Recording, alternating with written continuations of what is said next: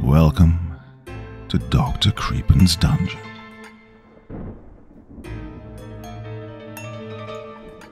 Old horror stories possess an enduring allure that transcends generations. They beckon us with their timeless themes of fear, mystery, and the unknown, tapping into primal instincts buried deep within our psyche. These tales, often rooted in folklore, superstition, or the supernatural, captivate us with their chilling atmosphere and eerie settings. They offer a glimpse into a bygone era where imagination reigned supreme and the boundaries between reality and fiction blurred. In their simplicity lies their power, weaving narratives that linger long after the final page is turned, as we shall see in tonight's collection of old-school classics. Now, as ever before we begin, a word of caution.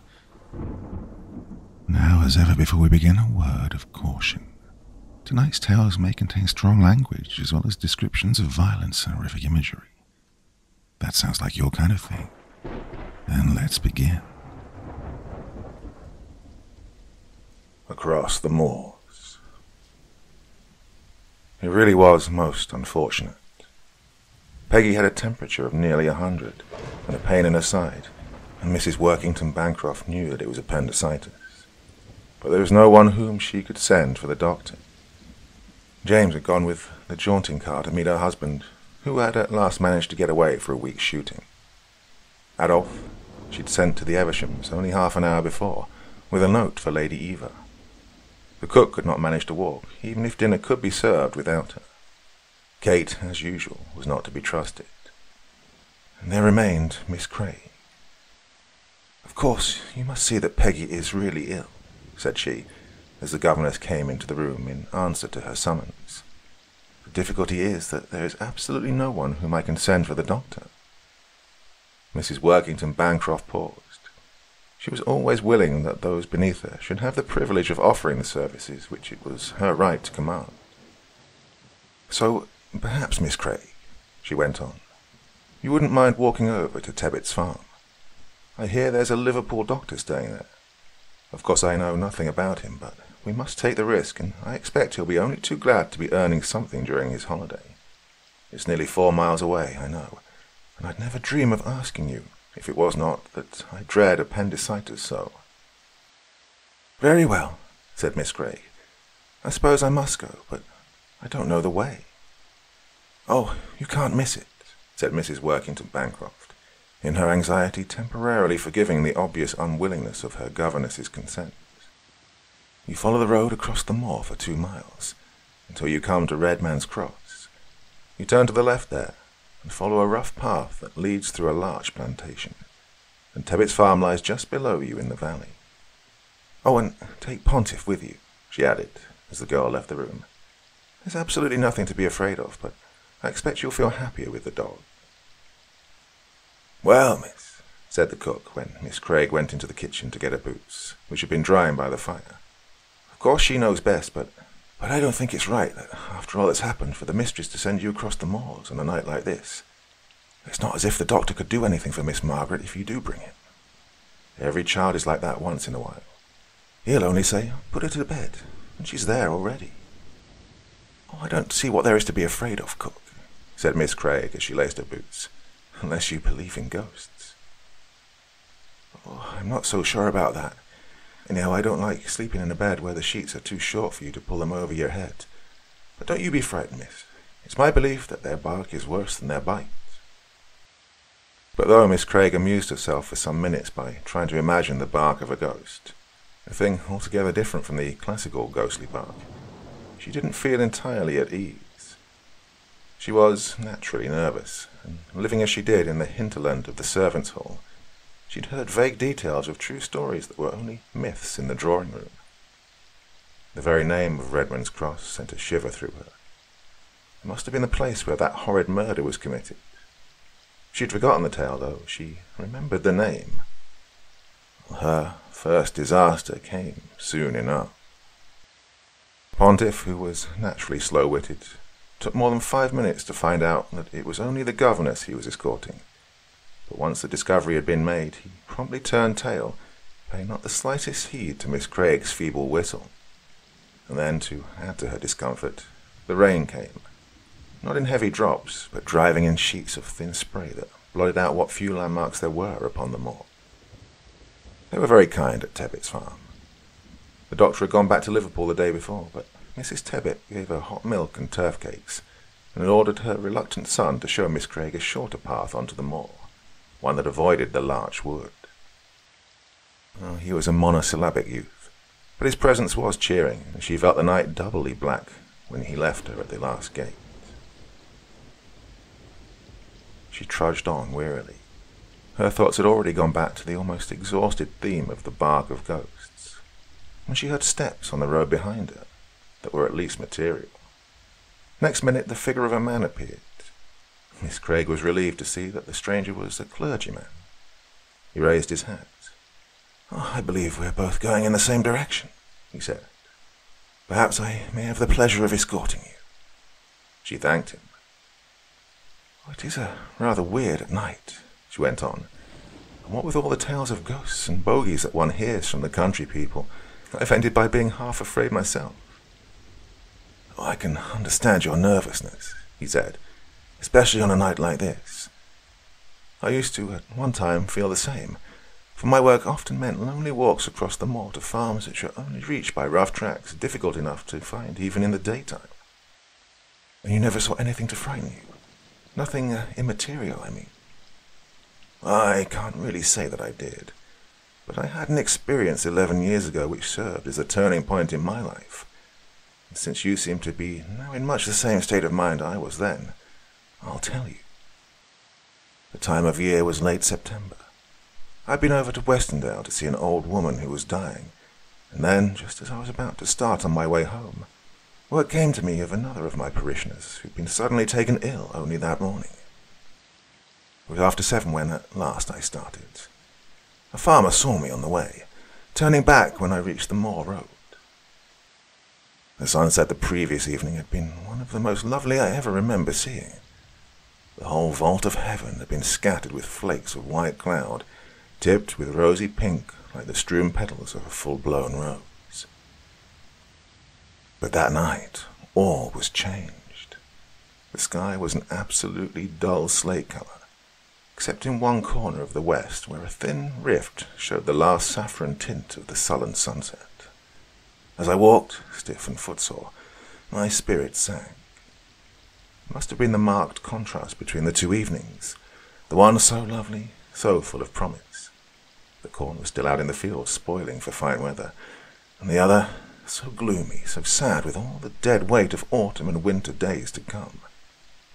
And then added to this sense of heavy depression came another different feeling, which I surprised myself by recognizing as fear. I do not know why I was afraid.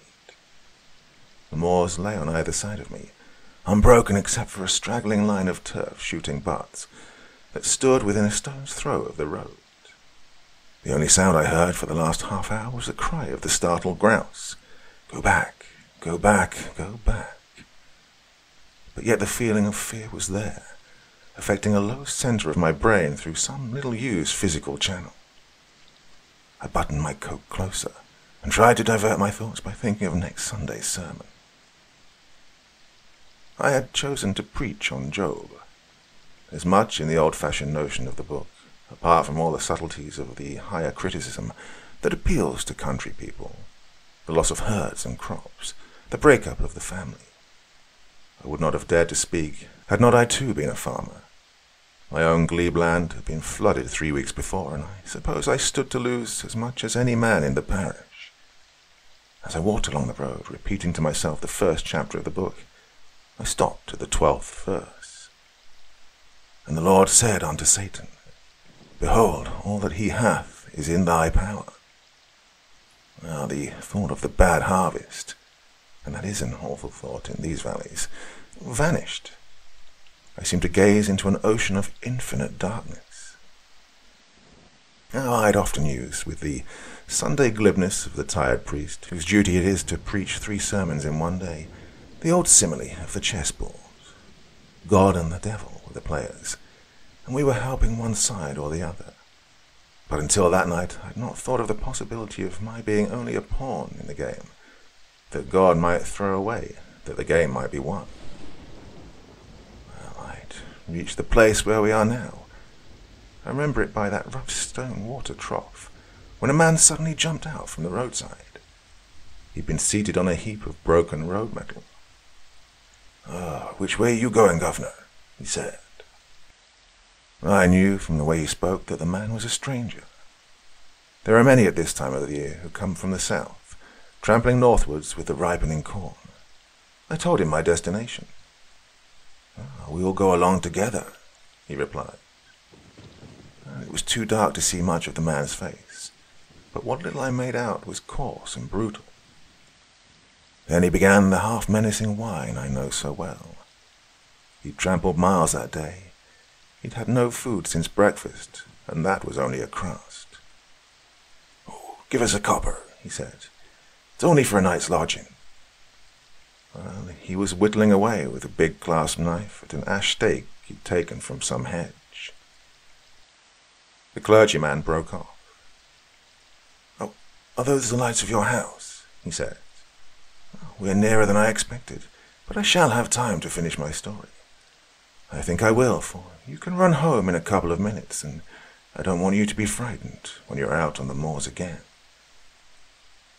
So, as the man talked, he seemed to have stepped out of the very background of my thoughts, his sordid tale with the sad lies that hid a far sadder truth. He asked me the time. It was 5 minutes to 9. As I replaced my watch, I glanced at his face. His teeth were clenched, and there was something in the gleam of his eyes that told me at once his purpose. Now, have you ever known how long a second is? For a third of a second, I stood there facing him, filled with an overwhelming pity for myself and him, and then, without a word of warning, he was upon me. I felt nothing. A flash of lightning ran down my spine.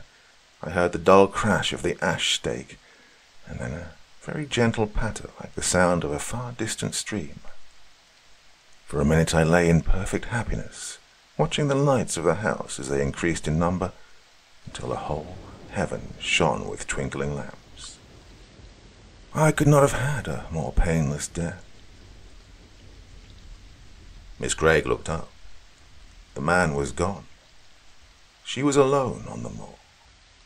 And she ran to the house, her teeth chattering, ran to the solid shadow that crossed and recrossed the kitchen blind. As she entered the hall, the clock on the stairs struck the hour. It was 9 o'clock.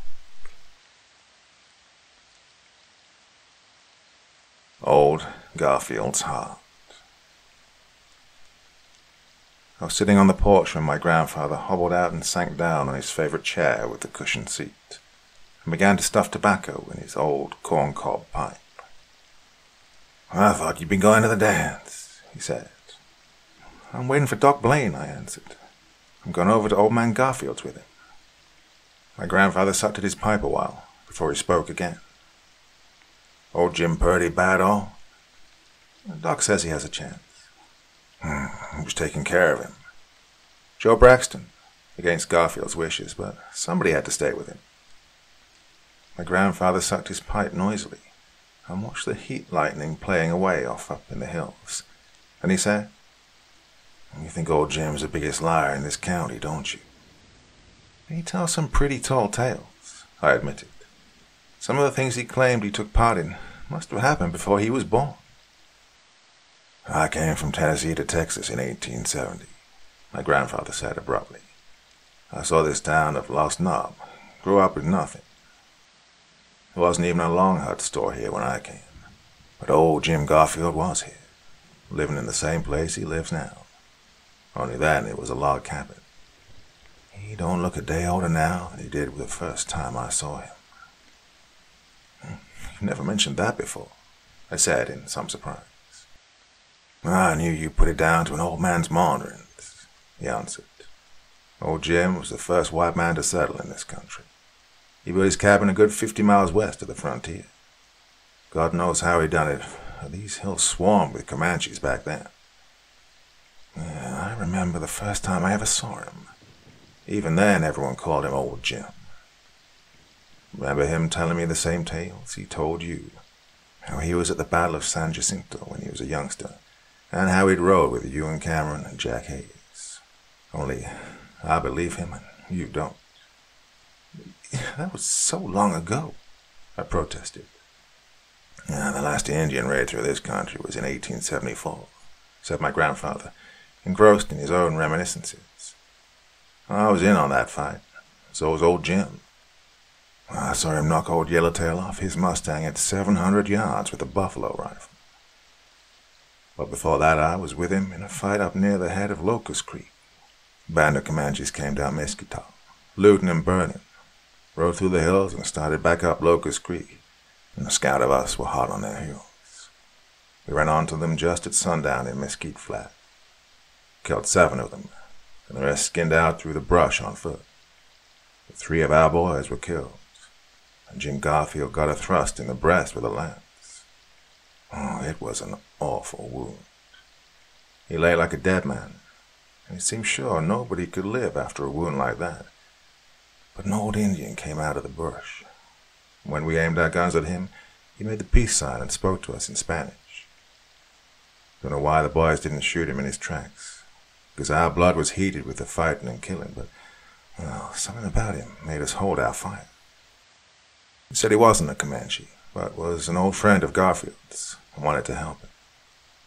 He asked us to carry Jim into a clump of mesquite and leave him alone with him, and to this day, I don't know why we did, but we did. Oh, it was an awful time. The wounded moaning and calling for water. The staring corpses strewn about the camp, night coming on, and nowhere knowing that the Indians wouldn't return when dark fell. We made camp right there, because the horses were fagged out, and we watched all night, but the Comanches didn't come back. I don't know what went on out in the mesquite where Jim Garfield's body lay, because I never saw that strange Indian again. But during the night I kept hearing a weird moaning that wasn't made by a dying man, and an owl hooted from midnight till dawn. When at sunrise, Jim Garfield came walking out of the mesquite, pale and haggard but alive, and already the wound in his breast had closed and begun to heal. And since then he's never mentioned that wound, nor that fight, nor the strange Indian who came and went so mysteriously. He hasn't aged a bit. He looks now just like he did then, man of about 50. In the silence that followed, a car began to purr down the road, and twin shafts of light cut through the dusk. "That's Doc Blaine," I said. "When I come back, I'll tell you how Garfield is." Doc Blaine was prompt with his predictions as we drove the 3 miles of post-oak-covered hills that lay between Lost Knob and the Garfield farm. "Well, I'll be surprised to see him alive," he said. "Oh, smashed up like he is. A man his age ought to have more sense than to try and break a young horse." "Well, he doesn't look so old," I remarked. "Well, I'll be 50 my next birthday," answered Doc Blaine. "I've known him all my life, and he must have been at least 50 the first time I ever saw him. His looks are deceiving." Old Garfield's dwelling place was reminiscent of the past. The boards of the low squat house had never known paint. Orchard fence and corrals were built of rails. Old Jim lay on his rude bed, tended crudely but efficiently by the man Doc Blaine had hired over the old man's protests. As I looked at him, I was impressed anew by his evident vitality. His frame was stooped but unwithered, his limbs rounded with springy muscles. In his corded neck and in his face, drawn though it was with suffering, was apparent an innate virility. His eyes, though partly glazed with pain, burned with the same unquenchable element. "He's been raving," said Joe Braxton stolidly. "First white man in this country," muttered old Jim, becoming intelligible. "Hills no white man ever set foot in before. Getting too old. Have to settle down. Can't move on like I used to. Settle down here. Good country before it filled up with cowmen and squatters. I wish you and Cameron could see this country. Why the Mexicans shot him, damn them." Doc Blaine shook his head. "He's all smashed up inside. He won't live till daylight." and Garfield unexpectedly lifted his head and looked at us with clear eyes. "Wrong, Doc," he wheezed, his breath whistling with pain. "I'll live. What's broken bones and twisted guts? Nothing. It's the heart that counts. As long as the heart keeps pumping, a man can't die. And my heart's sound. Listen to it. Feel it." He groped painfully for Doc Blaine's wrist, dragged his hand to his bosom and held it there, staring up into the doctor's face with avid intensity. "Regular dynamo, ain't it?" he gasped. "Stronger than a gasoline engine." Blaine beckoned me. "Lay your hand here," he said, placing my hand on the old man's bare breast. "He does have a remarkable heart action." I noted, in the light of the coal oil lamp, a great livid scar in the gaunt arching breast, such a scar as might be made by a flint-headed spear. I laid my hand directly on this scar, and an exclamation escaped my lips. Under my old hand, Jim Garfield's heart pulsed, but its throb was like no other heart action I've ever observed. Its power was astounding. His ribs vibrated to its very throb. It felt more like the vibrating of a dynamo than the action of a human organ. I could feel its amazing vitality radiating from his breast, stealing up into my hand and up my arm, until my own heart seemed to speed up in response. "Oh, I can't die," old Jim gasped. "Not as long as my heart's in my breast. Only a bullet through the brain can kill me. Even then I wouldn't be rightly dead, as long as my heart keeps beating in my breast. Yet it ain't rightly mine, either. It belongs to Ghostman, the Lipan chief. It was the heart of a god the Lipans worshipped before the Comanches drove them out of their native hills. I knew Ghostman down on the Rio Grande. When I was with you and Cameron, I saved his life from the Mexicans once. He tied the string of ghost wampum between him and me, the wampum no man but me and him can see or feel. He came when he knowed I needed him, and I fired up on the headwaters of Locust Creek when I got this scar. Well, I was as dead as a man can be. My heart was sliced in two, like the heart of a butchered beast did. All night Ghostman did magic, calling my ghost back from Spiritland. I remember that fight, a little. It was dark and grey-like, and I drifted through grey mists and heard the dead wailing past me in the mist. But Ghostman brought me back. He took out what was left of my mortal heart and put the heart of the god in my bosom. But it's his, and when I'm through with it, he'll come for it. Kept me alive and strong for the lifetime of a man. Age can't touch me. What do I care if these fools around here call me an old liar? What I know, I know. But hark ye. And his fingers became claws, clamping fiercely on Doc Blaine's wrist. His old eyes, old yet strangely young, burned fierce as those of an eagle under his bushy brows. If by some mischance I should die, now or later, promise me this. Go into my bosom and take out the heart Ghostman led me so long ago.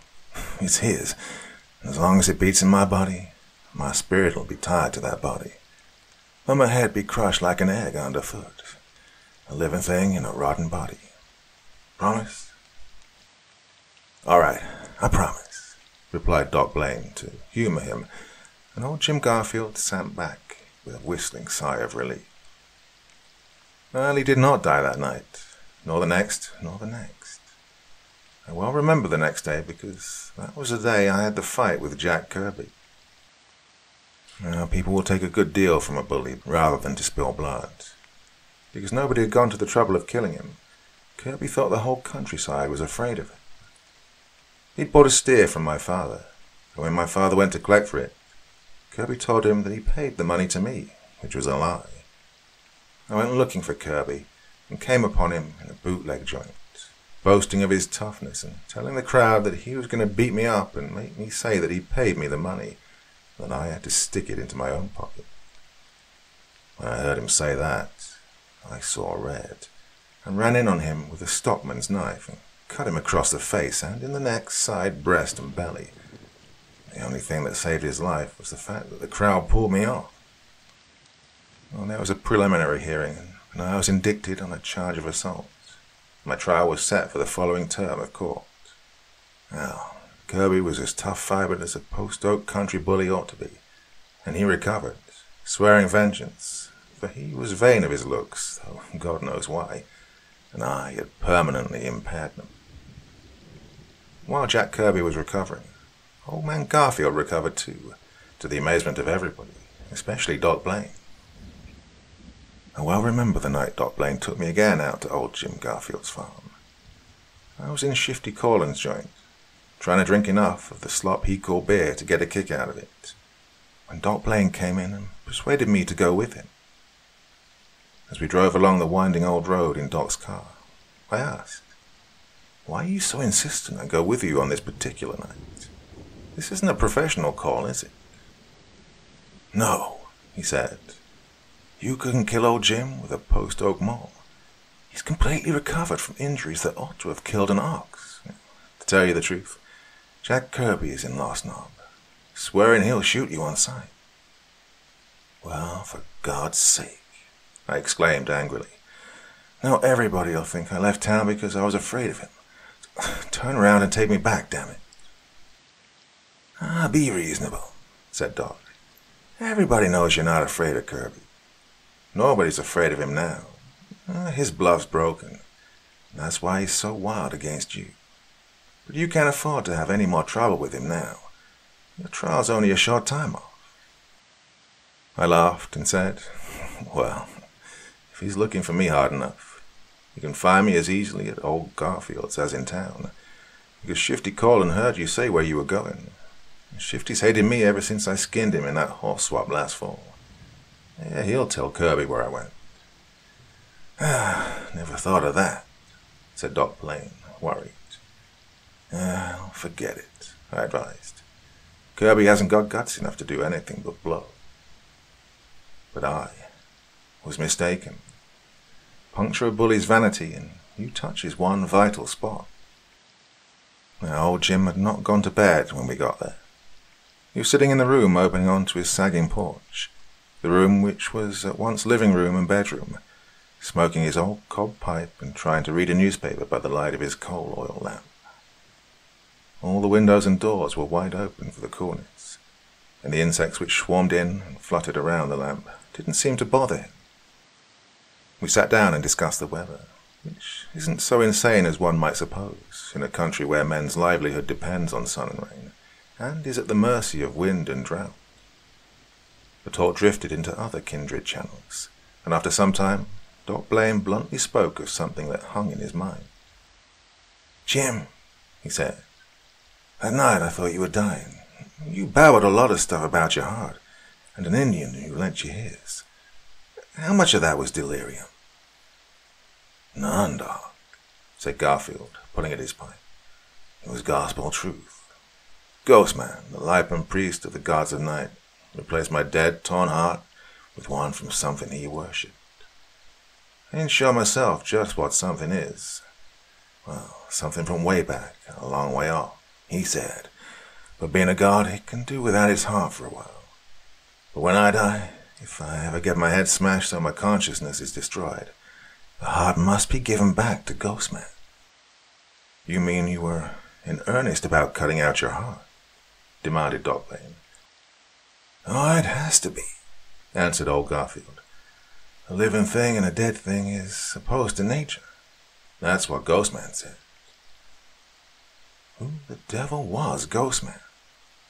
I told you, a witch doctor of the Lipans who dwelt in this country before the Comanches came down from the State Plains and drove them south across the Rio Grande.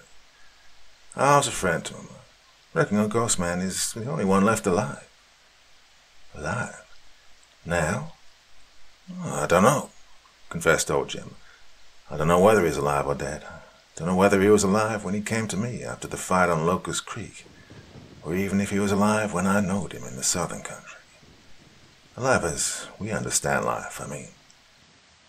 God, what balderdash is this? Demanded Doc Blaine uneasily, and I felt a slight stirring in my hair. Outside was stillness and the stars, and the black shadows of the post oak woods. The lamp cast old Garfield's shadow grotesquely on the wall, so it didn't at all resemble that of a human, and his words were strange as words heard in a nightmare. "I know what you wouldn't understand," said old Jim. "I don't understand myself, and I ain't got the words to explain them things I feel and know without understanding. The Lapins were kin to the Apaches, and the Apaches learned curious things from the Pueblos. Ghost Man was, that's all I can't say. Alive or dead, I don't know, but he was. What's more, he is." "Oh, is it you or me that's crazy?" asked Doc Blaine. "Well," said old Jim, "I'll tell you this much. Ghost Man knew Coronado." "Crazy as a loon," murmured Doc Blaine. Then he lifted his head. "What's that?" "Horse turning in from the road," I said. "Sounds like it stopped." I stepped to the door, like a fool, and stood etched in the light behind me. I got a glimpse of a shadowy bulk I knew to be a man on a horse. Then Doc Blaine yelled, "Look out!" and threw himself against me, knocking us both sprawling. At the same instant I heard the smashing report of a rifle, and old Garfield grunted and fell heavily. "Jack Kirby!" screamed Doc Blaine. "He's killed him!" I scrambled up, hearing the clatter of retreating hooves, snatched old Jim's shotgun from the wall, rushed recklessly out onto the sagging porch, and let go both barrels at the fleeing shape, dim in the starlight. The charge was too light to kill at that range, but the bird shot stung the horse and maddened him. He swerved, crashed headlong through a rail fence, and charged across the orchard, and a peach tree limb knocked his rider out of the saddle. He never moved after he hit the ground. I ran up there and looked down at him. It was Jack Kirby right enough, and his neck was broken like a rotten branch. I let him lie and ran back to the house. Doc Blaine had stretched old Garfield out on a bench he'd dragged in from the porch. Doc's face was whiter than I'd ever seen it. Old Jim was a ghastly sight. He'd been shot with an old-fashioned .45-70, and at that range the heavy ball had literally torn off the top of his head. His features were masked with blood and brains. He'd been directly behind me, poor old devil, and he'd stopped the slug meant for me. Doc Blaine was trembling, although he was anything but a stranger to such sights. "Would you pronounce him dead?" he asked. "That's for you to say," I answered. "But even a fool could tell that he is dead." "He is dead," said Doc Blaine in a strained, unnatural voice. "Rigor mortis is already setting in, but feel his heart." I did, and I cried out. The flesh was already cold and clammy, but beneath it, that mysterious heart still hammered away steadily, like a dynamo in a deserted house. No blood coursed through those veins, and yet the heart pounded, pounded and pounded, like the pulse of eternity. "A living thing in a dead thing," whispered Doc Blaine, cold sweat on his face. "This is opposed to nature. I'm going to keep the promise I made him. I'll assume full responsibility. This is too monstrous to ignore." Our implements were a butcher knife and a hacksaw. Outside only the still stars looked down on the black post oak shadows and the dead man that lay in the orchard. Inside, the old lamp flickered, making strange shadows move and shiver and cringe in the corners, and glistened on the blood on the floor, and the red dabbled figure on the bench. The only sound inside was the crunch of the saw edge on bone. Outside an owl began to hoot weirdly. Doc Blaine thrust a red-stained hand into the aperture he'd made, and drew out a red, pulsing object that caught the lamplight. With a choked cry he recoiled, and the thing slipped from his fingers and fell on the table. And I, too, cried out involuntarily. For it did not fall with a soft meaty thud, as a piece of flesh should fall. It thumped hard on the table. Impelled by an irresistible urge, I bent and gingerly picked up old Garfield's heart. The feel of it was brittle, unyielding, like steel or stone, but smoother than either. In size and shape, it was a duplicate of a human heart, but it was slick and smooth, and its crimson surface reflected the lamplight like a jewel more lambent than any ruby, and in my hand it still throbbed mightily, sending vibratory radiations of energy up my arm until my own heart seemed swelling and bursting in response. It was cosmic power, beyond my comprehension, concentrated into the likeness of a human heart. The thought came to me that here was a dynamo of life, the nearest approach to immortality that's possible for the destructible human body, the materialization of the cosmic secret more wonderful than the fabulous fountain sought for by Ponce de Leon. My soul was drawn into that unterrestrial gleam, and I suddenly wished passionately that it hammered and thundered in my own bosom in place of my paltry heart of tissue and muscle. Doc Blaine ejaculated incoherently. I wheeled. The noise of his coming had been no greater than the whispering of a night wind through the corn. There in the doorway he stood, tall, dark, inscrutable. An Indian warrior in the paint, war bonnet, breech clout, and moccasins of an elder age. His dark eyes burned like fires gleaming deep under fathomless black lakes. Silently he extended his hand, and I dropped Jim Garfield's heart into it. And then, without a word, he turned and stalked into the night. But when Doc Blaine and I rushed out into the yard an instant later, there was no sign of any human being. He'd vanished like a phantom of the night, and only something that looked like an owl was flying, dwindling from sight into the rising moon.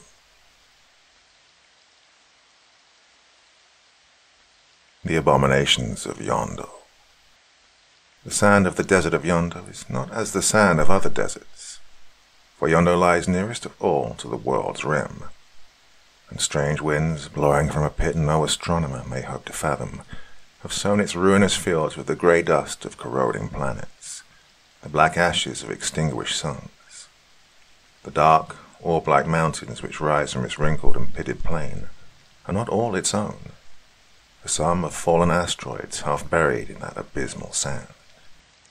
Things have crept in from nether space, whose incursion is forbid by the gods of all proper and well-ordered lands, but there are no such gods in Yondo, where live the hoary genii of stars abolished and decrepit demons left homeless by the destruction of antiquated hells. It was noon of a vernal day when I came forth from that interminable cactus forest in which the inquisitors of Ong had left me, and saw at my feet the grey beginnings of Yondo.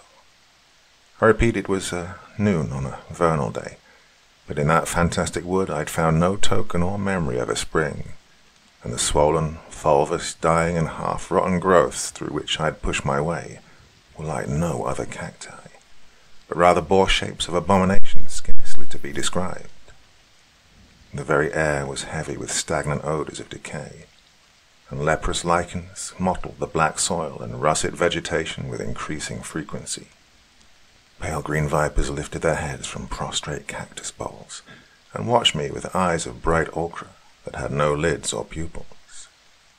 These things had disquieted me for hours past, and I did not like the monstrous fungi with hueless stems and nodding heads of poisonous mauve, which grew from the sodden lips of fetid tarns, and the sinister ripples spreading and fading on the yellow water at my approach were not reassuring to one whose nerves were still taut from unmentionable tortures. Then, when even the blotched and sickly cacti became more sparse and stunted, and rills of ash and sand crept in among them, I began to suspect how great was the hatred my heresy had aroused in the priests of Ong, and to guess the ultimate malignancy of their vengeance. I will not detail the indiscretions which had led me, a careless stranger from far-off lands, into the power of those dreadful magicians and mysteriacs who serve the lion-headed Ong.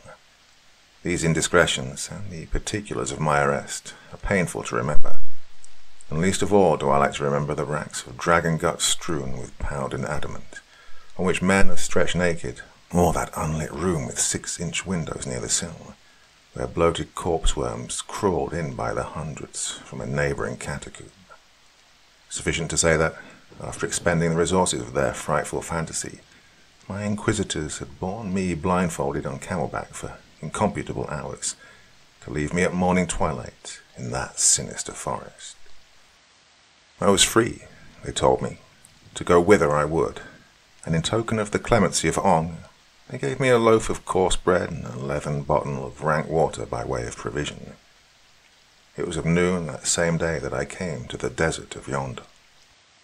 So far I had not thought of turning back, for all the horror of those rotting cacti or the evil things that dwelt among them. But now I paused, knowing the abominable legend of the land to which I had come, for Yonder is a place where few have ventured wittingly and of their own accord. Fewer still have returned, babbling of unknown horrors and strange treasure, and the lifelong palsy which shakes their withered limbs, together with the mad gleam in their startling eyes, beneath widened brows and lashes, is not an incentive for others to follow. So it was that I hesitated on the verge of those ashen sands, and felt the tremor of a new fear in my wrenched vitals. It was dreadful to go on, and dreadful to go back, for I felt sure that the priests had made provision against the latter contingency. So after a little while I went forward, singing at each step in loathly softness, and followed by certain long-legged insects that I had met among the cacti. These insects were the colour of a week-old corpse, and were as large as tarantulas. But when I turned and trod upon the foremost, a mephitic stench arose that was more nauseous even than their colour. So, for the nonce, I ignored them as much as possible. Indeed, such things were minor horrors in my predicament. Before me, under a huge sun of sickly scarlet, Yonder reached interminable as the land of a hashish dream against the black heavens. Far off, on the utmost rim, were those orb-like mountains of which I had been told. But in between were awful blanks of grey desolation, and low, treeless hills like the backs of half-buried monsters. Struggling on, I saw great pits where meteors had sunk from sight, and diverse-coloured jewels that I could not name glared or glistened from the dust. There were fallen cypresses that rotted by crumbling mausoleums, on whose lichen-blotted marble fat chameleons crept with royal pearls in their mouths. Hidden by the low ridges were cities of which no stela remained unbroken, immense and immemorial cities lapsing shard by shard, atom by atom, to feed infinities of desolation. I dragged my torture-weakened limbs over vast rubbish heaps that had once been mighty temples, and fallen gods frowned in rotting passamite, or leered in riven porphyry at my feet. Over all was an evil silence, broken only by the satanic laughter of hyenas and the rustling of adders in thickets of dead thorn or antique gardens given to the perishing nettle and fumitory. Topping one of the many mound-like ridges, I saw the waters of a weird lake, unfathomably dark and green as malachite, and set with bars of refulgent salt. These waters lay far beneath me in a cup-like hollow, but almost at my feet on the wave-worn slopes were heaps of that ancient salt, and I knew that the lake was only the bitter and ebbing dregs of some former sea.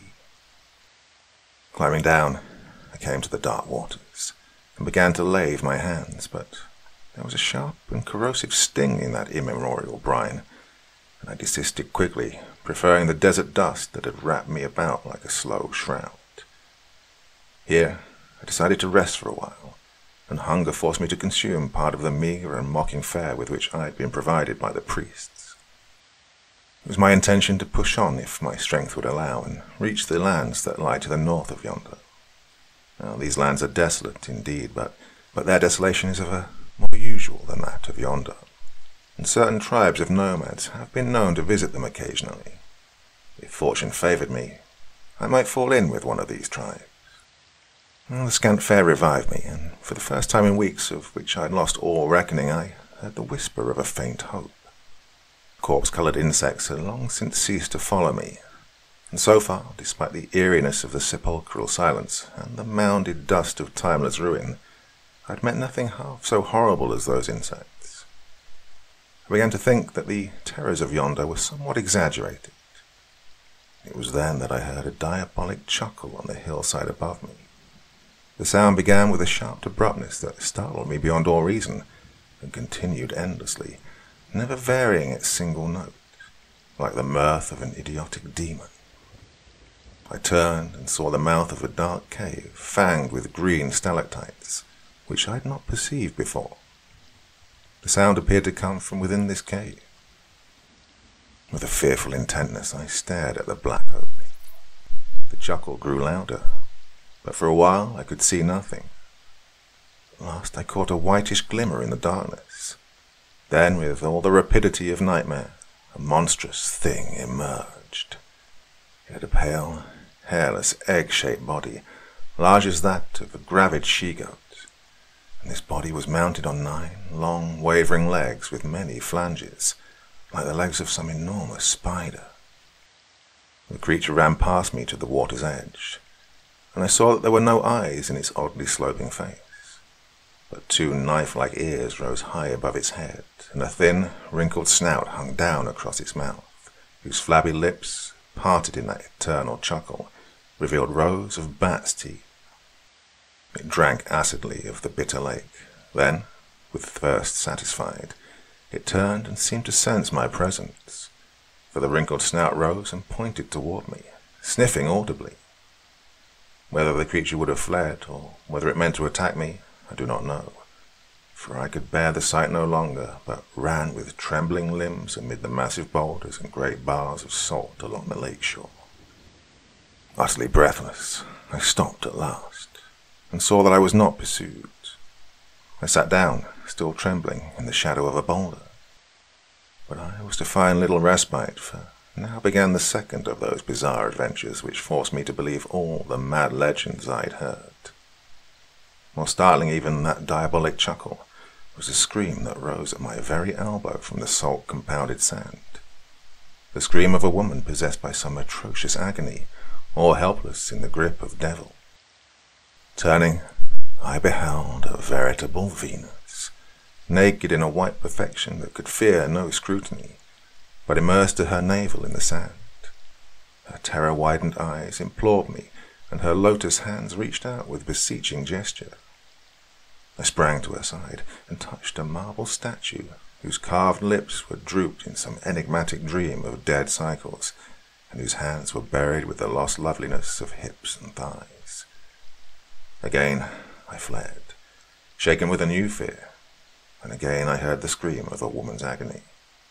But this time I did not turn to see the imploring eyes and hands. Up the long slope to the north of that accursed lake, stumbling over boulders of basanite and ledges that were sharp with verdigris-covered metals, floundering in pits of salt, on terraces wrought by the receding tide in ancient eons, I fled as a man flies from dream to baleful dream of some cocodemoniacal night. At whiles there was a cold whisper in my ear, which did not come from the wind of my flight. And looking back, as I reached one of the upper terraces, I perceived a singular shadow that ran pace by pace with my own. This shadow was not the shadow of man or ape nor any beast. The head was too grotesquely elongated, the squat body too gibbous, and I was unable to determine whether the shadow possessed 5 legs or whether what appeared to be the 5th was merely a tail. Terror lent me new strength, and I'd reached the hilltop when I dared to look back again. But still the fantastic shadow kept pace by pace with mine, and now I caught a curious and utterly sickening odour, as foul as the odour of bats who've hung in a charnel house amid the mould of corruption. I ran for leagues, while the red sun slanted above the asteroidal mountains to the west, and the weird shadow lengthened with mine, but always kept at the same distance behind me. An hour before sunset I came to a small circle of pillars that rose miraculously unbroken amid ruins that were like a vast pile of potsherds. As I passed among these pillars, I heard a whimper, like the whimper of some fierce animal, between rage and fear, and saw that the shadow had not followed me within the circle. I stopped and waited, conjecturing at once that I'd found a sanctuary my unwelcome familiar would not dare to enter, and in this the action of the shadow confirmed me. The thing hesitated, then ran about the circle of columns, pausing often between them, and whimpering all the while, at last went away and disappeared in the desert toward the setting sun. For a full half-hour I did not dare to move. Then the imminence of night, with all its probabilities of fresh terror, urged me to push on as far as I could to the north. For I was now in the very heart of yonder, where demons or phantoms might dwell, who would not respect the sanctuary of the unbroken columns. Now, as I toiled on, the sunlight altered strangely, for the red orb nearing the mounded horizon sank and smouldered in a belt of miasmal haze, where floating dust from all the shattered fanes and necropoli of yonder was mixed with evil vapours coiling skyward from the black, enormous gulfs lying beyond the utmost rim of the world. In that light, the entire waste, the rounded mountains, the serpentine hills, the lost cities were all drenched with phantasmal and darkening scarlet. Then, out of the north, where shadows mustered, there came a curious figure, a tall man, fully caparisoned in chainmail, or rather what I assumed to be a man. As the figure approached me, clanking dismally at each step on the shrouded ground, I saw that his armour was of brass mottled with verdigris, and a casque of the same metal furnished with coiling horns and a serrate comb rose high above its head. Now, I say its head, for the sunset was darkening, and I could not clearly see at any distance. But when the apparition came abreast, I perceived that there was no face beneath the brows of the bizarre helmet, whose empty edges were outlined for a moment against the smouldering light. Then the figure passed on, still clanking dismally, and vanished. But on its heels, the sunset faded. There came a second apparition, striding with incredible strides and halting when it loomed almost upon me in the red twilight. The monstrous mummy of some ancient king, still crowned with untarnished gold, but turning to my gaze a visage that more than time or the worm had wasted. Broken swathings flapped about the skeleton legs, and above the crown that was set with sapphires and orange rubies, a black something swayed and nodded horribly. But for an instant I did not dream what it was. Then, in its middle, two oblique and scarlet eyes opened and glowed like hellish coals, and two ophidian fangs glittered in an ape-like mouth. A squat, furless, shapeless head on a neck of disproportionate extent leaned unspeakably down and whispered in the mummy's ear. Then, with one stride, the titanic lake took off the distance between us, and from out the folds of the tattered cerecloth a gaunt arm rose, and fleshless, taloned fingers laden with glowing gems reached out and fumbled for my throat. Back through eons of madness and dread, in a prone, precipitate flight, I ran from those fumbling fingers that hung always on the dust behind me. Back forever, unthinking, unhesitating, to all the abominations I had left. Back in the thickening twilight toward the nameless and sharded ruins, the haunted lake, the forest of evil cacti, and the cruel, the cynical inquisitors of Ong, who waited my return.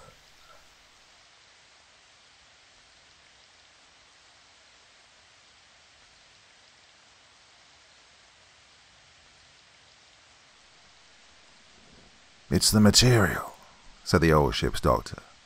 "The material plus the conditions and, maybe," he added slowly, "a third factor. Yes, a third factor, but there... He broke off his half-meditative sentence and began to charge his pipe. "Go on, doctor," we said encouragingly, and with more than a little expectancy. We were in the smoke-room of the Sandelay, running across the North Atlantic, and the doctor was a character. He concluded the charging of his pipe and lit it, and then settled himself, and began to express himself more fully. "The material," he said with conviction, is inevitably the medium of expression of the life force, the fulcrum, as it were, lacking which it is unable to exert itself or indeed to express itself in any form or fashion that would be intelligible or evident to us. So potent is the share of the material in the production of that thing which we name life, and so eager the life force to express itself, that I'm convinced it would, if given the right conditions, make itself manifest even through so hopeless seeming a medium as a simple block of sawn wood. For I tell you, gentlemen, the life force is both as fiercely urgent and as indiscriminate as fire, the destructor, yet which some are now growing to consider the very essence of life rampant. There's a quaint seeming paradox there, he concluded, nodding his old grey head. Yes, Doctor, I said. In brief, your argument is that life is a thing, state, fact, or element, call it what you like, which requires the material through which to manifest itself, and that given the material, plus the conditions, the result is life. In other words, that life is an evolved product, manifested through matter and bred of conditions, eh? As we understand the word, said the old doctor, though, mind you, there may be a third factor. But, in my heart, I believe that it's a matter of chemistry, conditions in a suitable medium. But given the conditions, the brute is so almighty that it will seize upon anything through which to manifest itself. It is a force generated by conditions, but nevertheless this does not bring us one iota nearer to its explanation, any more than to the explanation of electricity or fire. They are, all three, of the outer forces, monsters of the void. Nothing we can do will create any one of them. Our power is merely to be able, by providing the conditions, to make each one of them manifest to our physical senses. Am I clear? Yes, Doctor, in a way you are, I said, but I don't agree with you, though I think I understand you. Electricity and fire are both what I call natural things, but life is an abstract something, a kind of all-permeating wakefulness. Oh, I can't explain it. Who could? But it is spiritual, not just a thing bred out of a condition, like fire, as you say, or electricity. It is a horrible thought of yours. Life's a kind of spiritual mystery. Ah, easy, my boy, said the old doctor, laughing gently to himself. Or else I may be asking you to demonstrate the spiritual mystery of life, of the limpet or the crab, shall we say. He grinned at me with ineffable perverseness. Anyway, he continued, as I suppose you've all guessed, I've a yarn to tell you in support of my impression that life is no more a mystery or a miracle than fire or electricity. But please to remember, gentlemen, that because we've succeeded in naming and making good use of these two forces, they are just as much mysteries, fundamentally now, as ever. And, anyway, the thing I'm going to tell you won't explain the mystery of life, but only give you one of my pegs on which I hang my feeling that life is, as I've said, a force made manifest through conditions. That is to say, natural chemistry, and that it can take for its purpose and need the most incredible and unlikely matter. For without matter it cannot come into existence. It cannot become manifest. Oh, I don't agree with you, Doctor, I interrupted. Your theory would destroy all belief in life after death. It would... Hush, sonny, said the old man with a quiet little smile of comprehension. Hark to what I have to say first, and anyway, what objection have you to material life after death? And if you object to a material framework, I would still have you remember that I am speaking of life, as we understand the word in this, our life. Now do be quiet, lad, or I'll never be done. Well, it was when I was a young man, and that's a good many years ago, gentlemen. I passed my examinations, but was so run down with overwork that it was decided that I'd better take a trip to sea. I was by no means well off, and very glad in the end to secure a nominal post as doctor in the sailing passenger clipper running out to China. The name of the ship was Beopse, and soon after I got all my gear aboard, she cast off, and we dropped down the Thames, and next day we were well out in the Channel. The captain's name was Gannington, a very decent man, though quite illiterate. The first mate, Mr. Burlees, was a quiet, sternish reserve man, very well read. The second mate, Mr. Selvern, was, perhaps by birth and upbringing, the most socially cultured of the three, but he lacked the stamina and indomitable pluck of the other two. He was more of a sensitive and, emotionally and even mentally, the most alert man of the three. On our way out, we called at Madagascar, where we landed some of our passengers.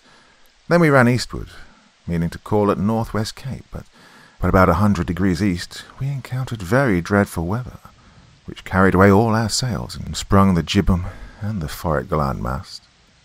The storm carried us northward for several hundred miles, and when it dropped us finally, we found ourselves in a very bad state. The ship had been strained, and had taken some 3 feet of water through her seams. The main topmast had been sprung, in addition to the jibboom and the forward gallant mast. 2 of our boats had gone, as also one of the pigstays, with 3 fine pigs. These latter having been washed overboard but some half-hour before the wind began to ease, which it did very quickly, though a very ugly sea ran for some hours after. The wind left us just before dark, and when morning came it brought weather, splendid weather, a calm, mildly undulating sea and a brilliant sun with no wind. It showed us also that we were not alone, for about 2 miles away to the westward was another vessel, which Mr. Selvern, the second mate, pointed out to me. "That's a pretty rum-looking packet, Doctor," he said, and handed me his glass. I looked through it at the other vessel and saw what he meant. At least I thought I did. "Yes, Mr. Selvern," I said. "She's got a pretty old-fashioned look about her." He laughed at me in his pleasant way. "It's easy to see you're not a sailor, Doctor," he remarked. "There's a dozen rum things about her. She's a derelict, and has been floating around by the look of her for many a score of years. Look at the shape of her counter, and the bows and cutwater. She's as old as the hills, as you might say, and ought to have gone down to Davy Jones a good while ago. Look at the growths on her, and the thickness of her standing rigging. That's all salt incrustations, I fancy. If you notice the white colour. She's been a small bark, but don't you see, she's not a yard left aloft. They've all dropped out of the slings, everything rotted away. Wonder the standing rigging hasn't gone too. I wish the old man had let us take the boat and have a look at her. She'd be well worth it."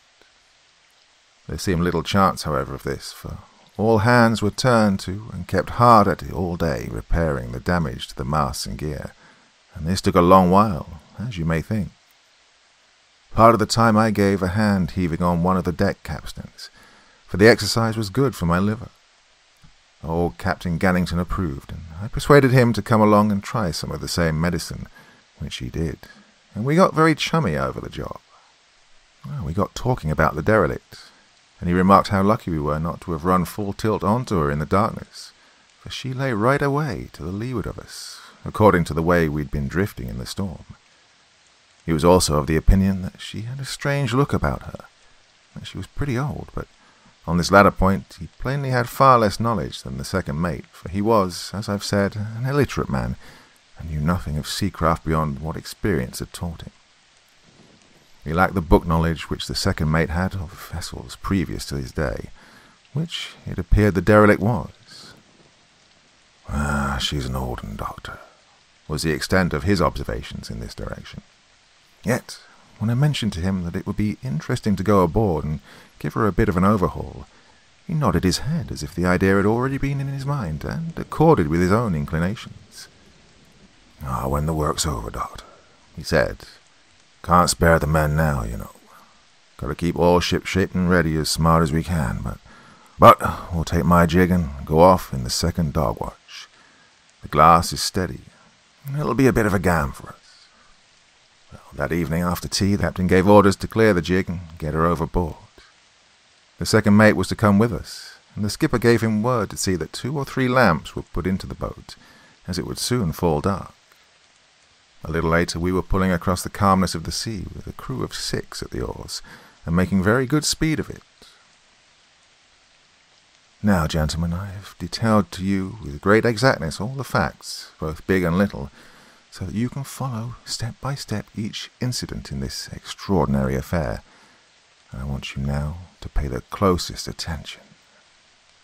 I was sitting in the stern sheets with the second mate and the captain, who was steering, and as we drew nearer and nearer to the stranger, as indeed did Captain Gannington and the second mate.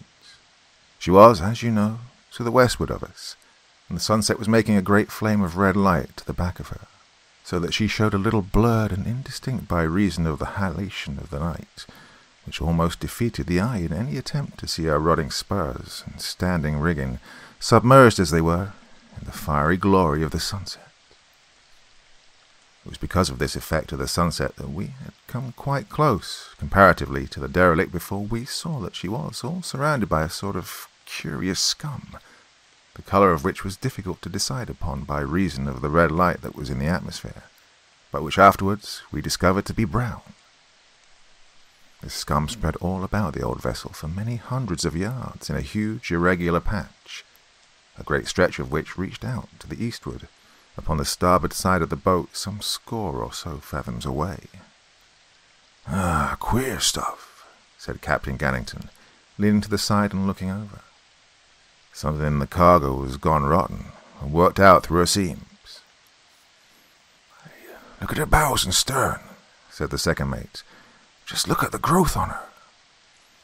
There were, as he said, great clumpings of strange-looking sea fungi under the bows and the short counter astern. From the stump of her jibboom and the cutwater great beards of rime and marine growths hung downward into the scum that held her in. Her blank starboard side was presented to us, all a dead, dirtyish white, streaked and mottled vaguely with dull masses of heavier colour.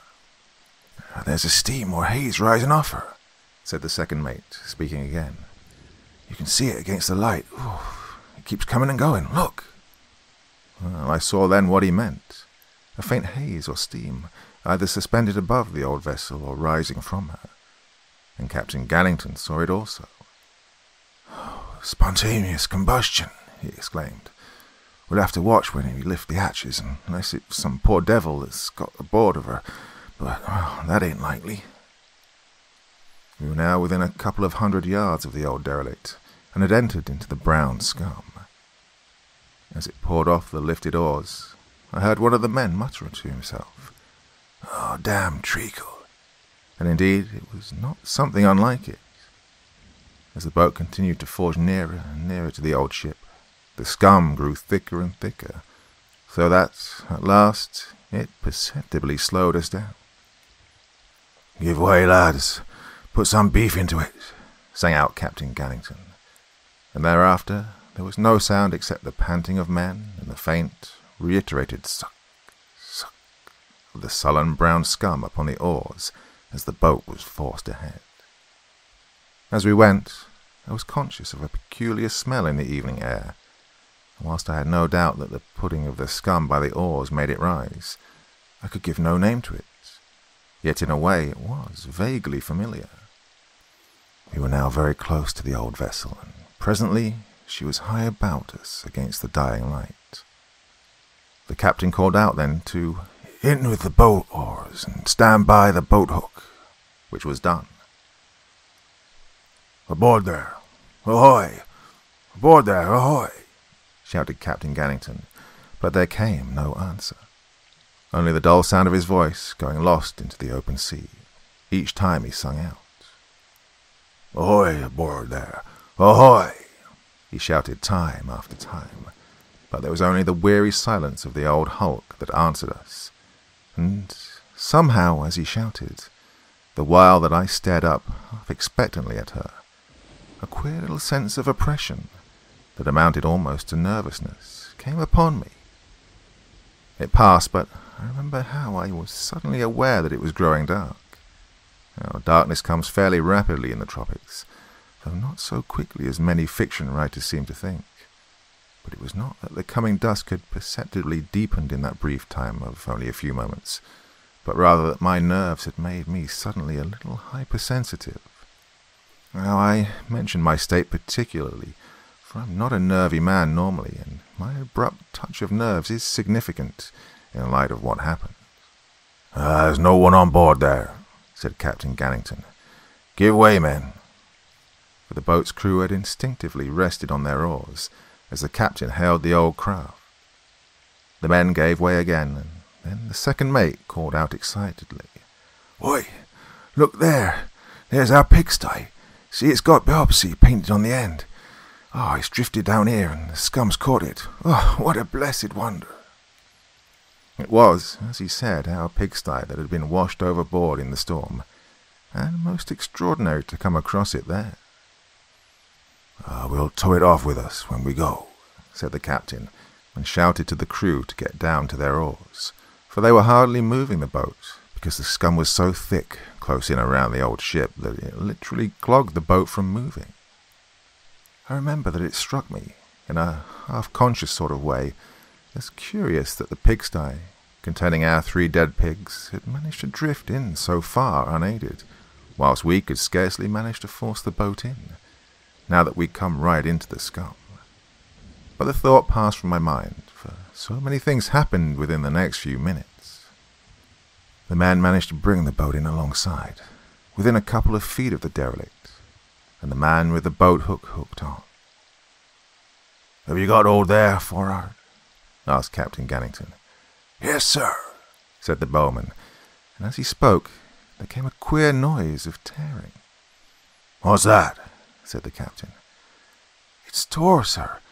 Tore clean away," said the man, and his tone showed that he had received something of a shock. "Oh, get a hold again, then," said Captain Gannington irritably. "Don't suppose this packet was built yesterday. Shove the hook into the main chains."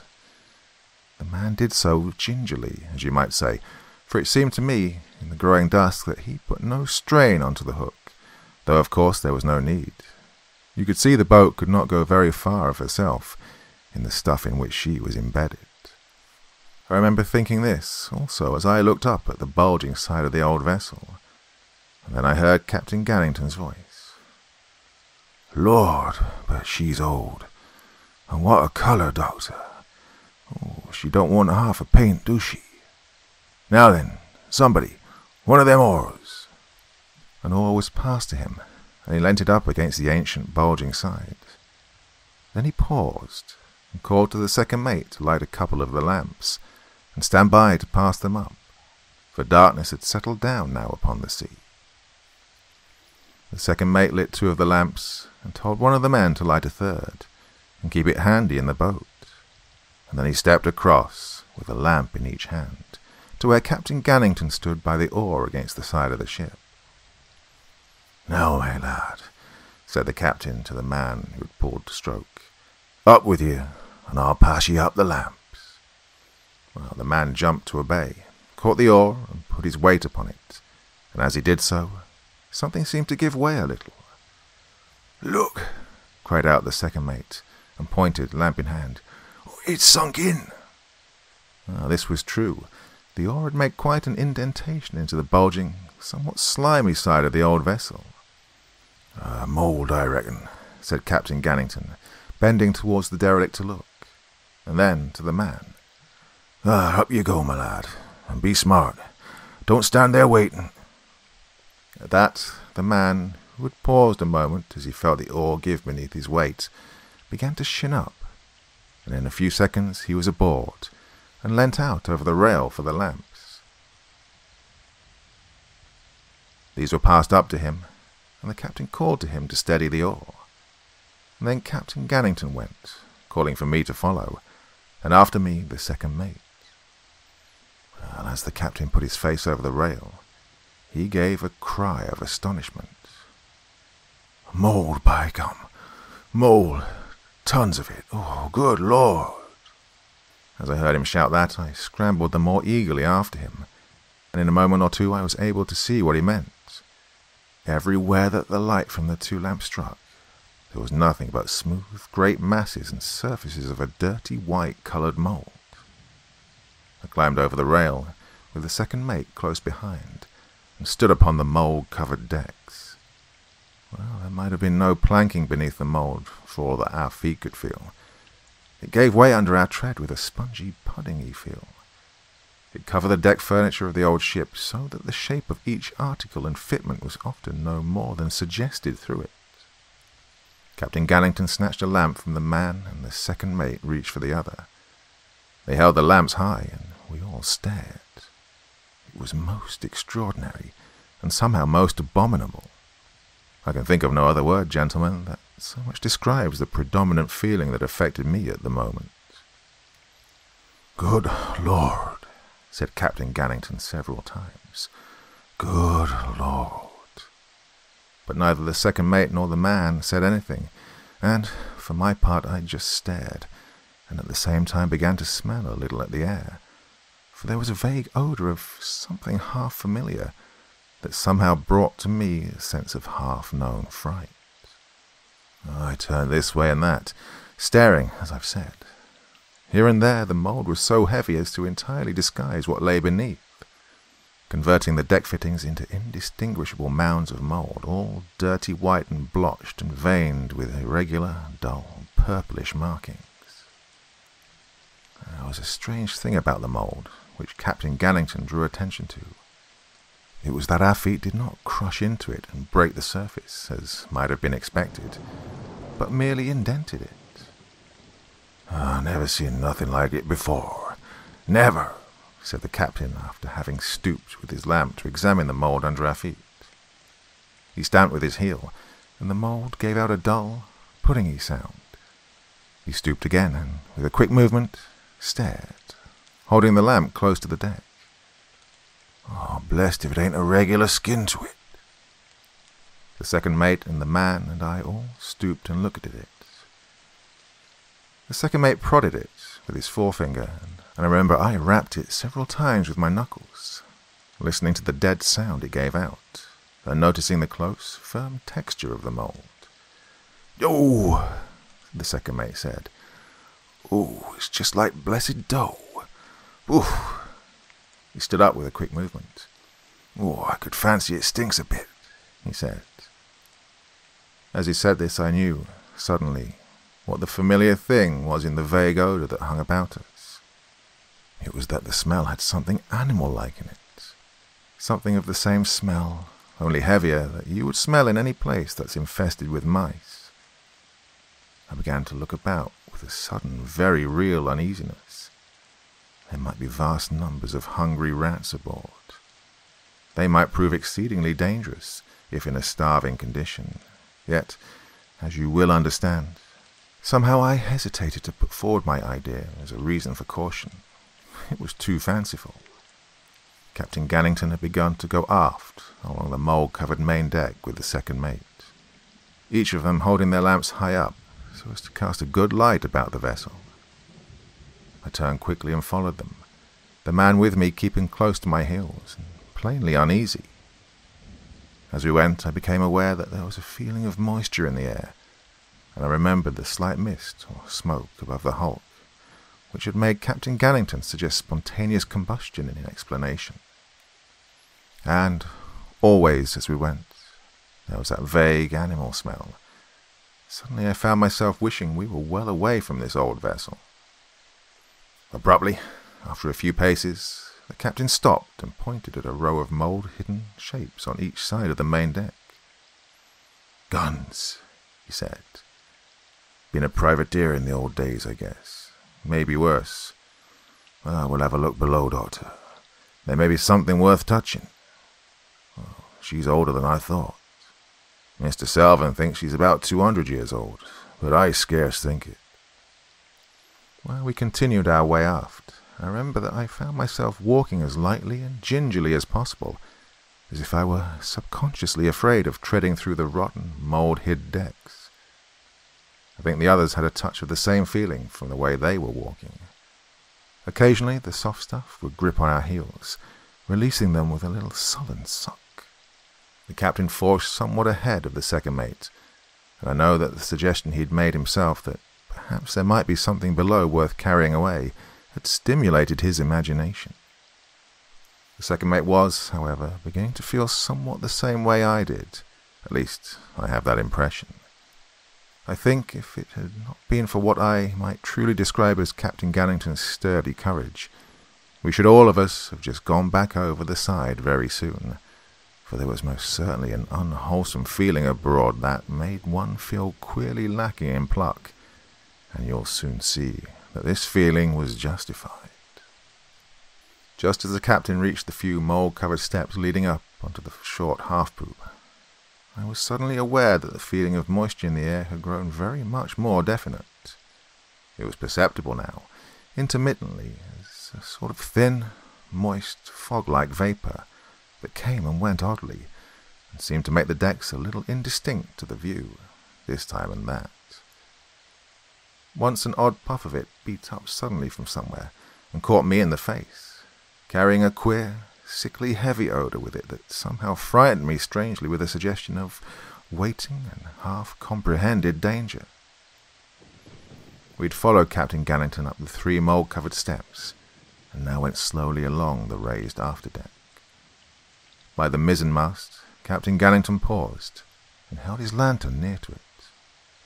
"My word, mister," he said to the second mate, "it's fair thickened up with mould. Why, I'll guarantee it's close on 4 foot thick." He shone the light down to where it met the deck. "Oh, good Lord," he said. "Look at the sea lice on it." I stepped up, and it was as he'd said.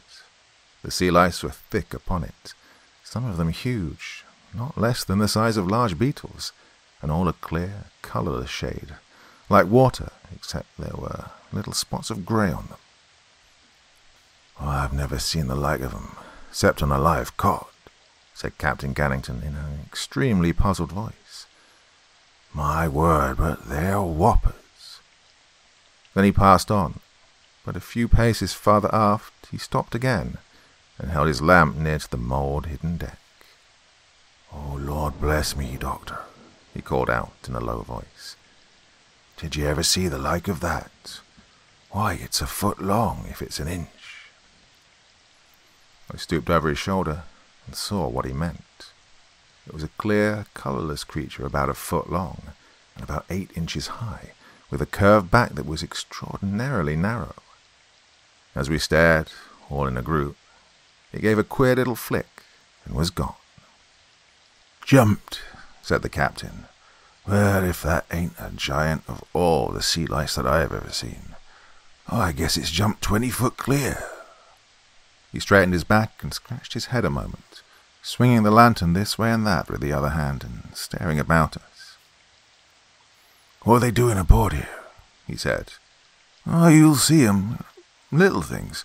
On fat cod and such like. I'm blowed, Doctor, if I understand." He held his lamp towards a big mound of the mould that occupied part of the after portion of the lower poop deck, a little foreside of where there came a 2-foot-high break to a kind of second and loftier poop that ran aft to the taffrail. The mound was pretty big, several feet across, and more than a yard high. Captain Gannington walked up to it. "I reckon this is the skull," he remarked, and gave it a heavy kick. The only result was a deep indentation to the huge whitish lump of mould, as if he'd driven his foot into a mass of some doughy substance. Yet I'm not altogether correct in saying that this was the only result, for a certain other thing happened. From the place made by the captain's foot there came a sudden gush of a purplish fluid, accompanied by a peculiar smell that was, and was not, half familiar. Some of the mould-like substance had stuck to the toe of the captain's boot, and from this likewise there issued a sweat, as it were, of the same colour. "Well?" said Captain Gannington in surprise, and drew back his foot to make another kick at the hump of mould. But he paused at an exclamation from the second mate. "Oh, don't, sir," said the second mate. I glanced at him, and the light from Captain Gannington's lamp showed me that his face had a bewildered, half-frightened look, as if he were suddenly and unexpectedly half afraid of something, and as if his tongue had given way his sudden fright, without any intention on his part to speak. The captain also turned and stared at him. "Why, mister?" he asked in a somewhat puzzled voice, through which there sounded just the vaguest hint of annoyance. "We've got to shift this mug if we're to get below." I looked at the second mate, and it seemed to me that, curiously enough, he was listening less to the captain than to some other sound. Suddenly he said, in a queer voice, "Listen, everybody." Yet we heard nothing, beyond the faint murmur of the men talking together in the boat alongside. I don't hear nothing," said Captain Gannington after a short pause. "Do you, Doctor?" "No," I said. "What was it you thought you heard?" the captain, turning again to the second mate. But the second mate shook his head in a curious, almost irritable way, as if the captain's question interrupted his listening. Captain Gannington stared a moment at him, then held his lantern up and glanced about him almost uneasily. Oh, I know I felt a queer sense of strain, but the light showed nothing beyond the greyish, dirty white of the mould in all directions. "Mr. Selvern," said the captain at last, looking at him, "don't get fancying things. Get hold of your bloomin' self. You know you heard nothing." "I'm quite sure I heard something, sir," said the second mate. "I seem to hear—" He broke off sharply and appeared to listen with an almost painful intensity. "What did it sound like?" I asked. "It's all right, Doctor," said Captain Gannington, laughing gently. "You can give him a tonic when we get back. I'm going to shift this stuff." He drew back and kicked for a second time at the ugly mass which he'd taken to hide the companionway. The result of his kick was startling, for the whole thing wobbled sloppily, like a mound of unhealthy-looking jelly. He drew his foot out of it quickly, took a step backward, staring and holding his lamp towards it. "By gum," he said, and it was plain that he was generally startled. "The blessed thing's gone soft." Well, the man had run back several steps from the suddenly flaccid mound, and looking horribly frightened, though of what, I'm sure he had not the least idea. The second mate stood where he was and stared. For my part, I know I had a most hideous uneasiness upon me. The captain continued to hold his light towards the wobbling mound and stare. "It's gone all squashy through," he said. "There's no scuttle there. There's no bally woodwork inside that lot. Oh, what a rum smell." He walked round to the after side of the strange mound to see whether there might be some signs of an opening into the hull at the back of the great heap of mould stuff. And then, "Listen," said the second mate again, in the strangest sort of voice. Captain Gannington straightened himself upright, and there succeeded a pause of the most intense quietness, in which there was not even the hum of talk from the men alongside in the boat. We all heard it. A kind of dull, soft thud, thud, thud, thud, somewhere in the hull under us, yet so vague as to make me half doubtful I'd heard it, only that the others did so too. Captain Gannington turned suddenly to where the man stood. "Tell them," he began. But the fellow cried out something and pointed. There had come a strange intensity into his somewhat unemotional face, so the captain's glance followed his action instantly. I stared also, as you may think. It was the great mound at which the man was pointing, and I saw what he meant. From the two gapes made in the mould-like stuff by Captain Gannington's boots, the purple fluid was jetting out in a queerly regular fashion, almost as if it were being forced out by a pump. My word, but I stared, and even as I stared a larger jet squirted out and splashed as far as the man, spattering his boots and trouser legs. The fellow had been pretty nervous before, in a stolid, ignorant sort of way, and his funk had been growing steadily, but at this he simply let out a yell and turned about to run. He paused an instant, as if a sudden fear of the darkness that held the decks between him and the boat had taken him. He snatched at the second mate's lantern, tore it out of his hand, and plunged heavily away over the vile stretch of mould. Mr. Selvern, the second mate, said not a word. He was just staring staring at the strange-smelling twin streams of dull purple that were jetting out from the wobbling mound. Captain Gannington, however, roared an order to the man to come back, but the man plunged on and on across the mould, his feet seeming to be clogged by the stuff, as if it had suddenly grown soft. He zigzagged as he ran, the lantern swaying in wild circles as he wrenched his feet free with a constant plop, plop, and I could hear his frightened gasps even from where I stood. "Come back with that lamp," roared the captain again, but the man still took no notice. And Captain Gannington was silent an instant, his lips working in a queer, inarticulate fashion, as if he were stunned momentarily by the very violence of his anger at the man's insubordination. And in the silence I heard the sounds again. Thud, thud, thud, thud. Quite distinctly now, beating, it seemed suddenly to me, right down under my feet, but deep. I stared down at the mould on which I was standing, with a quick, disgusting sense of the terrible all about me. Then I looked at the captain and tried to say something without appearing frightened. I saw that he had turned again to the mould, and all the anger had gone out of his face. He held out his lamp towards the mound and was listening. There was another moment of absolute silence. At least I knew that I was not conscious of any sound at all in the world, except for that extraordinary thud, thud, thud, thud, down somewhere in the huge bulk under us. The captain shifted his feet with a sudden, nervous movement, and as he lifted them, the mould went plop, plop.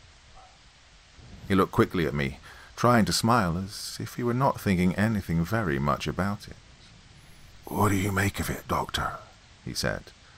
I think," I began, but the second mate interrupted with a single word, his voice pitched a little high, in a tone that made us both stare instantly at him.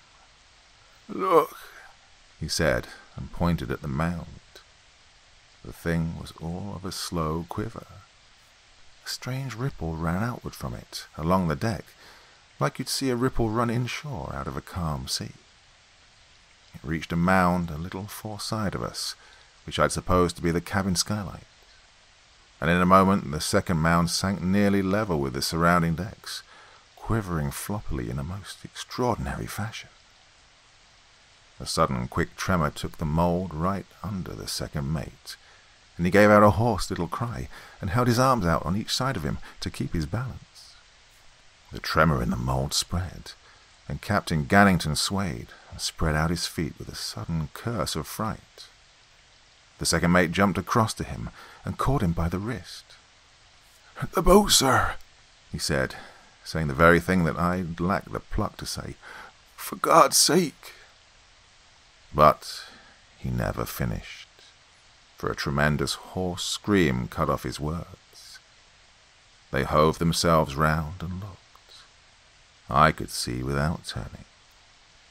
The man who'd run from us was standing in the waist of the ship, about a fathom from the starboard bulwarks.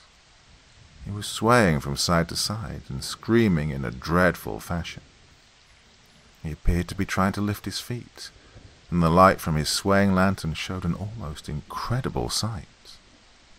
All about him the mould was in active movement. His feet had sunk out of sight. The stuff appeared to be lapping at his legs, and abruptly his bare flesh showed. The hideous stuff had rent his trouser leg away as if it were paper. He gave out a simply sickening scream, and, with a vast effort, wrenched one leg free. It was partly destroyed. The next instant, he pitched face downward, and the stuff heaped itself upon him, as if it were actually alive, with a dreadful, severe life. It was simply infernal. The man had gone from sight. Where he had fallen was now a writhing, elongated mound in constant and horrible increase, as the mould appeared to move towards it in strange ripples from all sides. Captain Gannington and the second mate were stone silent, in amazed and incredulous horror. But I had begun to reach towards a grotesque and terrific conclusion, both helped and hindered by my professional training. From the men in the boat alongside, there was loud shouting, and I saw two of their faces appear suddenly above the rail.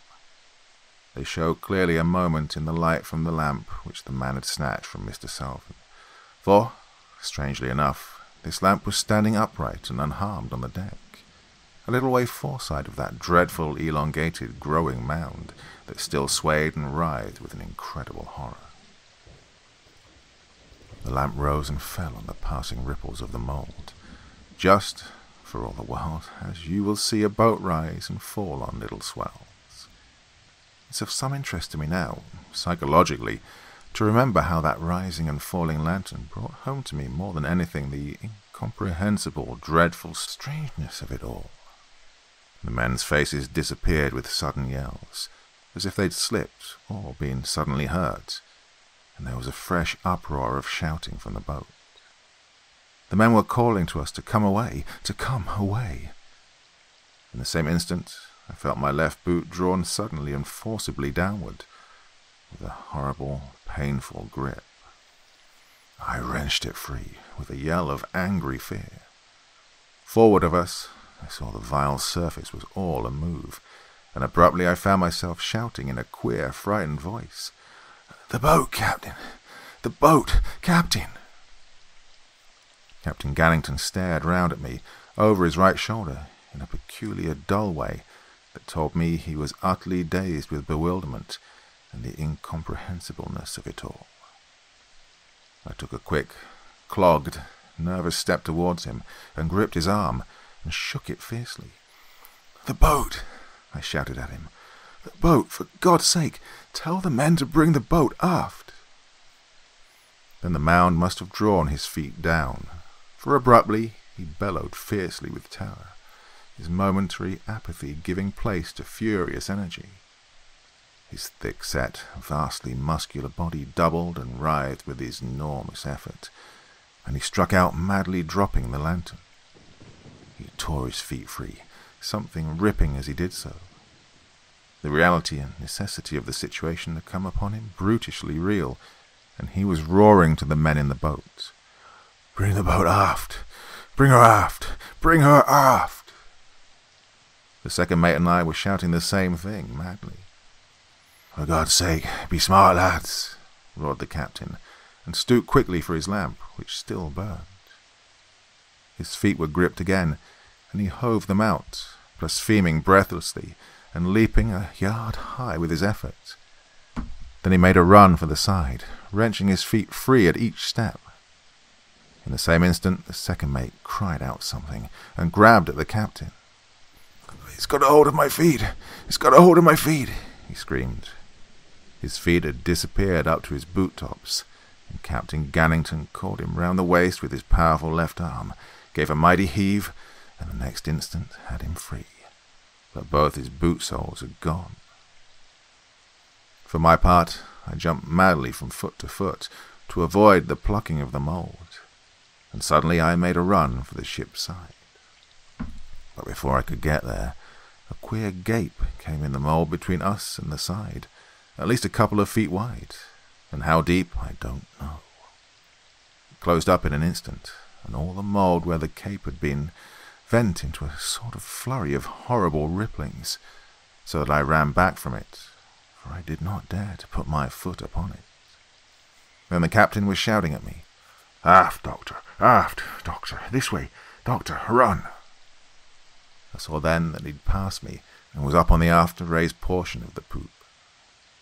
He'd had the second mate thrown like a sack, all loose and quiet over his left shoulder, for Mr. Selvin had fainted, and his long legs flopped limp and helpless against the captain's massive knees as he ran.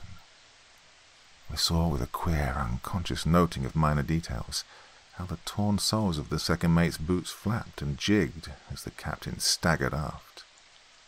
"Boat ahoy! Boat ahoy! Boat ahoy!" shouted the captain, and then I was beside him, shouting also. The men were answering with loud yells of encouragement, and it was plain they were working desperately to force the boat aft through the thick scum about the ship. We reached the ancient, mould-hid taffrail and slewed about breathlessly in the half-darkness to see what was happening. Captain Gannington had left his lantern by the big mound when he picked up the second mate, and as we stood, gasping, we discovered suddenly that all the mould between us and the light was full of movement. Yet the part on which we stood, for about 6 or 8 feet forward of us, was still firm. Every couple of seconds we shouted to the men to hasten, and they kept on calling to us that they would be with us in an instant. And all the time we watched the deck of that dreadful hulk, feeling, for my part, literally sick with mad suspense, and ready to jump overboard into that filthy scum all about us. Down somewhere in the huge bulk of the ship, there was all the time that extraordinary dull, ponderous thud, thud, thud, thud, growing ever louder. I seemed to feel the whole hull of the derelict beginning to quiver and thrill with each dull beat. And to me, with the grotesque and hideous suspicion of what made that noise, it was at once the most dreadful and incredible sound I had ever heard. As we waited desperately for the boat, I scanned incessantly so much of the grey-white bulk as the lamp showed. The whole of the deck seemed to be in strange movement. Forward of the lamp, I could see indistinctly the moundings of the mould swaying and nodding hideously beyond the circle of the brightest rays. Nearer, and in full glow of the lamp, the mound which should have indicated the skylight was swelling steadily. There were ugly purple veinings on it, and as it swelled, it seemed to me that the veinings and mottlings on it were becoming plainer, rising as though embossed upon it, like you'll see the veins stand out on the body of a powerful, full-blooded horse. It was most extraordinary. The mound that we'd supposed to cover the companionway had sunk flat with the surrounding mould. I could not see that it jetted out any more of the purplish fluid. A quaking movement of the mound began away forward of the lamp, and came flurrying away aft towards us. And at the sight of that, I climbed up on the spongy-feeling taffrail and yelled afresh for the boat. The men answered with a shout, which told me they were nearer, but the beastly scum was so thick that it was evidently a fight to move the boat at all. Beside me, Captain Gannington was shaking the second mate furiously, and the man stirred and began to moan. The captain shook him again. Wake up, mister," he shouted. The second mate staggered out of the captain's arms and collapsed suddenly, shrieking, "My feet! Oh, God, my feet!" The captain and I lugged him off the mound and got him into a sitting position upon the taffrail, where he kept up a continual moaning.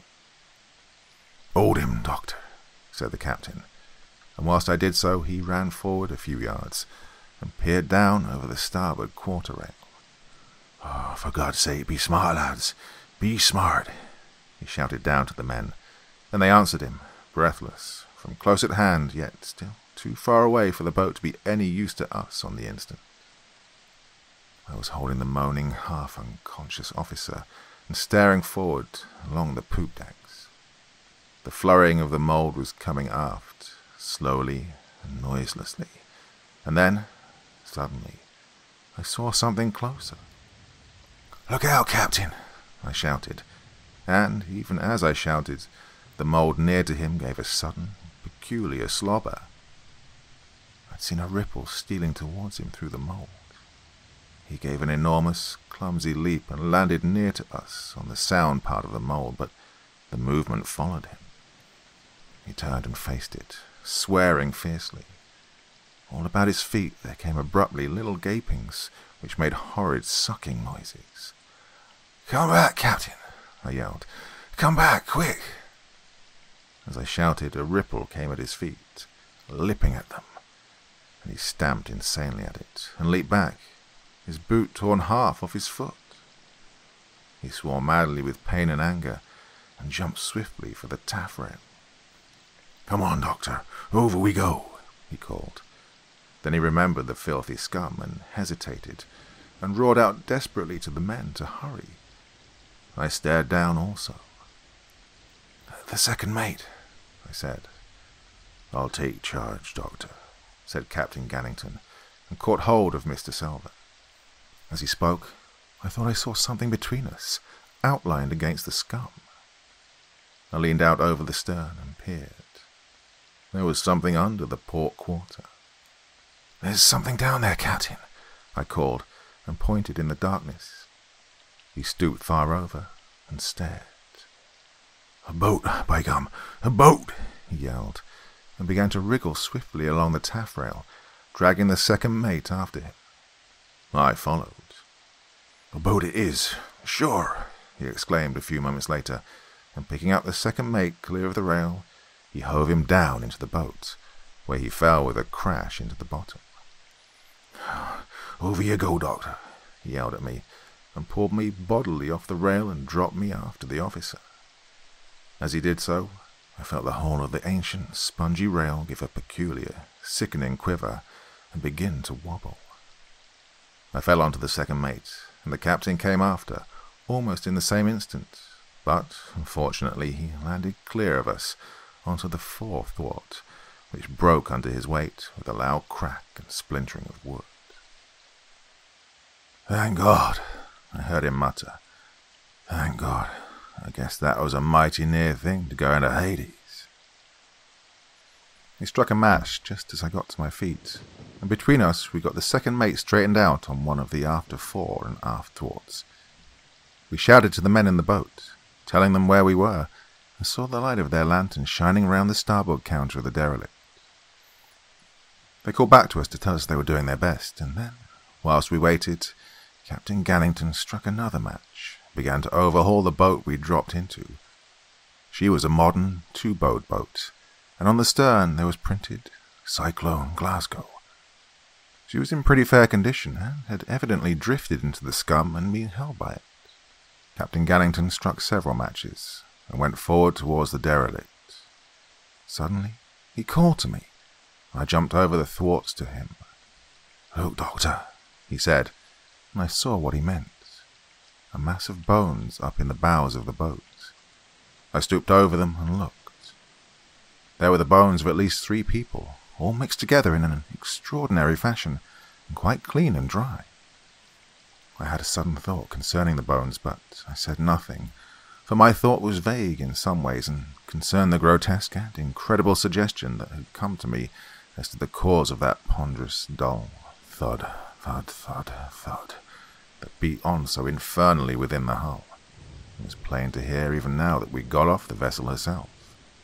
And all the while, I had a sick, horrible mental picture of that frightful, wriggling mound aboard the Hulk.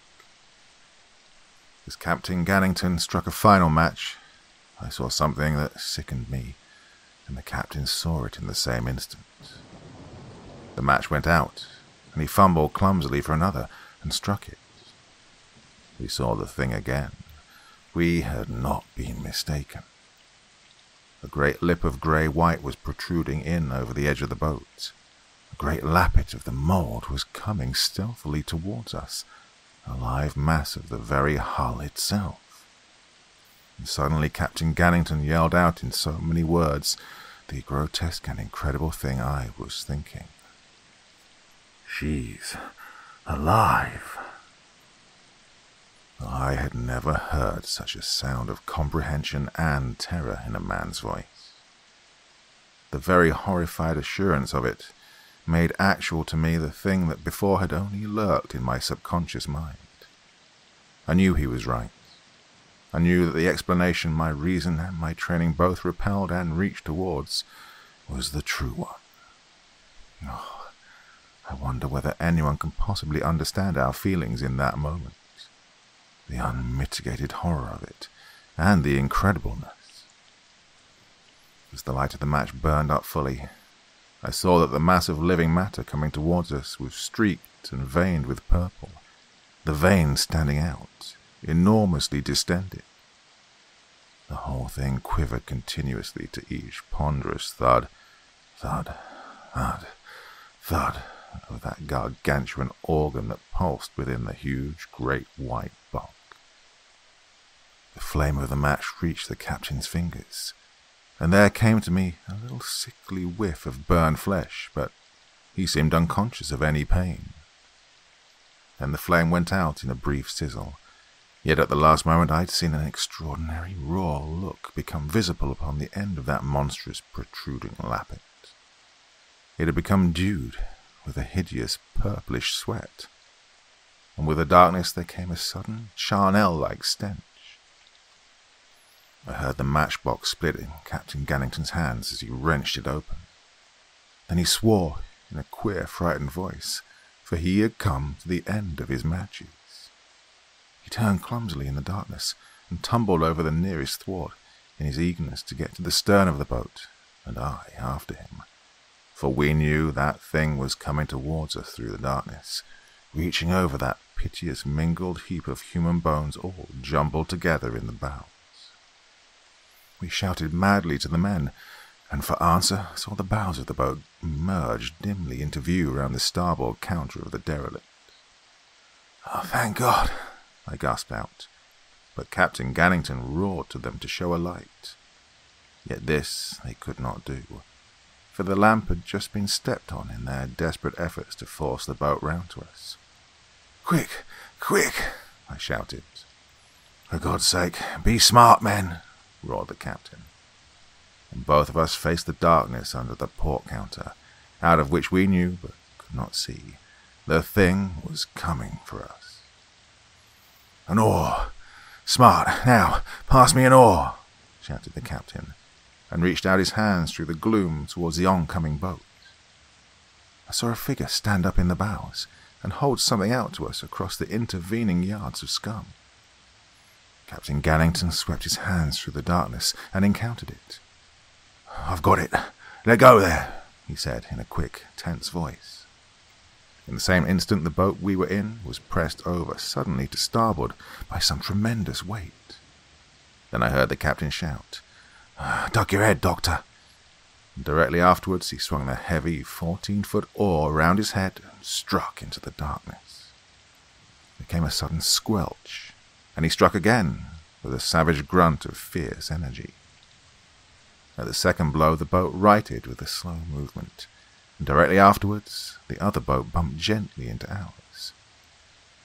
Captain Gannington dropped the oar, and, springing across to the second mate, hove him up off the thwart and pitched him with knee and arms clear in over the bows among the men. They shouted to me to follow, which I did, and he came after me, bringing the oar with him. We carried the second mate aft, and the captain shouted to the men to back the boat a little. Then he got her bows clear of the boat we'd just left, and so headed out through the scum for the open sea. "Where's Tom Harrison?" gasped one of the men in the midst of his exertions. He happened to be Tom Harrison's particular chum, and Captain Gannington answered him briefly enough. "Dead. Pull. Don't talk." Now, difficult as it had been to force the boat through the scum to our rescue, the difficulty to clear seemed tenfold.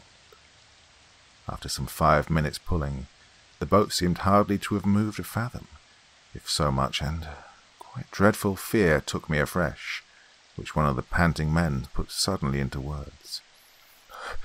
"He's got us," he gasped out. "Same as poor Tom." It was the man who'd inquired where Harrison was. "Shut your mouth and pull," roared the captain. And so another few minutes passed. Abruptly, it seemed to me that the dull, ponderous thud, thud, thud, thud came more plainly through the dark, and I stared intently over the stern. I sickened a little, for I could almost swear that the dark mass of the monster was actually nearer, that it was coming nearer to us through the darkness. Captain Gannington must have had the same thought, for after a brief look into the darkness, he jumped forward and began to double bank the stroke oar. "Get forward under the oars, Doctor," he said to me rather breathlessly. "Get in the bows and see if you can't free the stuff a bit around the bows." I did as he told me, and a minute later I was in the bows of the boat, puddling the scum from side to side and trying to break up the viscid, clinging muck. A heavy, almost animal-like smell rose off of it, and all the air seemed full of the deadening, heavy smell. I shall never find words to tell anyone on earth the whole horror of it all. The threat that seemed to hang in the very air around us, and but a little astern, that incredible thing, coming, as I firmly believed, nearer, and scum holding us like half-melted glue. The minutes passed in a deadly, eternal fashion, and I kept staring back astern into the darkness, but never ceasing to puddle that filthy scum, striking at it and switching it from side to side until I sweated. Abruptly, Captain Gannington sang out, "We're gaining, lads! Pull!" And I felt the boat forge ahead perceptibly, as they gave way with renewed hope and energy. There was soon no doubt of it, for presently that hideous thud, thud, thud, thud had grown quite dim and vague somewhere astern, and I could no longer see the derelict, for the night had come down tremendously dark, and all the sky was thick, overset with heavy clouds. As we drew nearer and nearer to the edge of the scum, the boat moved more and more perceptibly, until suddenly we emerged with a clean, sweet, fresh sound into the open sea. "Thank God," I said aloud, and drew in the boat hook, and made my way aft again to where Captain Gannington now sat once more at the tiller. I saw him looking anxiously up at the sky and across to where the lights of our vessel burned, and again he would seem to listen intently, so that I found myself listening also. "What's that, Captain?" I said sharply, for it seemed to me that I heard a sound far astern, something between a queer whine and a low whistling. "What is that?" "It's wind, Doctor," he said in a low voice. "I wish to God we were aboard." Then, to the men, "Pull! Put your axe into it, or you'll never put your teeth through good bread again." The men obeyed nobly, and we reached the vessel safely, and had the boat safely stowed before the storm came, which it did in a furious white smother out of the west. I could see it for some minutes beforehand, tearing the sea in the gloom into a wall of phosphorescent foam, and as it came nearer, that peculiar whining, piping sound grew louder and louder, until it was like a vast steam whistle rushing towards us.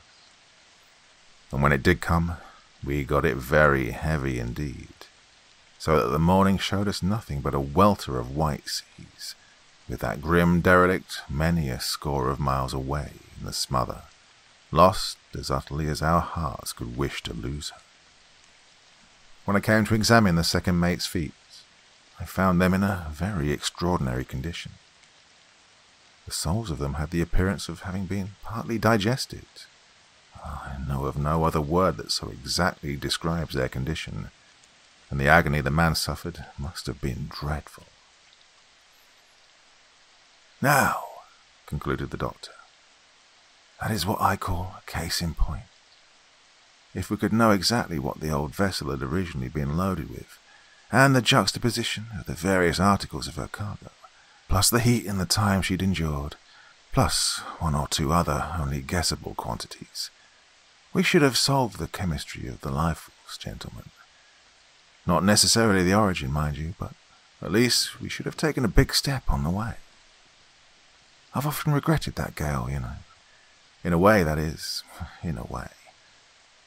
It was a most amazing discovery, but at the same time I had nothing but thankfulness to be rid of it.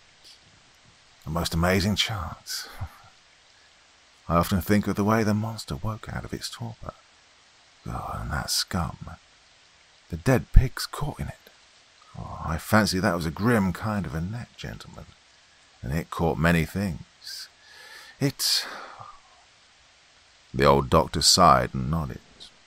"If I could have had a bill of lading," he said, his eyes full of regret. It might have told me something to help. But, anyway." He began to fill his pipe again. "I suppose," he ended, looking round at us gravely, "I suppose we humans are an ungrateful lot of beggars at the best, but, oh, what a chance. What a chance, eh?"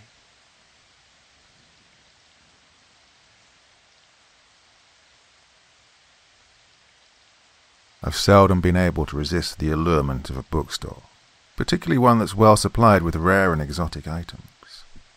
Therefore, I turned in at Tolman's to browse around for a few minutes. I'd come to San Francisco for one of my brief biannual visits and had started early that idle forenoon to an appointment with Cyprian Cincoll, a sculptor, a second or third cousin of mine, whom I'd not seen for several years. The studio was only a block from Tolman's, and there seemed to be no especial object in reaching it ahead of time. Cyprian had offered to show me his collection of recent sculptures, but remembering the smooth mediocrity of his former work, amid which there were a few banal efforts to achieve horror and grotesquerie, I did not anticipate anything more than an hour or two of dismal boredom. The little shop was empty of customers. Knowing my proclivities, the owner and his one assistant became tacitly non-attentive after a word of recognition, and left me to rummage at will among the curiously laden shelves. Wedged in between other but less alluring titles, I found a luxury edition of Goya's Proverbs. I began to turn the heavy pages and was soon engrossed in the diabolic art of these nightmare-nurtured drawings. It had always been incomprehensible to me that I did not shriek aloud with mindless, overmastering terror when I happened to look up from the volume and saw the thing that was crouching in a corner of the bookshelves before me. I could not have been more hideously startled if some hellish conception of Goya had suddenly come to life and emerged from one of the pictures in the folio. What I saw was a forward-slouching, vermin-grey figure, wholly devoid of hair or down or bristles, but marked with faint, etiolated rings like those of a serpent that has lived in darkness. It possessed the head and brow of an anthropoid ape, a semi-canine mouth and jaw, and arms ending in twisted hands whose black hyena talons nearly scraped the floor.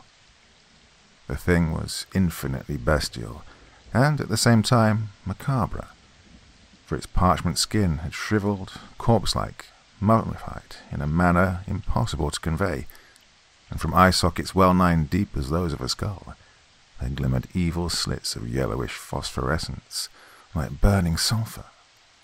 Fangs that were stained as if with poison or gangrene issued from the slavering, half-open mouth, and the whole attitude of the creature was that of some maleficent monster in readiness to spring. Though I had been for years a professional writer of stories that often dealt with occult phenomena, with the weird and the spectral, I was not at this time possessed of any clear and settled belief regarding such phenomena. I had never before seen anything that I could identify as a phantom, nor even an hallucination, and I should hardly have said offhand that a bookstore on a busy street in full summer daylight was the likeliest places to see one.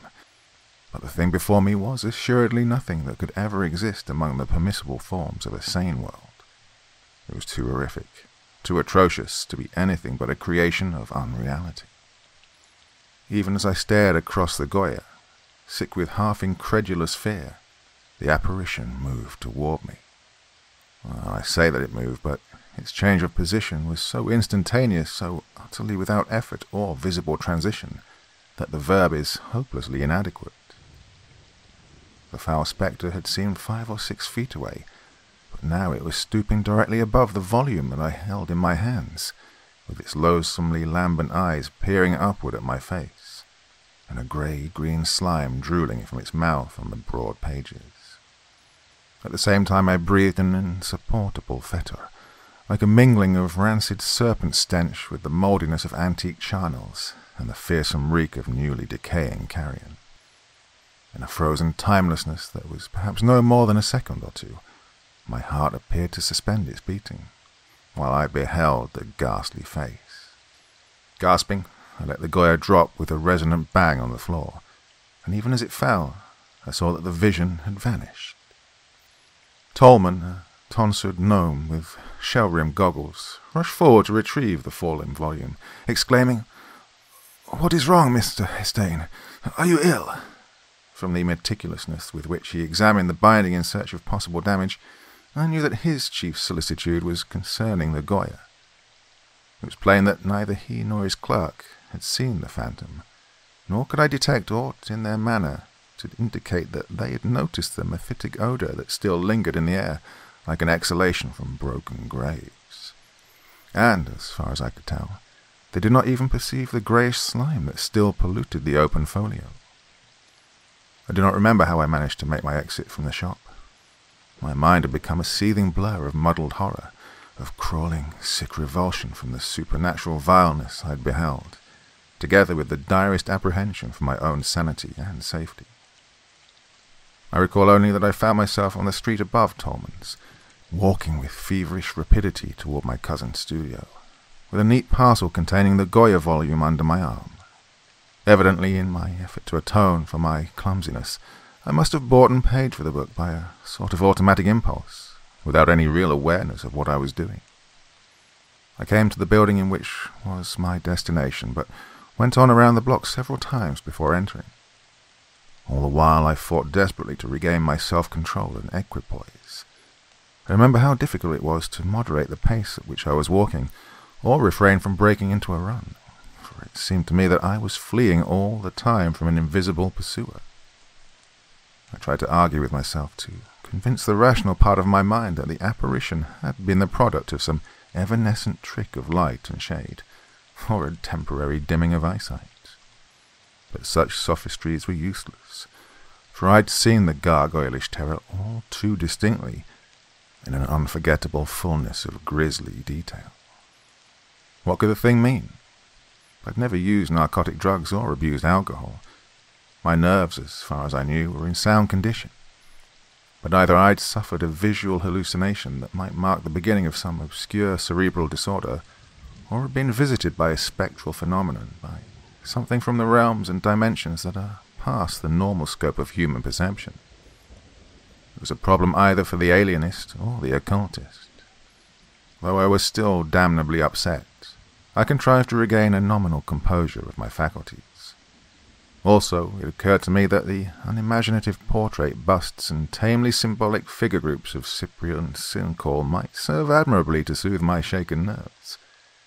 Even his grotesques would seem sane and ordinary by comparison with the blasphemous gargoyle that had drooled before me in the bookshop. I entered the studio building and climbed a worn stairway to the second floor, where Cyprian had established himself in a somewhat capacious suite of rooms. As I went up the stairs, I had the peculiar feeling that somebody was climbing them just ahead of me, but I could neither see nor hear anyone, and the hall above was no less silent and empty than the stairs. Cyprian was in his atelier when I knocked. After an interval which seemed unduly long, I heard him call out, telling me to enter. I found him wiping his hands on an old cloth, and surmised that he'd been modelling.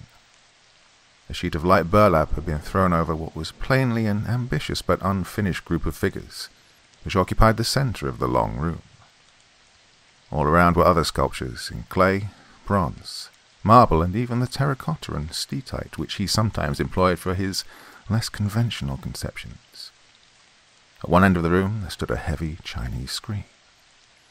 At a single glance I realized that a great change had occurred, both in Cyprian Sincoll and his work. I remembered him as an amiable, somewhat flabby-looking youth, always dapperly dressed with no trace of the dreamer or visionary.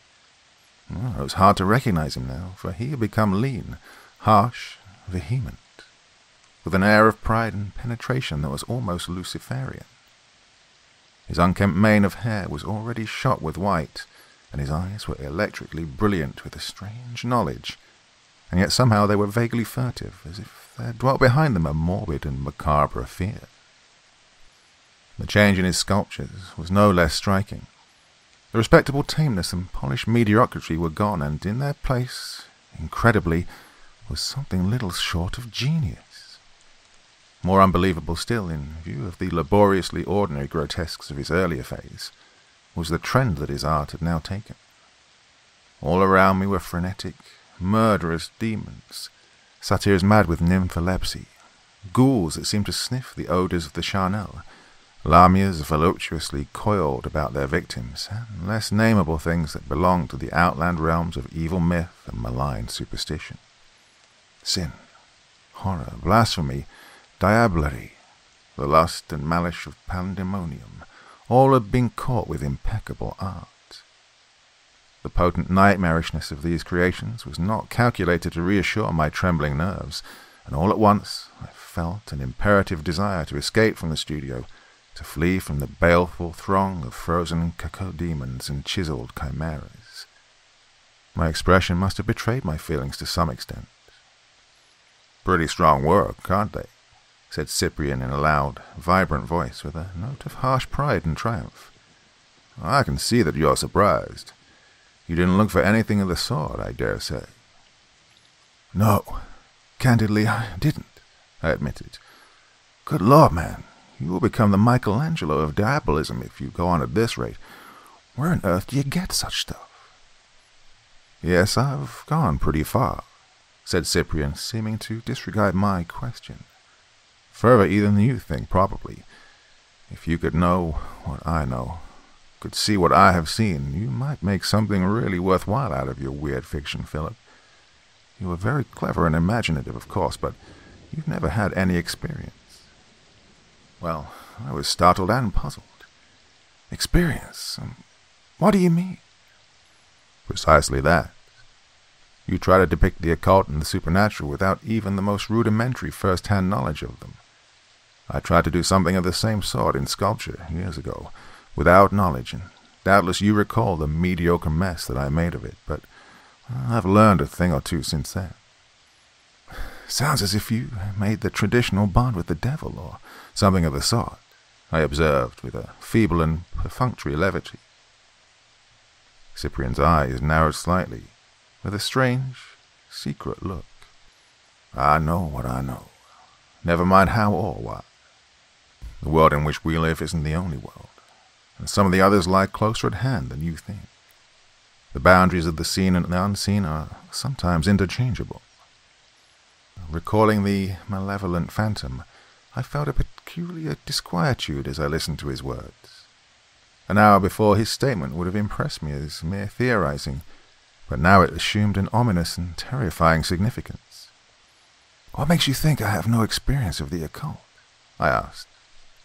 "Well, your stories hardly show anything of the kind, anything factual or personal.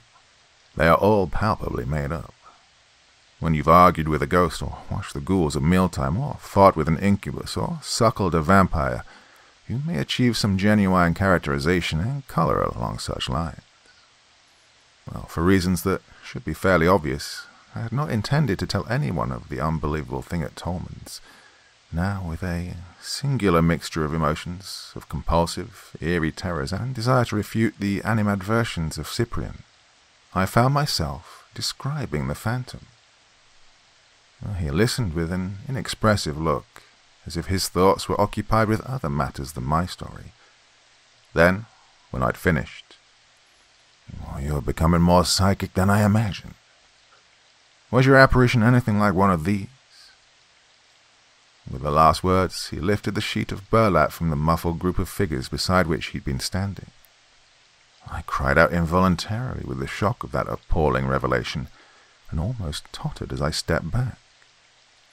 Before me, in a monstrous semicircle, were 7 creatures who might all have been modelled from the gargoyle that had confronted me across the folio of Goya drawings. Even in several that were still amorphous and incomplete, Cyprian had conveyed with a damnable art the peculiar mingling of primal bestiality and nurtury putrescence that had signalled the phantom. The 7 monsters had closed in on a cowering, naked girl, and were all clutching foully toward her with their hyena claws. The stark, frantic, insane terror on the face of the girl, and the slavering hunger of her assailants, were alike unbearable. The group was a masterpiece, in its consummate power of technique, but a masterpiece that inspired loathing rather than admiration. And following my recent experience, the sight of it affected me with indescribable alarm. It seemed to me that I'd gone astray from the normal, familiar world into a land of detestable mystery, of prodigious and unnatural menace. Held by an abhorrent fascination, it was hard for me to wrench my eyes away from the figure-piece. At last, I turned from it to Cyprian himself. He was regarding me with a cryptic air, beneath which I suspected a covert gloating. "How do you like my little pets?" he inquired. "I'm going to call the composition The Hunters from Beyond." Before I could answer, a woman suddenly appeared from behind the Chinese screen. I saw that she was the model for the girl in the unfinished group. Evidently she'd been dressing, and she was now ready to leave, for she wore a tailored suit and a smart toque. She was beautiful, in a dark, semi-Latin fashion, but her mouth was sullen and reluctant, and her wide liquid eyes were wells of strange terror as she gazed at Cyprian, myself, and the uncovered statue piece. Cyprian did not introduce me. He and the girl talked together in low tones for a minute or two, and I was unable to overhear more than half of what they said. I gathered, however, that an appointment was being made for the next sitting. There was a pleading, frightened tone in the girl's voice, together with an almost maternal concern. And Cyprian seemed to be arguing with her, or trying to reassure her about something.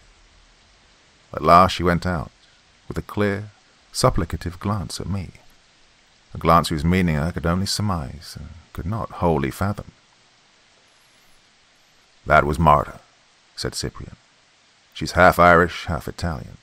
Good model, but my new sculptures seem to be making her a little nervous." He laughed abruptly with a mirthless, jarring note that was like the cachinnation of a sorcerer. "Oh, in God's name, what are you trying to do here?" I burst out.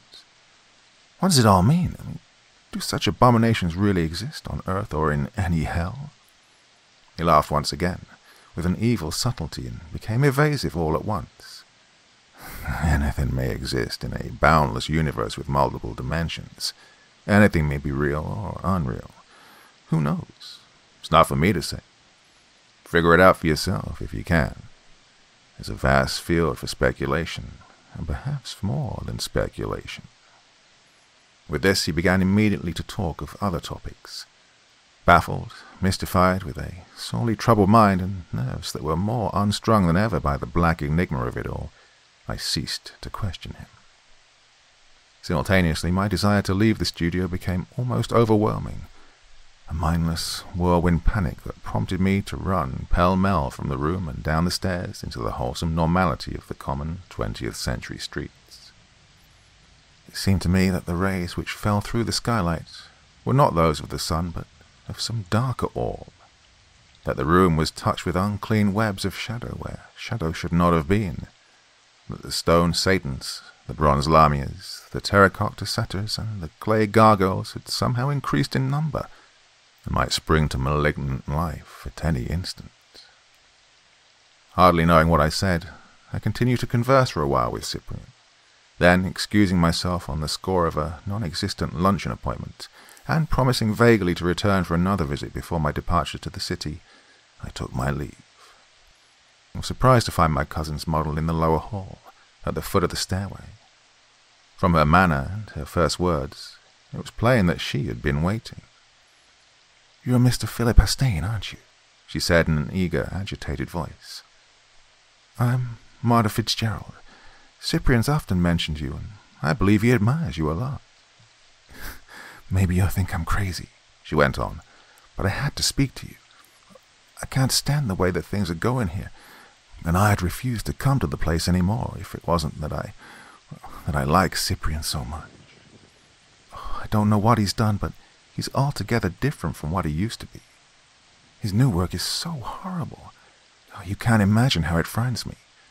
The sculptures he does are more hideous, more hellish all the time. Ugh, those drooling, dead-grey monsters in that new group of his. I can hardly bear to be in the studio with them. It isn't right for anyone to depict such things. Don't you think they're awful, Mr. Hastane? They look as if they broke loose from hell, make you think that hell can't be very far away.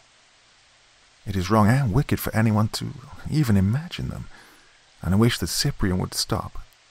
I'm afraid that something will happen to him, something terrible, to his mind if he goes on, and I'll go mad too if I have to see those monsters many more times. My God, no one could keep sane in that studio." She paused and appeared to hesitate. Then, "Can't you do something, Mr. Hastane? Can't you talk with him and tell him how wrong it is and how dangerous to his mental health? You must have a lot of influence with Cyprian. I mean, you are his cousin, aren't you? Oh, and he thinks you are very clever, too. Oh, I wouldn't ask you if I hadn't been forced to notice so many things that aren't as they should be. Well, I wouldn't bother you either if I knew anyone else to ask. He shut himself up in that awful studio for the past year, and he hardly ever sees anybody. You're the first person he's invited to see his new sculptures. He wants them to be a complete surprise for the critics and the public when he holds his next exhibition. You'll speak to Cyprian, won't you, Mr. Stein? I can't do anything to stop him. He seems to exult in the mad horrors he creates, and he merely laughs at me when I try to tell him the danger. However, I think that those things are making him a little nervous sometimes, that he's growing afraid of his own morbid imagination. Perhaps he'll listen to you. Well, if I'd needed anything more to unnerve me, the desperate pleading of the girl and her dark, obscurely baleful hintings wouldn't have been enough. I could see that she loved Cyprian, that she was frantically anxious concerning him, and hysterically afraid. Otherwise she would not have approached an utter stranger in this fashion. But I haven't any influence with Cyprian, I protested, feeling a queer embarrassment. And what am I to say to mine? His new sculptures are magnificent, and I've never seen anything more powerful of the kind. And how could I advise him to stop doing them? There would be no legitimate reason. He would simply laugh me out of the studio. An artist has the right to choose his own subject matter, even if he takes it from the nether pits of Limbo and Erebus. Well, the girl must have pleaded and argued with me for many minutes in that deserted hall. Listening to her and trying to convince her of my inability to fulfill her request was like a dialogue in some futile and tedious nightmare. During the course of it, she told me a few details that I am unwilling to record in this narrative, details that were too morbid and too shocking for belief, regarding the mental alteration of Cyprian, and his new subject matter and method of work. There were direct and oblique hints of a growing perversion, but somehow it seemed that much more was being held back, that even in her most horrifying disclosures she was not wholly frank with me. At last, with some sort of hazy promise that I would speak to Cyprian, that I'd remonstrate with him, I succeeded in getting away from her and returned to my hotel. The afternoon and evening that followed were tinged as by the tyrannous adumbration of an ill dream. I felt that I'd stepped from the solid earth into a gulf of seething, menacing, madness-haunted shadow, and was lost henceforward to all rightful sense of location or direction. It was all too hideous and too doubtful and unreal.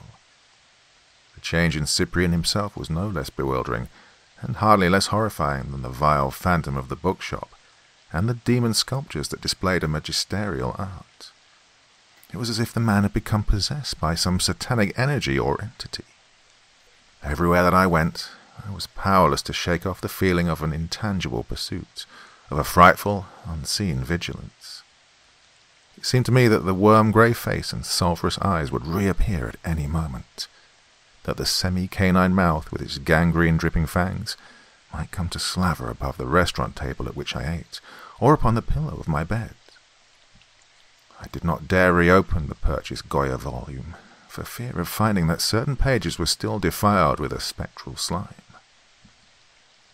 I went out and spent the evening in cafes, theatres, wherever people thronged and the lights were bright. It was after midnight when I finally ventured to brave the solitude of my hotel bedroom. Then there were the endless hours of nerve-wrung insomnia, of shivering, sweating apprehension beneath the electric bulb that I had left burning.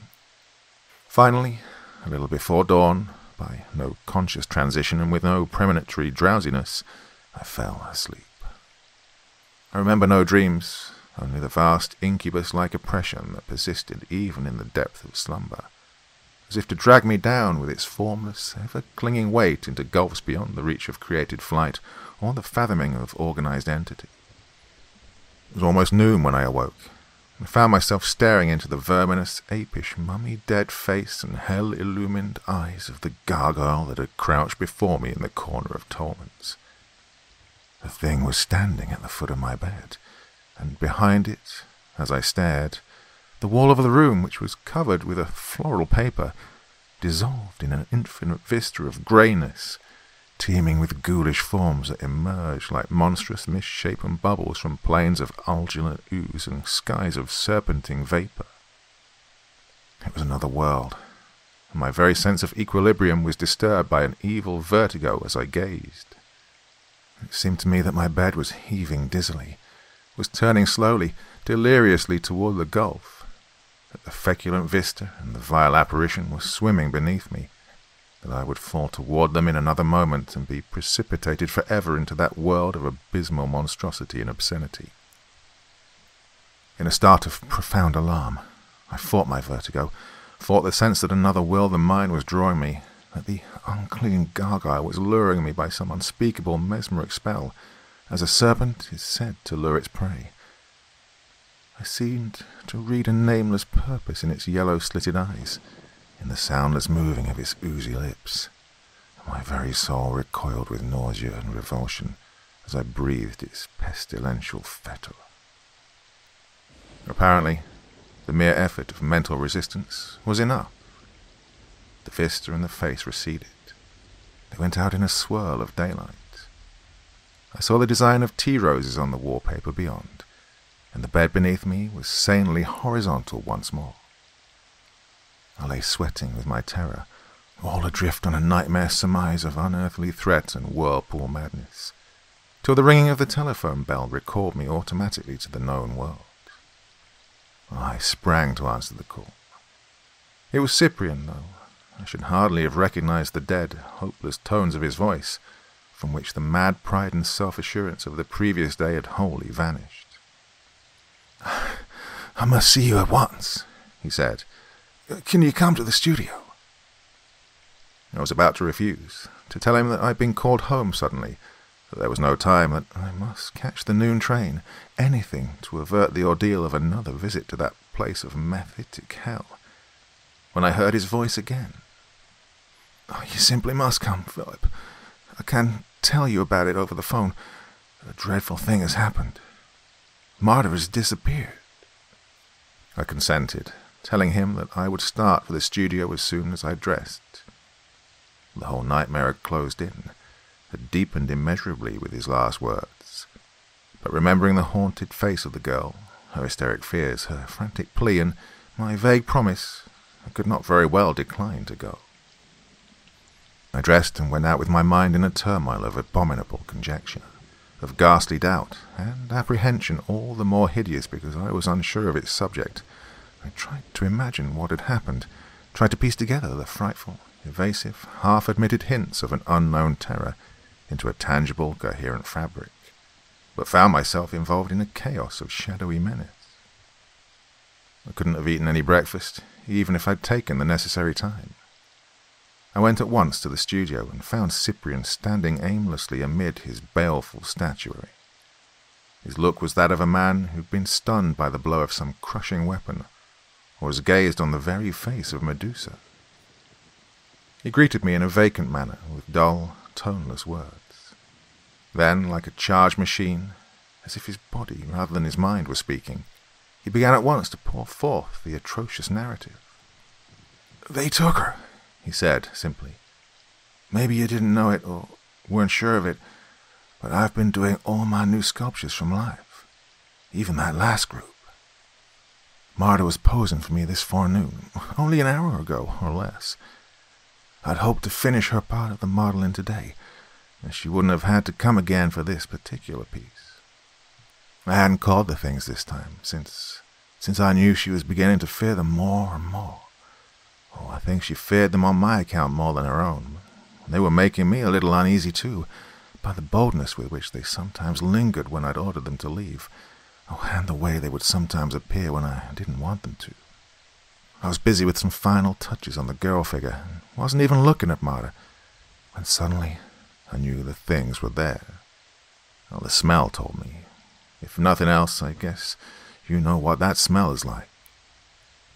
I looked up and found the studio was full of them. They'd never before appeared in such numbers. Well, they were surrounding Marta, they were crowding and jostling each other, were all reaching toward her with their filthy talons.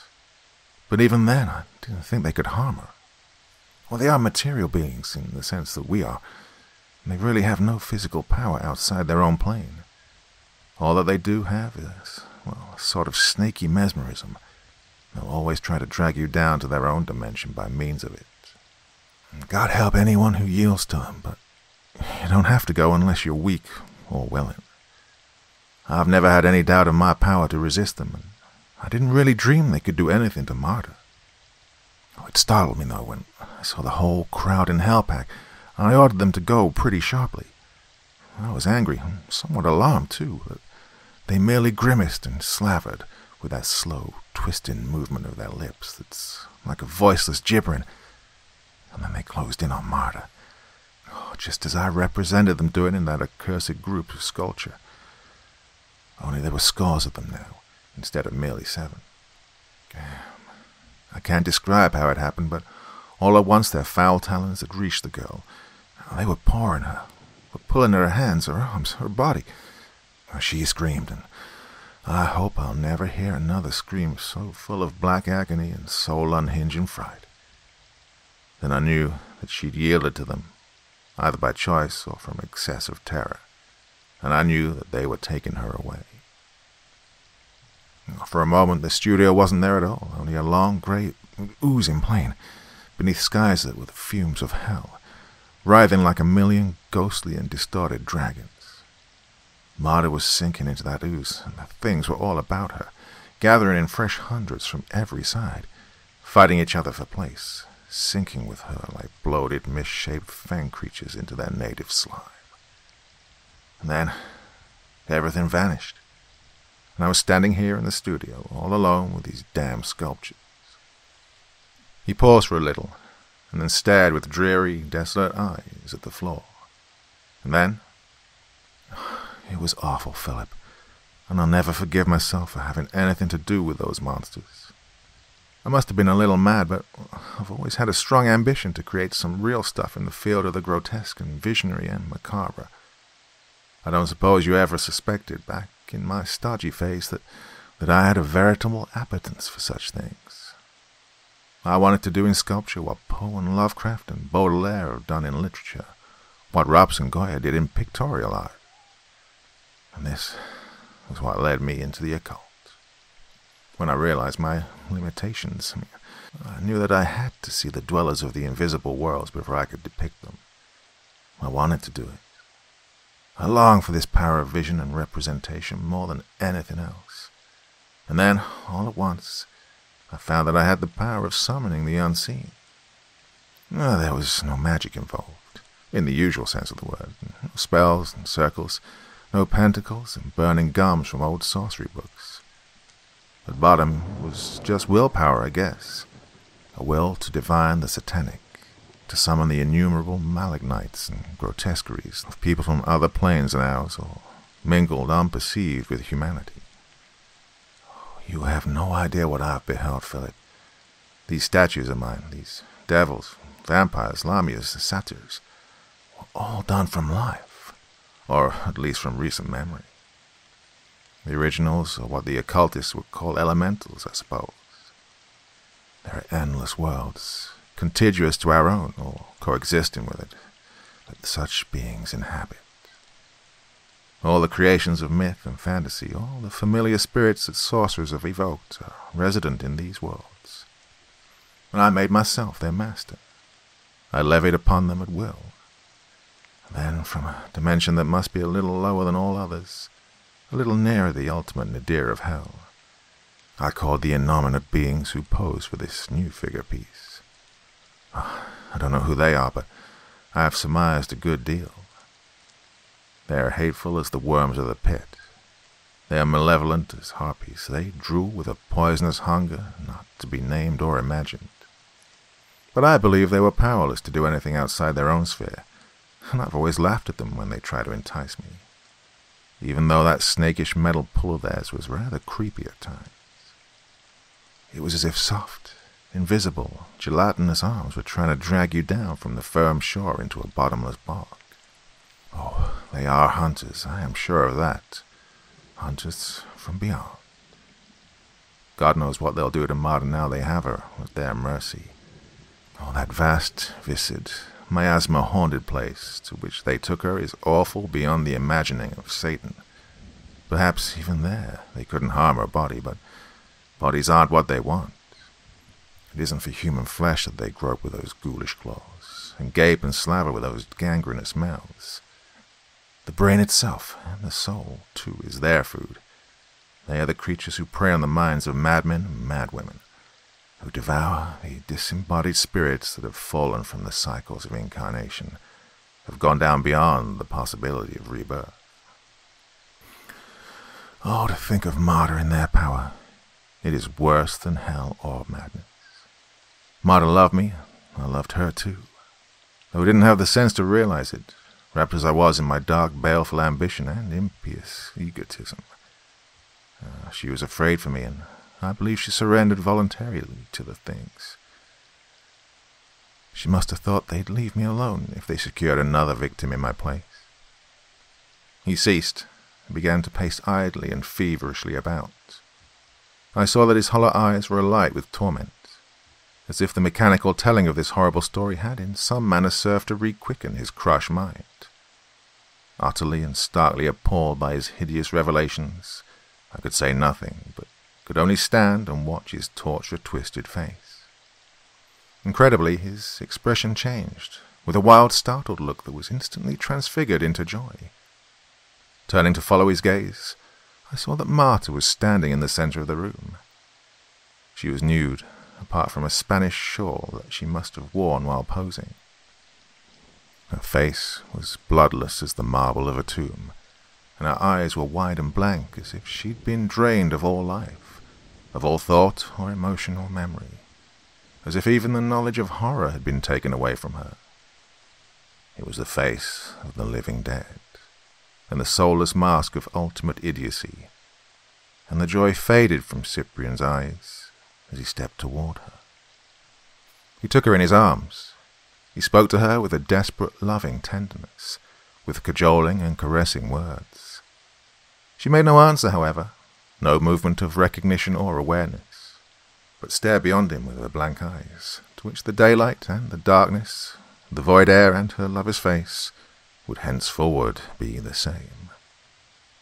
He and I both knew, in that instant, that she would never again respond to any human voice, or to human love or terror, that she was like an empty cerement, retaining the outward form of that which the worms have eaten in their mausolean darkness, of the noisome pits wherein she'd been, of that bournless realm and its pullulating phantoms.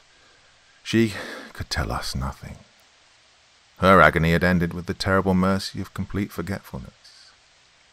Like one who confronts the Gorgon, I was frozen by her wide and sightless gaze.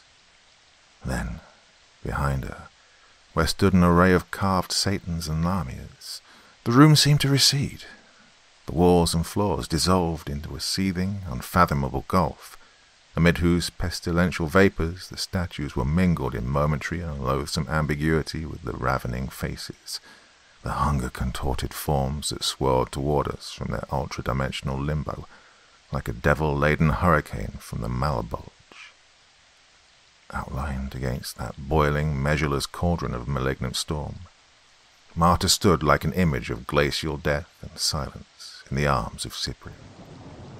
Then, once more, after a little, the abhorrent vision faded, leaving only the diabolic statuette.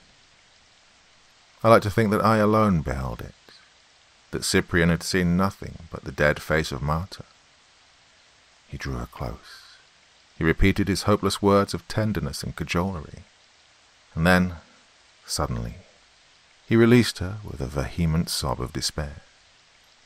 Turning away, while she stood and still looked on with unseeing eyes, he snatched a heavy sculptor's mallet from the table on which it was lying, and proceeded to smash with furious blows the newly modelled group of gargoyles, till nothing was left but the figure of the terror-maddened girl, crouching above a mass of cloddish fragments and formless, half-dried clay.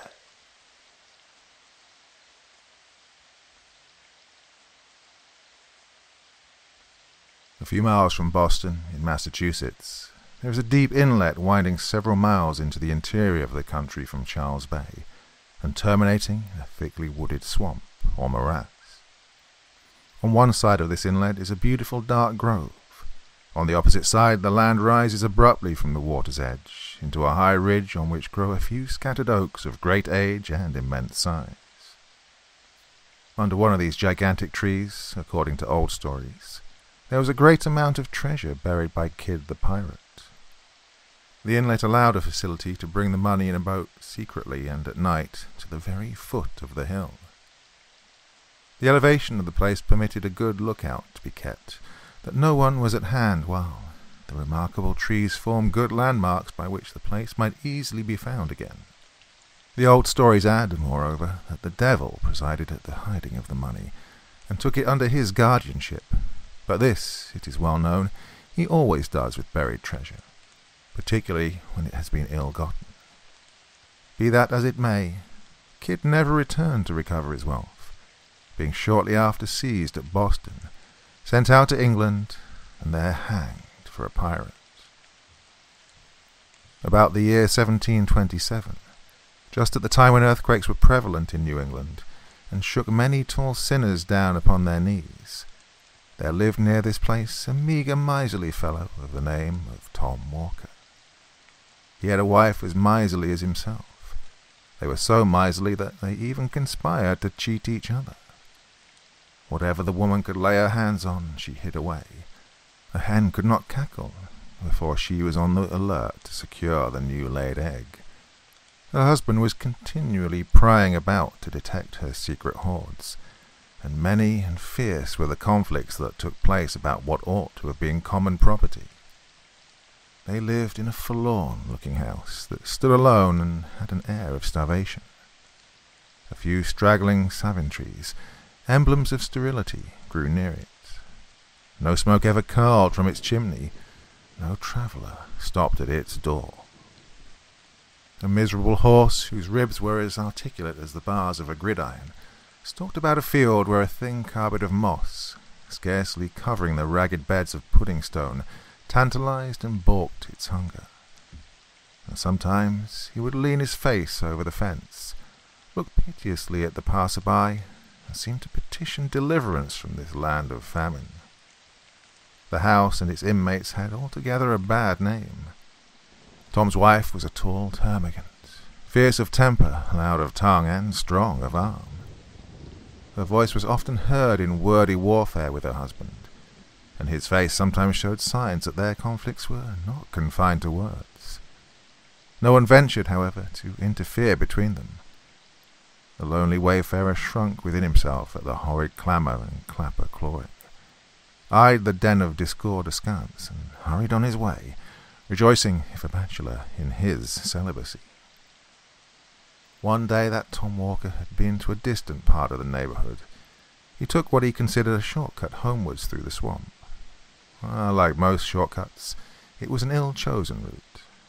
The swamp was thickly grown with great gloomy pines and hemlocks, some of them 90 feet high, which made it dark at noonday, and a retreat for all the hours of the neighbourhood. It was full of pits and quagmires, partly covered with weeds and mosses, where the green surface often betrayed the traveller into a gulf of black, smothering mud. There were also dark and stagnant pools, the abodes of the tadpole, the bullfrog, and the water snake, and where trunks of pines and hemlocks lay half-drowned, half-rotting, looking like alligators sleeping in the mire. Tom had been picking his way cautiously through the treacherous forest, stepping from tuft to tuft of rushes and roots which afforded precarious footholds among deep sloughs, or pacing carefully, like a cat, along the prostrate trunks of trees, startled now and then by the sudden screaming of the bittern, or the quacking of a wild duck, rising on the wing from some solitary pool.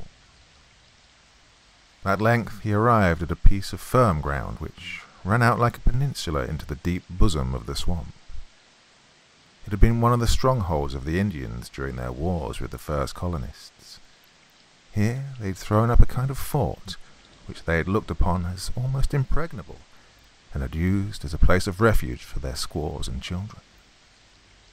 Nothing remained of the Indian fort but a few embankments gradually sinking to the level of the surrounding earth, and already overgrown in part by oaks and other forest trees, the foliage of which formed a contrast to the dark pines and hemlocks of the swamp. It was late in the dusk of evening that Tom Walker reached the old fort, and he paused there for a while to rest himself.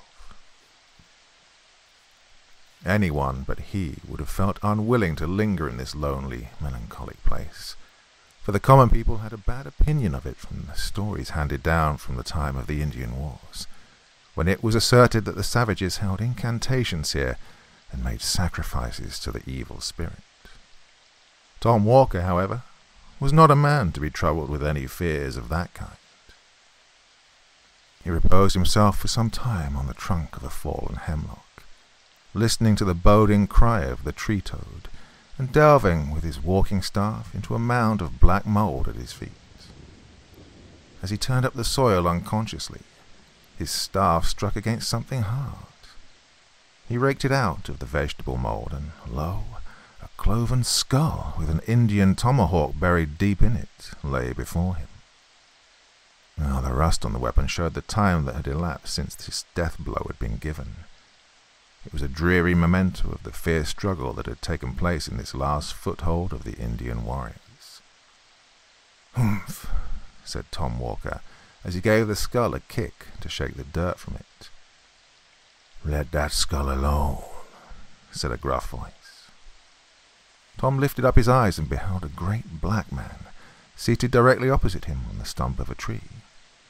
He was exceedingly surprised, having neither seen nor heard anyone approach, and he was still more perplexed on observing, as well as the gathering gloom would permit, that the stranger was neither Negro nor Indian. It is true he was dressed in a rude half-Indian garb, and had a red belt or sash swathed around his body, but his face was neither black nor copper color, but rather swarthy and dingy and begrimed with soot, as if he had been accustomed to toil among fires and forges. He had a shock of coarse black hair that stood out from his head in all directions, and bore an axe on his shoulder. He scowled for a moment at Tom with a pair of great red eyes. "What are you doing on my grounds?" said the black man with a hoarse, growling voice. "Your grounds," said Tom with a sneer. "No more your grounds than mine. They belong to Deacon Peabody." "Deacon Peabody be dead," said the stranger. "As I flatter myself he will be, if he does not look more to his own sins and less to his neighbor's. Look yonder, and see how Deacon Peabody is faring." Tom looked in the direction that the stranger pointed, and beheld one of the great trees, fair and flourishing without, but rotten at the core, and saw that it had been nearly hewn through, so that the first high wind was likely to blow it down. On the bark of the tree was scored the name of Deacon Peabody. He now looked round and found most of the tall trees marked with the name of some great men of the colony, and all more or less scored by the axe. The one on which he'd been seated, and which had evidently just been hewn down, bore the name of Crowninshield, and he recollected a mighty rich man of that name who made a vulgar display of wealth, which it was whispered he'd acquired by buccaneering. "He's just ready for burning," said the black man with a growl of triumph. "You see, I'm likely to have a good stock of firewood for winter." "But what right have you," said Tom, "to cut down Deacon Peabody's timber?" "The right of prior claim," said the other. "This woodland belonged to me long before one of your white-faced race put foot upon this soil." "And pray, who are you, if I may be so bold?" said Tom. "Oh, I go by various names. I'm the Wild Huntsman in some countries, the Black Miner in others. In this neighborhood I'm known by the name of the Black Woodsman. I am he to whom the red men devoted this spot, and now and then roasted a white man by way of sweet-smelling sacrifice." Since the red men have been exterminated by you white savages, I amuse myself by presiding at the persecutions of Quakers and Anabaptists. I am the great patron and prompter of slave dealers, and the Grand Master of the Salem witches. The upshot of all which is that, if I mistake not, said Tom sturdily, you are he commonly called Old Scratch. The same, at your service, replied the black man, with a half-civil nod. Such was the opening of this interview, according to the old story, though it has almost too familiar an air to be credited. One would think that to meet with such a singular personage in this wild, lonely place would have shaken any man's nerves. But Tom was a hard-minded fellow, not easily daunted, and he lived so long with a termagant wife that he did not even fear the devil. It is said that after this commencement they had a long and earnest conversation together as Tom returned homewards. The black man told him of great sums of money which had been buried by Kidd the pirate under the oak trees on the high ridge not far from the morass. All these were under his command and protected by his power, so that none could find them but such as propitiated his favour. These he offered to place within Tom Walker's reach, having conceived an especial kindness for him, but they were only to be had on certain conditions. What these conditions were may easily be surmised, though Tom never disclosed them publicly. They must have been very hard, for he required time to think of them, and he was not a man to stick at trifles where money was in view. When they'd reached the edge of the swamp, the stranger paused. "What proof have I that all you've been telling me is true?" asked Tom. "There is my signature," said the black man, pressing his finger on Tom's forehead. So saying, he turned off among the thickets of the swamp, and seemed, as Tom said, to go down, down, down, into the earth, until nothing but his head and shoulders could be seen, and so on until he totally disappeared. When Tom reached home, he found the black print of a finger burnt, as it were, into his forehead, which nothing could obliterate. The first news his wife had to tell him was the sudden death of Absalom Crowninshield, the rich buccaneer. It was announced in the papers with the usual flourish that a great man had fallen in Israel. Tom recollected the tree which his black friend had just hewn down, and which was ready for burning.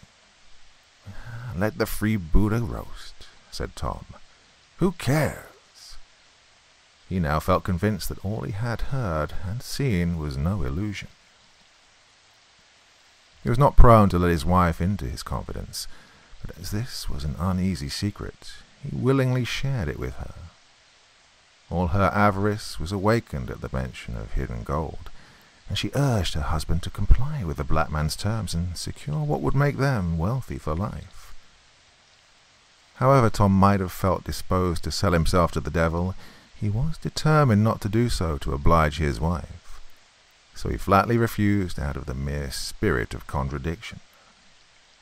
Many and bitter were the quarrels they had on the subject, but the more she talked, the more resolute was Tom not to be damned to please her.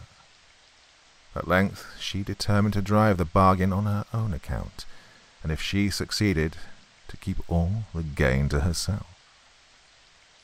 Being of the same fearless temper as her husband, she set off for the old Indian fort towards the close of a summer's day. She was many hours absent, but when she came back, she was reserved and sullen in her replies. She spoke something of a black man whom she'd met about twilight, hewing at the root of a tall tree. He was sulky, however, and would not come to terms. She was to go again with a propitiatory offering, but what it was, she forbore to say. The next evening she set off again for the swamp, with her apron heavily laden. Tom waited and waited for her, but in vain. Midnight came, but she did not make her appearance. Morning, noon, night returned, but she still did not come. Tom now grew uneasy for her safety, especially as he found she carried off in her apron the silver teapot and spoons and every portable article of value. Another night elapsed, another morning came, but no wife. In a word, she was never heard of more. What was her real fate, nobody knows, in consequence of so many pretending to know.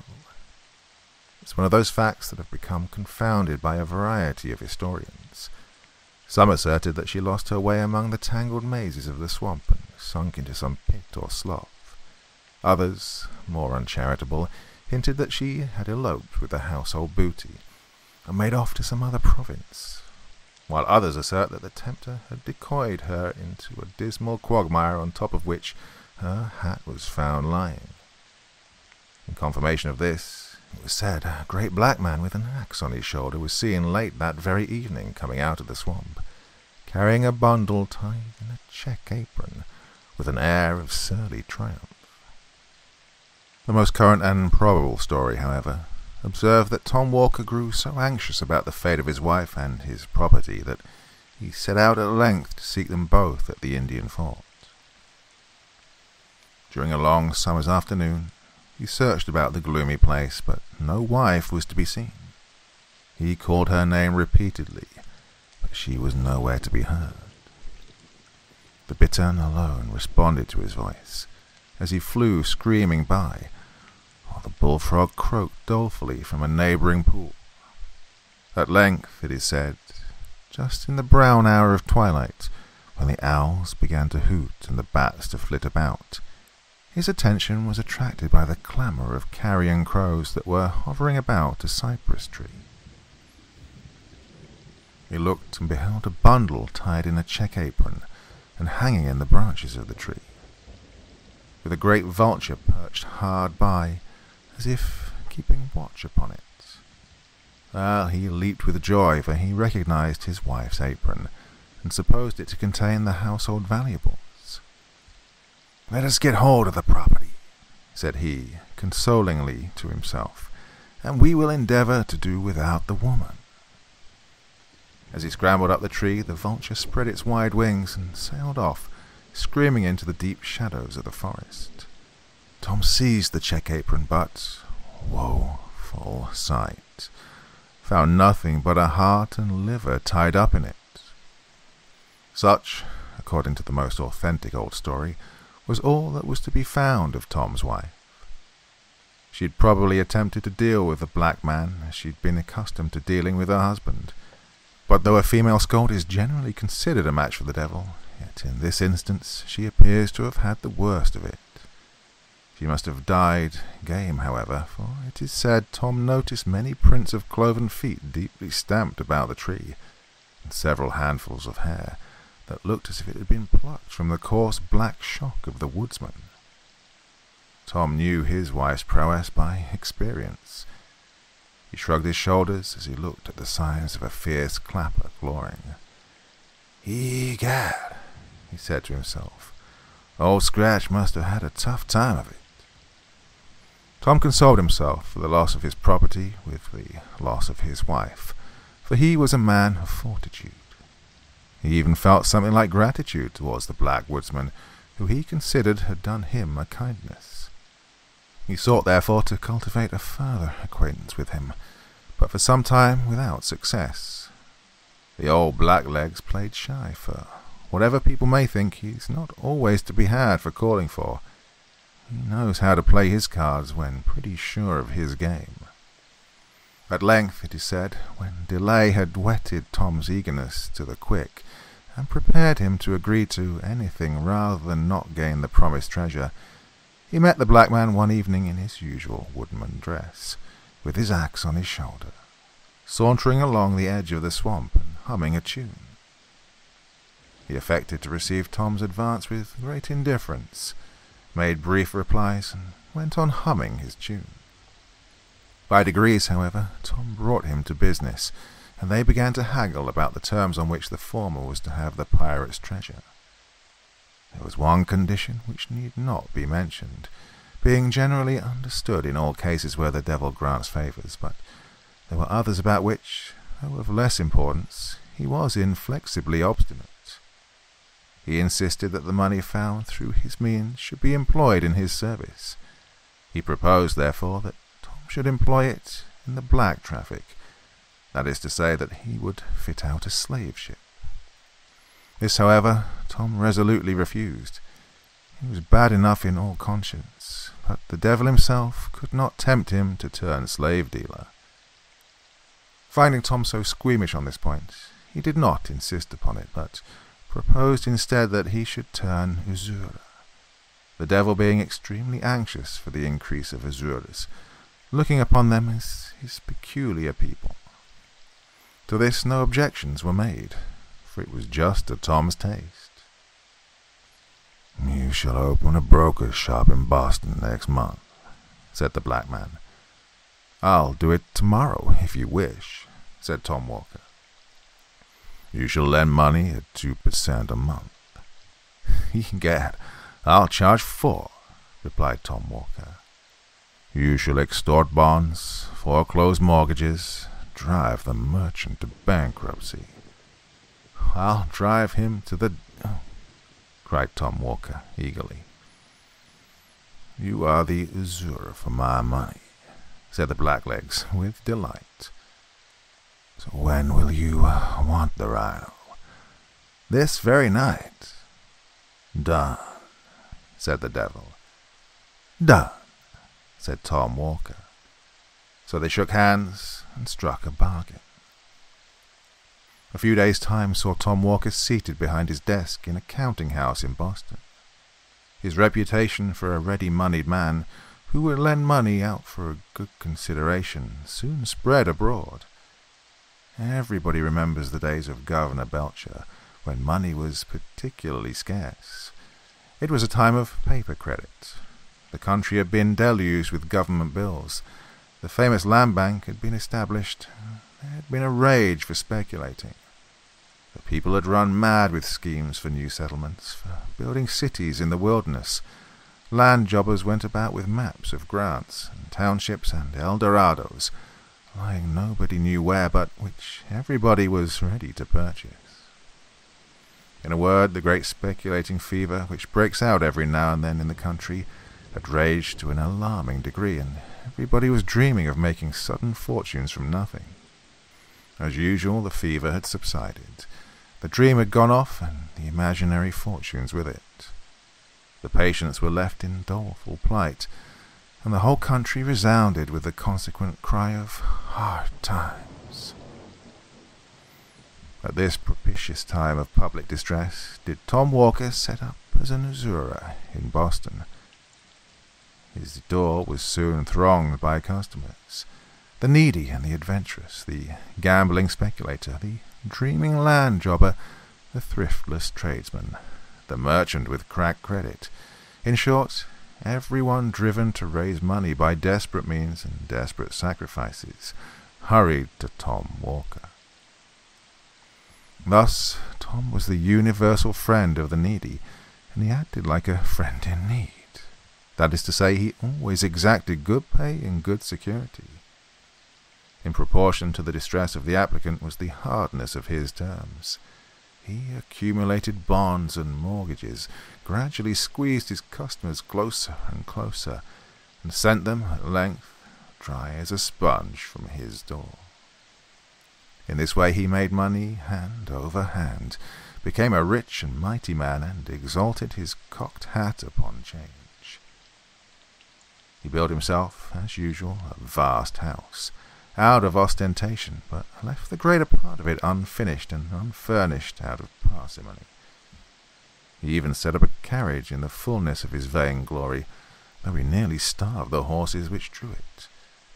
And as the ungreased wheels groaned and screeched on the axle-trees, you would have thought you heard the souls of the poor debtors he was squeezing. As Tom waxed old, however, he grew thoughtful. Having secured the good things of this world, he began to feel anxious about those of the next. He thought, with regret, on the bargain he'd made with his black friend, and set his wits to work to cheat him out of the conditions. He became, therefore, all of a sudden, a violent churchgoer.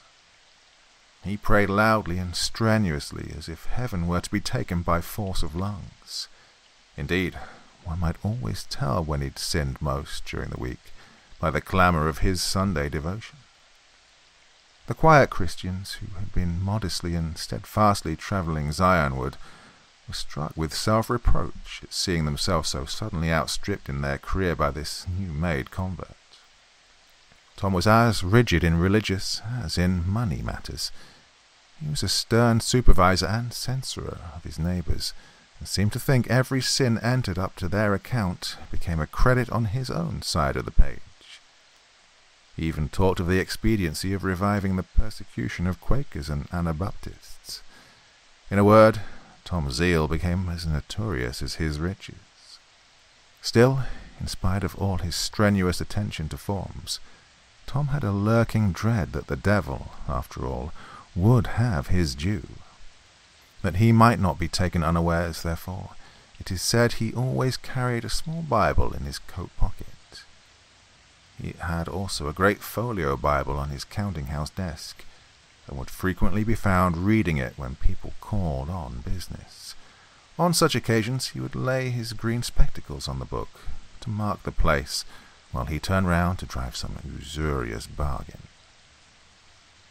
Some say that Tom grew a little crack-brained in his old days, and that fancying his end approaching, he had his horse new-shod, saddled and bridled, and buried with his feet uppermost, because he supposed that at the last day the world would be turned upside down, in which case he should find his horse standing ready for mounting, and he was determined, at the worst, to give his old friend a run for it. This, however, is probably a mere old wives' fable. If he really did take such a precaution, it was totally superfluous. At least so says the authentic old legend which closes his story in the following manner.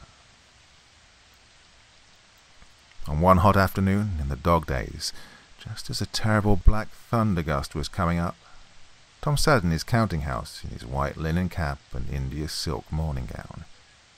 He was on the point of foreclosing a mortgage, by which he would complete the ruin of an unlucky land speculator for whom he had professed the greatest friendship. The poor land jobber begged him to grant a few months' indulgence. Tom had grown testy and irritated, and refused another day. "My family will be ruined and brought upon the parish," said the land jobber. "Charity begins at home," replied Tom. "I must take care of myself in these hard times." "You've made so much money out of me," said the speculator. Tom lost his patience and his piety. "Let the devil take me," said he, "if I have made a farthing." Just then there were 3 loud knocks at the street door. He stepped out to see who was there. A black man was holding a black horse which neighed and stamped with impatience. "Tom, you're come for," said the black fellow gruffly. Tom shrunk back, but too late. He had left his little Bible at the bottom of his coat pocket, and his big Bible on the desk buried under the mortgage he was about to foreclose. Never was a sinner taken more unawares. The black man whisked him like a child astride the horse, and away he galloped in the midst of a thunderstorm. The clerks stuck their pens behind their ears and stared after him from the windows. Away went Tom Walker, dashing down the streets, his white cap bobbing up and down, his morning gown fluttering in the wind, and his steed striking fire out of the pavement at every bound. When the clerks turned to look for the black man, he had disappeared. Tom Walker never returned to foreclose the mortgage. A countryman who lived on the borders of the swamp reported that, in the height of the thunder gust, he'd heard a great clattering of hoofs and a howling along the road, and that, when he ran to the window, he just caught sight of a figure, such as I have described, on a horse that galloped like mad across the fields, over the hills, and down into the black hemlock swamp towards the old Indian fort, and that shortly after a thunderbolt fell in that direction, which seemed to have set the whole forest in a blaze. The good people of Boston shook their heads and shrugged their shoulders, but had been so much accustomed to witches and goblins and tricks of the devil in all kinds of shapes from the first settlement of the colony that they were not so much horror-struck as might have been expected. Trustees were appointed to take charge of Tom's effects. There was nothing, however, to administer upon. On searching his coffers, all his bonds and mortgages were found reduced to cinders. In place of gold and silver, his iron chest was filled with chips and shavings. 2 skeletons lay in his stable instead of his half-starved horses, and the very next day his great house took fire and was burnt to the ground. Such was the end of Tom Walker and his ill-gotten wealth. Let all griping money brokers lay this story to heart.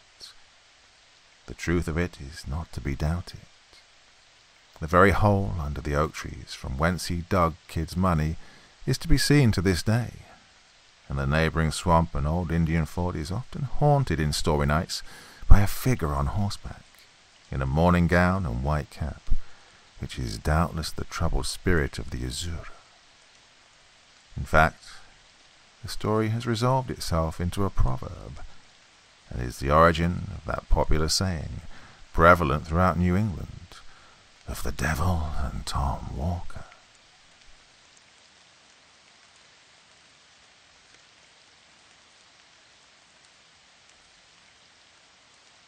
Between the sun's departure and return, the silver death had fallen upon Yoros. Its advent, however, had been told in many prophecies, both immemorial and recent.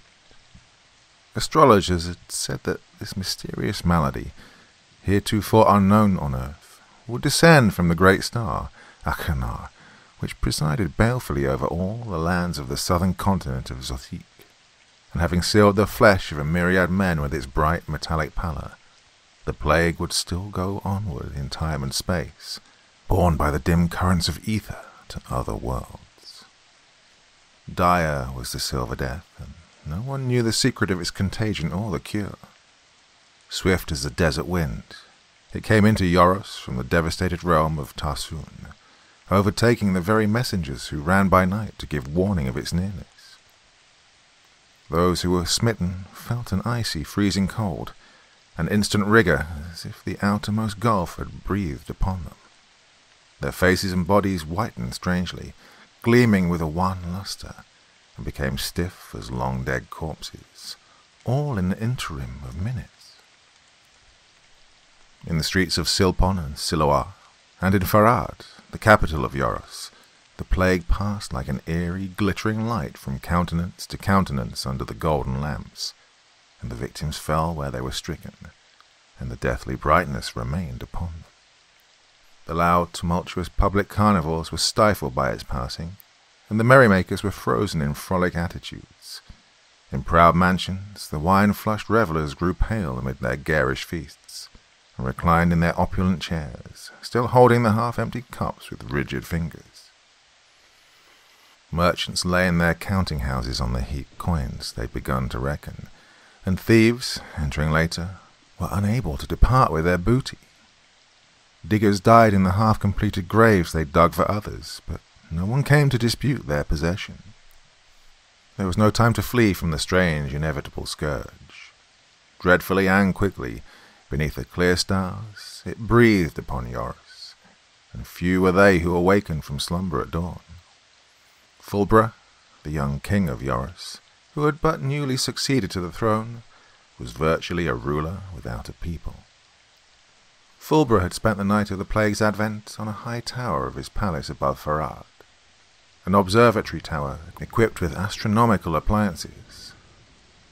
A great heaviness had lain on his heart, and his thoughts were dulled with an opiate despair, but sleep was remote from his eyelids. He knew the many predictions that foretold the silver death, and moreover he'd read its imminent coming in the stars, with the aid of the old astrologer and sorcerer, Vemdes. This latter knowledge he and Vemdes had not cared to promulgate, knowing full well that the doom of Yoros was a thing decreed from all time by infinite destiny, and that no man could evade the doom, unless it were written that he should die in another way than this. Now Vemdes had cast the horoscope of Fulbra, and though he found therein certain ambiguities that his science could not resolve, it was nevertheless written plainly that the king would not die in Joris. Where he would die and in what manner were alike doubtful. But Vemdes, who had served Altaf, the father of Fulbra, and was no less devoted to the new ruler, had wrought by means of his magical art an enchanted ring that would protect Fulbra from the silver death in all times and places.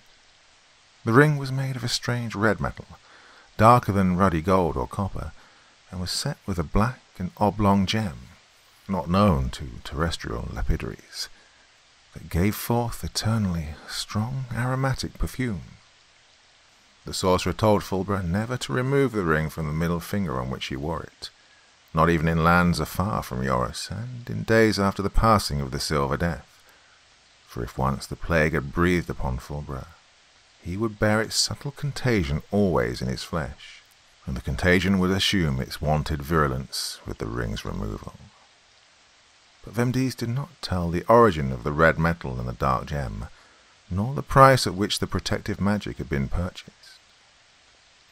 With a sad heart, Fulbra had accepted the ring and had worn it, and so it was that the Silver Death blew over him in the night and harmed him not.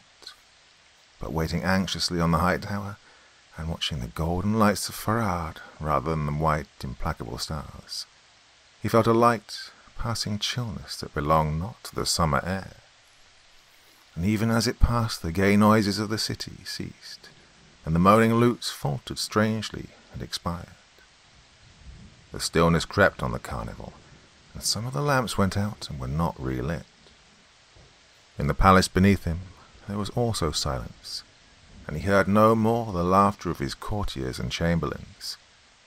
And Vemdes came not, as was his custom, to join Fulbra on the tower at midnight. So Fulbra knew himself for a realmless king, and the grief that he still felt for the noble Altaf was swollen by a great sorrow for his perished people. Hour by hour he sat motionless, too sorrowful for tears. The stars changed above him, and Achenar glared down perpetually like the bright, cruel eye of a mocking demon, and the heavy balsam of the black jewelled ring arose to his nostrils and seemed to stifle him. And once the thought occurred to Fulbra to cast the ring away and die as his people had died, but his despair was too heavy upon him for even this. And so, at length, the dawn came slowly in heavens as pale as the Silver Death, and found him still on the tower. In the dawn, King Fulbra rose and descended the coiled stairs of the porphyry into his palace. And midway on the stairs, he saw the fallen corpse of the old sorcerer Vemdes, who had died even as he climbed to join his master.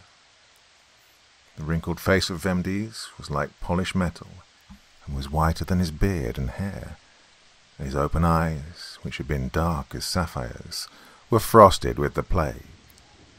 Then, grieving greatly for the death of Vemdes, whom he had loved as a foster-father, the king went slowly on. And in the suites and halls below, he found the bodies of his courtiers and servants and guardsmen, and none remained alive, excepting 3 slaves who warded the green, brazen portals of the lower vaults, far beneath the palace. Now Fulbra bethought him of the counsel of Vemdes, who had urged him to flee from Joris and to seek shelter in the southern isle of Sintram, which paid tribute to the kings of Joris. And though he had no heart for this, nor for any course of action, Fulbra bade the 3 remaining slaves to gather food and such other supplies as were necessary for a voyage of some length, and to carry them aboard a royal barge of ebony that was moored at the palace porticos on the river Voom. Then, embarking with the slaves, he took the helm of the barge and directed the slaves to unfurl the broad amber sail, and past the stately city of Farad, whose streets were thronged with the silvery dead, they sailed on the widening jasper estuary of the Valm, and into the amaranth-coloured gulf of the Induskian Sea. A favourable wind was behind them, blowing from the north over the desolate Tassoon and Joris, even as the Silver Death had blown in the night. And idly beside them, on the Voom, there floated seaward many vessels whose crews and captains had all died of the plague. And Farad was still as a necropolis of old time, and nothing stirred on the estuary shores, excepting the plumy, fan-shapen palms that swayed southward in the freshening wind. And soon the green strand of Eurus receded, gathering to itself the blueness and the dreams of distance.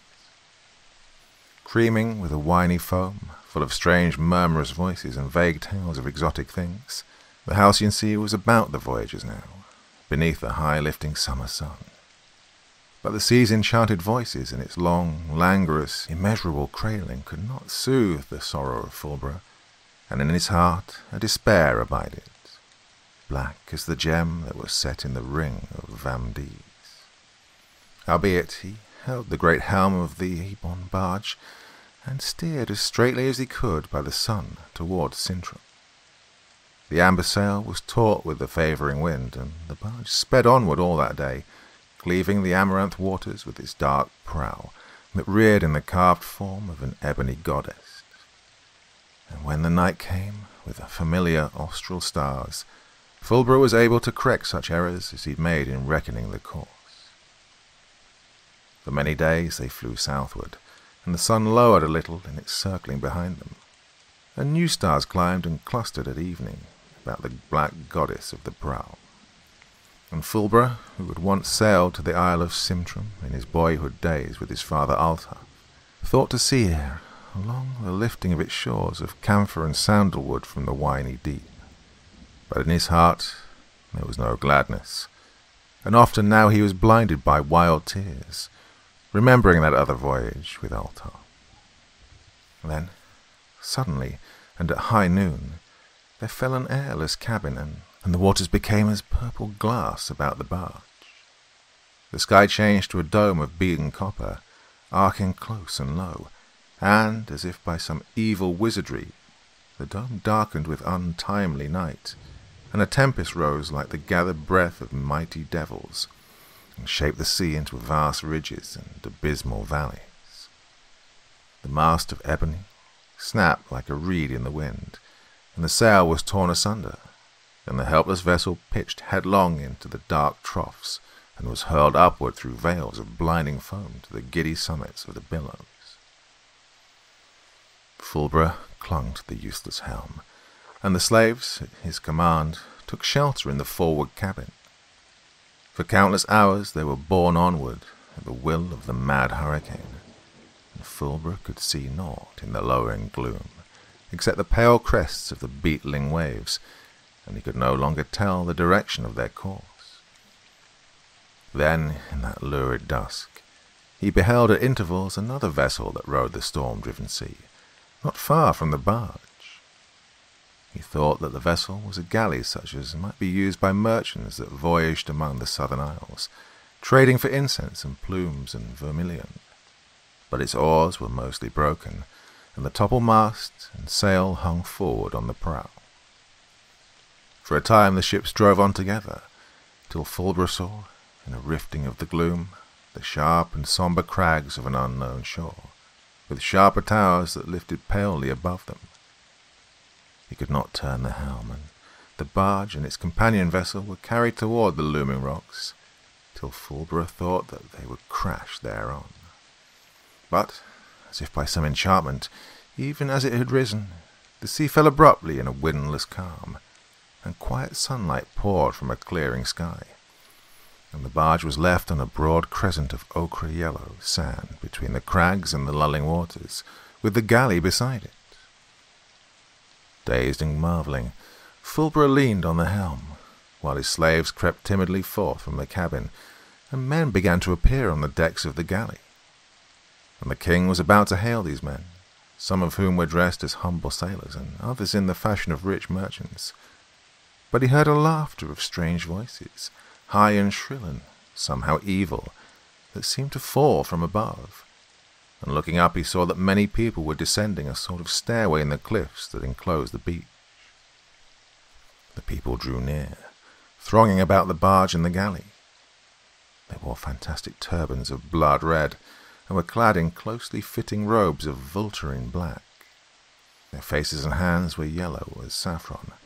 Their small and slutty eyes were set obliquely beneath lashless lids, and their thin lips, which smiled eternally, were crooked as the blades of scimitars. They bore sinister and wicked-looking weapons, in the form of saw-toothed swords and double-headed spears. Some of them bowed low before Fulbra and addressed him obsequiously, staring upon him all the while with an unblinking gaze that he could not fathom. Their speech was no less alien than their aspect. It was full of sharp and hissing sounds, and neither the king nor his slaves could comprehend it.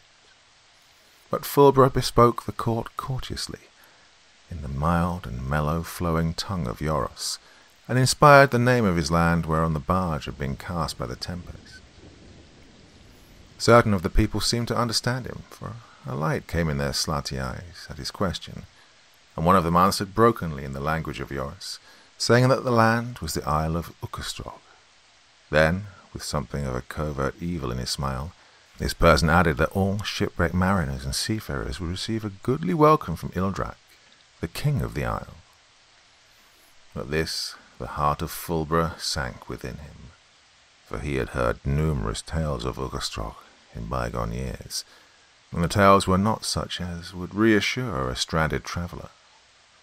Ukastrog, which lay far to the east of Sintram, was known commonly as the Isle of the Torturers. And men said that all who landed upon it unaware, or were cast thither by the seas, were imprisoned by the inhabitants and were subjected later to unending curious tortures, whose infliction formed the chief delight of these cruel beings. No man, it was rumoured, had ever escaped from Ukastrog, but many had lingered for years in its dungeons and hellish torture chambers, kept alive for the pleasure of King Ildrak and his followers. Also it was believed that the torturers were great magicians who could raise mighty storms with their enchantments, and could cause vessels to be carried far from the maritime routes, and then fling them ashore upon Ukastrog.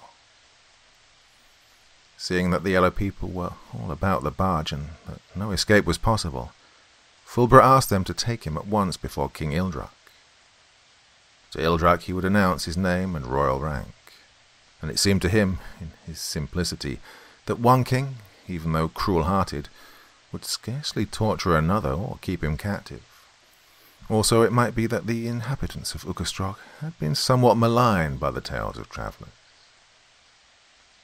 So Fulbra and his slaves were surrounded by certain of the throng and were led toward the palace of Ildrak, whose high, sharp towers crowned the crags beyond the beach, rising above those clustered abodes in which the island people dwelt. And while they were climbing the hewn steps in the cliff, Fulbra heard a loud outcry below and a clashing of steel against steel. And looking back he saw that the crew of the stranded galley had drawn their swords and were fighting the islanders. But they were outnumbered greatly, and their resistance was borne down by the swarming torturers, and most of them were taken alive. And Fulbra's heart misgave him sorely at this sight, and more did he mistrust the yellow people. Soon he came into the presence of Ildrak, who sat on a lofty brazen chair in a vast hall of the palace. Ildrak was taller by half a head than any of his followers, and his features were like a mask of evil wrought from some pale, gilded metal, and he was clad in vestments of a strange hue, like sea purple brightened with fresh, flowing blood.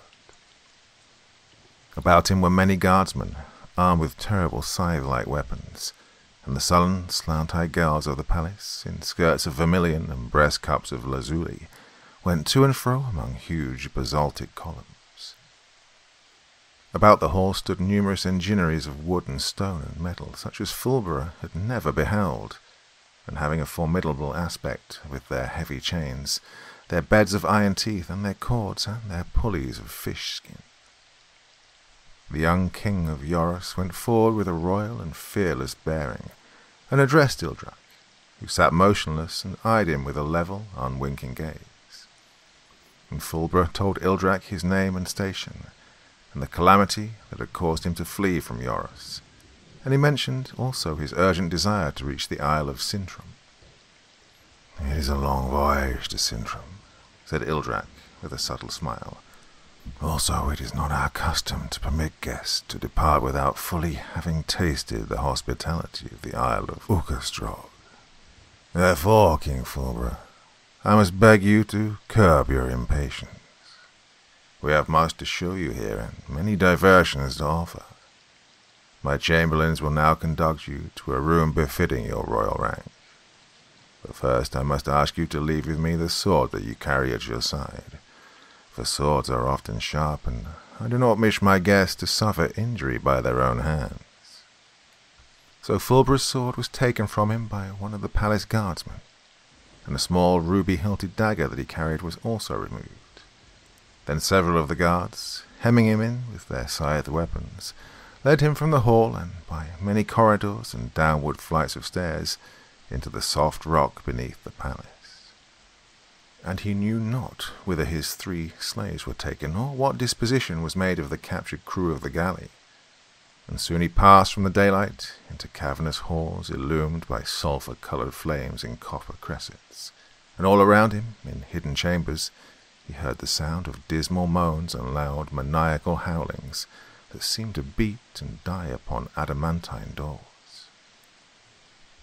In one of these halls, Fulbra and his guardsmen met a young girl, fairer and less sullen of aspect than the others, and Fulbra thought that the girl smiled upon him compassionately as he went by, and it seemed that she murmured faintly in the language of Yoros, "Take heart, King Fulbra, for there is one who would help you."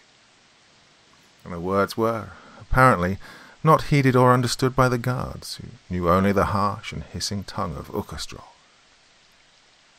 After descending many stairs, they came to a ponderous door of bronze, and the door was unlocked by one of the guards, and Fulbra was compelled to enter, and the door clanged dolorously behind him.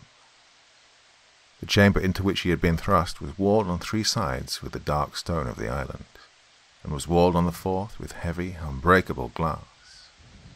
Beyond the glass he saw the blue-green, glimmering waters of the undersea, lit by the hanging cressets of the chamber, and in the waters were great devilfish whose tentacles writhed along the wall, and huge pythonomorphs with fabulous golden coils receding in the gloom, and the floating corpses of men that stared in upon him with eyeballs from which the lids had been excised. There was a couch in one corner of the dungeon, close to the wall of glass, and food and drink had been supplied for Fulbra in vessels of wood. The king laid himself down, weary and hopeless, without tasting the food, and then, lying with close-shut eyes while the dead men and sea monsters peered in upon him by the glare of the cressets, he strove to forget his griefs and the dolorous doom that impended. And through his clouding terror and sorrow, he seemed to see the comely face of the girl who'd smiled upon him with compassion, and who, alone of all he'd met in Ukastrog, had spoken to him with words of kindness. The face returned ever and anon with a soft haunting, a gentle sorcery, and Fulbra felt, for the first time in many suns, the dim stirring of his buried youth and the vague, obscure desire of life. So, after a while, he slept, and the face of the girl came still before him in his dreams. The cressets burned above him with undiminished flames when he awakened, and the sea beyond the wall of glass was thronged with the same monsters as before, or with others of like kind. But amid the floating corpses he now beheld the flayed bodies of his own slaves, who, after being tortured by the island people, had been cast forth into the submarine cavern that adjoined his dungeon, so that he might see them on awakening. He sickened with new horror at the sight, but even as he stared at the dead faces, the door of bronze swung open with a sullen grinding, and his guards entered. Seeing that he had not consumed the food and water provided for him, they forced him to eat and drink a little, menacing him with their broad, crooked blades till he complied. And then they led him from the dungeon and took him before King Ildrak in the great hall of tortures. Fulbra saw by the level golden light through the palace windows and the long shadows of the columns and machines of torment that the time was early dawn. The hall was crowded with the torturers and their women, and many seemed to look on while others, of both sexes, busied themselves with ominous preparations. And Fulbra saw that a tall brazen statue, with cruel and demonian visage, like some implacable god of the underworld, was now standing at the right hand of Ildrak, where he sat aloft on his brazen chair. Fulbra was thrust forward by his guards, and Ildrak greeted him briefly with a wily smile that preceded the words and lingered after them. And when Ildrak had spoken, the brazen image also began to speak, addressing Fulbra in the language of Yoros, with strident and metallic tones, and telling him with full and minute circumstance the various infernal tortures to which he was to be subjected on that day. When the statue had done speaking, Fulbra heard a soft whisper in his ear, and saw beside him the fair girl whom he had previously met in nether corridors.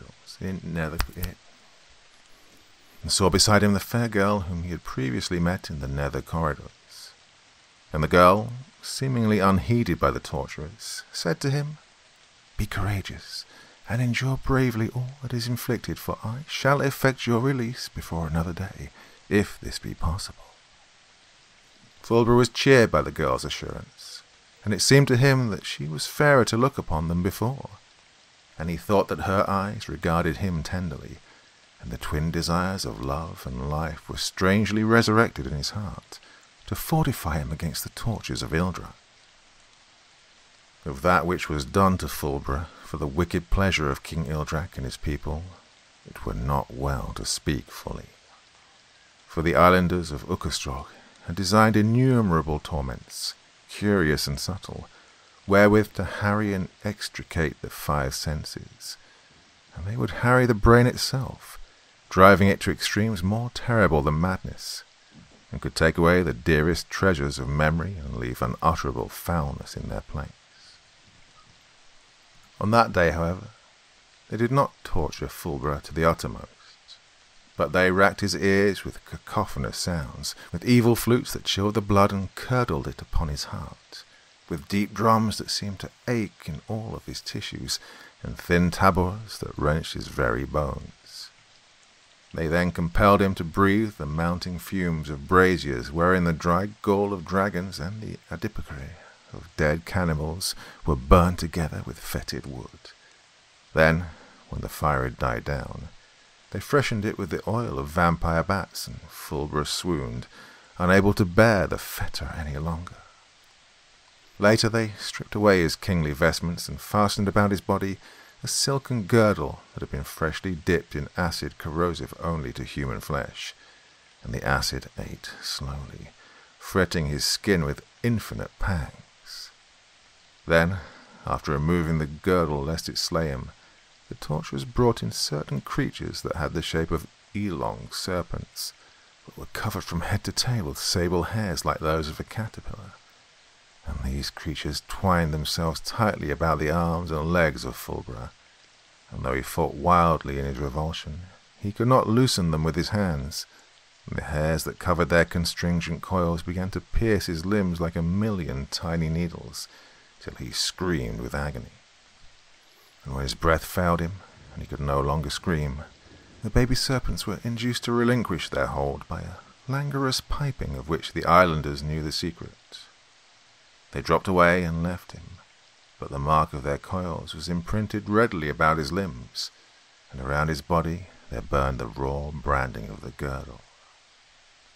King Ildrak and his people looked on with a dreadful gloating, for in such things they took their joy, and strove to pacify an implacable obscure desire. But seeing now that Fulbra could endure no more, and wishing to wreak their will upon him for many future days, they took him back to his dungeon.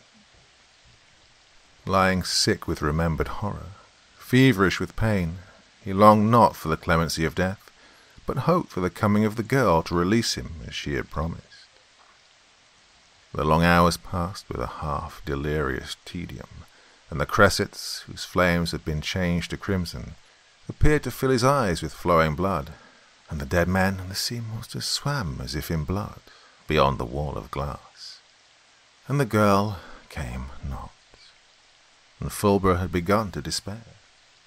Then, At last, he heard the door open gently, and not with the harsh clangor that had proclaimed the entrance of his guards.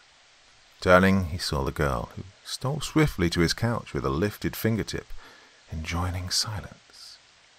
She told him with soft whispers that her plan had failed, but surely on the following night she would be able to drug the guards and obtain the keys to the outer gates, and Fulbra could escape from the palace to a hidden cove in which a boat with water and provisions lay ready for his use. She prayed him to endure for another day the torments of Ildrak, and to this, perforce, he consented. And he thought that the girl loved him, for tenderly she caressed his feverish brow, and rubbed his torturous burning limbs with the soothing ointment. He deemed that her eyes were soft with a compassion that was more than pity, and so Fulbra believed the girl and trusted her, and took heart against the horror of the coming day. Her name, it seemed, was Ilvar, and her mother was a woman of Yoros who had married one of the evil islanders, choosing this repugnant union as an alternative to the flaying knives of Ildrak. Too soon the girl went away, pleading the great danger of discovery, and closed the door softly upon Fulbra. And after a while the king slept, and Ilvar returned to him amid the delirious abominations of his dreams, and sustained him against the terror of strange hells. At dawn the guards came with their hooked weapons, and led him again before Ildrak. And again the brazen, demonic statue, in a strident voice, announced the fearful ordeals that he was to undergo. And this time he saw that other captives, including the crew and merchants of the galley, were also awaiting the malefic ministrations of the torturers in the vast hall. Once more in the throng of watchers, the girl Ilvar pressed close to him, unreprimanded by his guards, and murmured words of comfort, so that Fulbra was enheartened against the enormities foretold by the brazen oracular image. And indeed, a bold and hopeful heart was required to endure the ordeals of that day. Among other things less goodly to be mentioned, the torturers held before Fulbra a mirror of strange wizardry, wherein his own face was reflected as if seen after death. The rigid features, as he gazed upon them, became marked with the green and bluish marbling of corruption, and the withering flesh fell in on the sharp bones and displayed the visible fretting of the world. Hearing meanwhile the dolorous groans and agonizing cries of his fellow captives all about the hall, he beheld other faces, dead, swollen, lidless and flayed, that seemed to approach him from behind and to throng about his own face in the mirror. Their looks were dank and dripping, like the hair of corpses recovered from the sea, and seaweed was mingled within the locks. Then, turning at a cold and clammy touch, he found that these faces were no illusion, but the actual reflection of cadavers drawn from undersea by a malign sorcery that had entered the hall of Ildrak like living men and were peering over his shoulder. His own slaves, with flesh that the sea things had gnawn even to the bone, were among them, and the slaves came toward him with glaring eyes that saw only the voidness of death. And beneath the sorcerous control of Ildrak, their evilly animated corpses began to assail Fulbra, clawing at his face and raiment with half-eaten fingers. And Fulbra, faint with loathing, struggled against his dead slaves, who knew not the voice of their master, and were as deaf as the wheels and racks of torment used by Ildrak. Anon, the drowned and dripping corpses went away, and Fulbra was stripped by the torturers and was laid supine on the palace floor, with iron rings that bound him closely to the flags at knee and wrist, at elbow and ankle. Then they brought in the disinterred body of a woman, nearly eaten, in which a myriad maggots swarmed on the uncovered bones and tatters of dark corruption, and this body they placed on the right hand of Fulbra. And also they fetched the carrion of a black goat that was nearly touched with beginning decay, and they laid it beside him on the left hand. Then, across Fulbra, from right to left, the hungry maggots crawled in a long and undulant wave. After the consummation of this torture, there came many others that were equally ingenious and atrocious, and were well designed for the delectation of King Ildrak and his people. and Fulbra endured the tortures valiantly, upheld by the thought of Ylva. Vainly, however, on the night that followed this day, he waited in his dungeon for the girl. The cressets burned with a bloodier crimson, and new corpses were among the flayed and floating dead in the sea cavern, and strange double-bodied serpents on the nether deep arose with an endless squirming, and their horned heads appeared to bloat immeasurably against the crystal wall. And yet the girl Ylva came not to free him as she had promised, and the night passed. But though despair resumed its old dominion in the heart of Fulbra, and terror came with talons steeped in fresh venom, he refused to doubt Ylva, telling himself that she had been delayed or prevented by some unforeseen mishap. At the dawn of the third day, he was again taken before Ildra. The brazen image, announcing the ordeals of the day, told him that he was to be bound on a wheel of adamant, and, lying on the wheel, was to drink a drugged wine that would steal away his royal memories forever, and would conduct his naked soul on a long pilgrimage through monstrous and infamous hells, before bringing it back to the hall of Ildrak and the broken body on the wheel.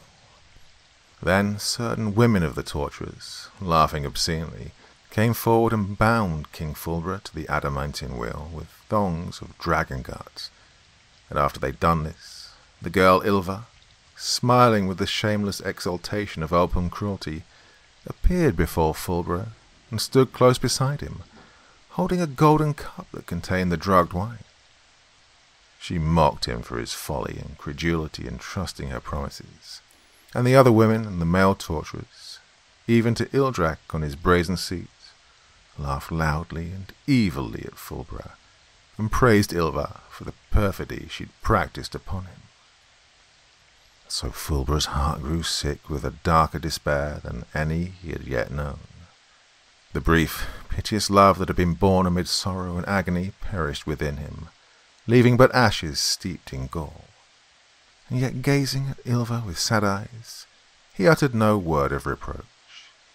He wished to live no longer, and yearning for a swift death, he bethought him of the wizard ring of Vemdis, and of that which Vemdis had said would follow its removal from his finger. He still wore the ring, which the torturers had deemed a bauble of small value, but his hands were bound tightly to the wheel, and he could not remove it. So, with a bitter cunning, knowing full well that the islanders would not take away the ring if he should offer it to them, he feigned a sudden madness and cried wildly, "Steal my memories, if you will, with your accursed wine, and send me through 1,000 hells and bring me back again to Ukastrog. But take not the ring which I wear on my middle finger, for it is more precious to me than many kingdoms or the pale breasts of love." Well, hearing this, King Ildrak rose from his brazen seat, and bidding Ylva to delay the administration of the wine, he came forward and inspected curiously the ring of Vemdis, which gleamed darkly, set with its rayless gem on Fulbra's finger. And all the while Fulbra cried out against him in a frenzy, as if fearing that he would take the ring. So Ildrak, deeming that he could plague the prisoner thereby and could heighten his suffering a little, did the very thing for which Fulbra had planned. And the ring came easily from the shrunken finger, and Ildrak, wishing to mock the royal captive, placed it on his own middle digit.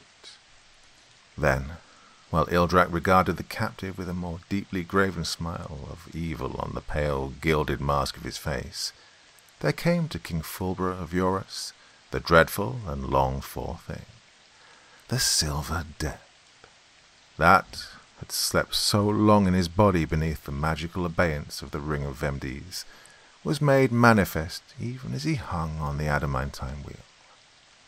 His limbs stiffened with another rigour than that of agony, and his face shone brightly with the coming of the death, and so he died. Then, to Ylva and to many of the torturers who stood wondering about the wheel, the chill and instant contagion of the silver death was communicated. They fell even where they'd stood, and the pestilence remained like a glittering light on the faces and the hands of the men and shone forth from the nude bodies of the women. And the plague passed along the immense hall, and the other captives of King Ildrak were released thereby from their various torments, and the torturers found surcease from the dire longing that they could assuage only through the pain of their fellow men. And through all the palace, and throughout the Isle of Ukkastroth, the death fell swiftly, visible in those upon whom it had breathed, but otherwise unseen and impalpable. But Ilrak, wearing the ring of Vemdes, was immune, and guessing not the reason for his immunity, he beheld with consternation the doom that had overtaken his followers, and watched in stupefaction the freeing of his victims. Then, fearful of some inimic sorcery, he rushed from the hall, and standing in the early sun on a palace terrace above the sea, he tore the ring of Vemdes from his finger and hurled it to the foamy billows far below, deeming in his terror that the ring was perhaps the source or agent of the unknown hostile magic. And so Ildrak, in his turn, when all the others had fallen, was smitten by the silver death, and its peace descended upon him where he lay in his robes of blood-bright and purple, with features shining palely to the unclouded sun. And oblivion claimed the Isle of Ukkastroth, and the torturers were one with the tortured.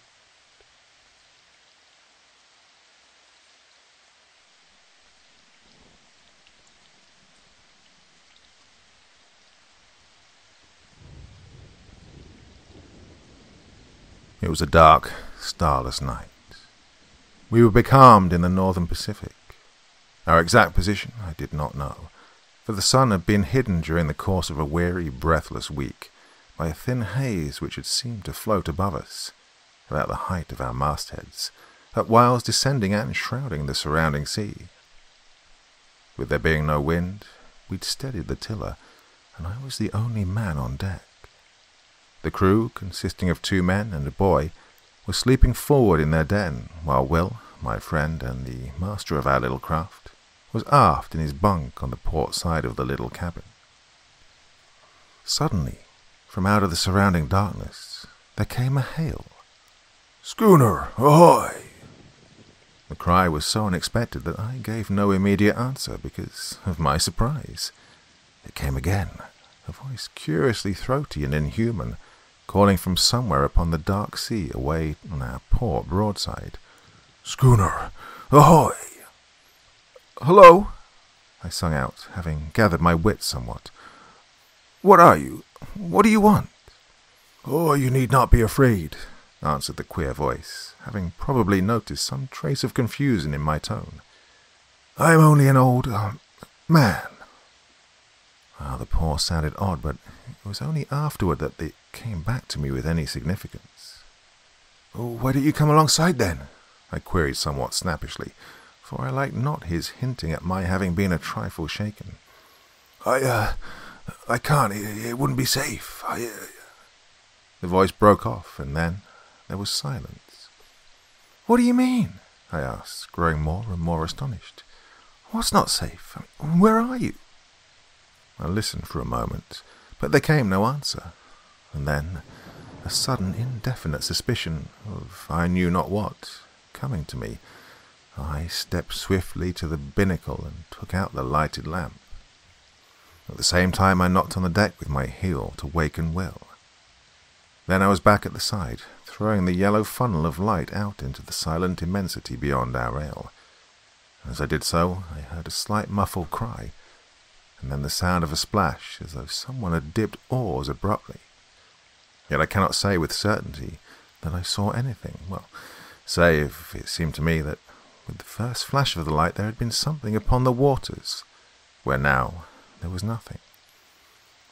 "Hello there," I called. "What foolery is this?" But there came only the indistinct sounds of a boat being pulled away into the night. Then I heard Will's voice from the direction of the after scuttle. "What's up, George?" "Come here, Will," I said. "What is it?" he asked, coming across the deck. I told him the queer thing that had happened. He put several questions, and then, after a moment's silence, he raised his hands to his lips and hailed. "Boat, ahoy! From a long distance away there came back to us a faint reply, and my companion repeated his call. Presently, after a short period of silence, there grew on our hearing the muffled sound of oars, at which Will hailed again. This time there was a reply. "Put away the light." "Damned if I will," I muttered, but Will told me to do as the voice bade. I shoved it down under the bulwarks. "Come nearer," he said, and the oar strokes continued. Then, when apparently some half-dozen fathoms distant, they again ceased. "Come alongside," exclaimed Will. "There's nothing to be frightened of aboard here." "Promise that you will not show the light." "What's to do with you?" I burst out, "that you're so infernally afraid of the light?" "Because—" began the voice, and stopped short. "Because what?" I asked quickly. Will put his hand on my shoulder. "Shut up a minute, old man," he said in a low voice. "Let me tackle him." He leaned more over the rail. "See here, mister," he said. "This is a pretty queer business, and you coming upon us like this, right out in the middle of the blessed Pacific. How are we to know what sort of a hanky-panky trick you're up to? You say there's only one of you. How are we to know unless we get a squint of you, eh? What's your objection to the light, anyway?" As he finished, I heard the noise of the oars again, and then the voice came, but now from a greater distance, and sounding extremely hopeless and pathetic. "Oh, I'm sorry, I would not have troubled you, only I'm hungry, so is she." The voice died away, and the sound of the oars, dipping irregularly, was borne to us. "Stop!" sang out Will. "I don't want to drive you away. Come back. We'll keep the light hidden if you don't like it." He turned to me. "It's a damn queer rig, this, but I think there's nothing to be afraid of." There was a question in his tone, and I replied, "No, I think the poor devil's been wrecked around here and gone crazy." The sound of the oars drew nearer. "Shove that lamp back in the binnacle," said Will. Then he leaned over the rail and listened. I replaced the lamp and came back to his side. The dipping of the oars ceased some dozen yards distant. "Won't you come alongside now?" asked Will in an even voice. "I've had the lamp put back in the binnacle." I cannot," replied the voice. "I dare not come nearer. I dare not even pay you for the provisions." "That's all right," said Will, and hesitated. "You're welcome to as much grub as you can take." Again he hesitated. "Oh, you are very good," exclaimed the voice. "May God, who understands everything, reward you." It broke off huskily. The lady," said Will abruptly. "Is she here?" "Oh, I have left her behind upon the island," came the voice. "What island?" I cut in. "Oh, I know not its name," returned the voice. "I would to God—" it began, and then checked itself just as suddenly. "Oh, could we not send a boat for her?" asked Will at this point. "No," said the voice, with extraordinary emphasis. "My God, no." There was a moment's pause.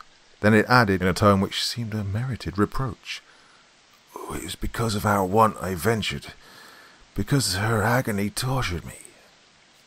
"Oh, I am a forgetful brute," exclaimed Will. "Just wait a minute, whoever you are, and I will bring you up something at once." In a couple of minutes he was back again, and his arms were full of various edibles. He paused at the rail. "Can't you come alongside for them?" he asked. "No, I dare not," replied the voice, and it seemed to me that in his tones I detected a note of stifled craving, as though the owner hushed a mortal desire.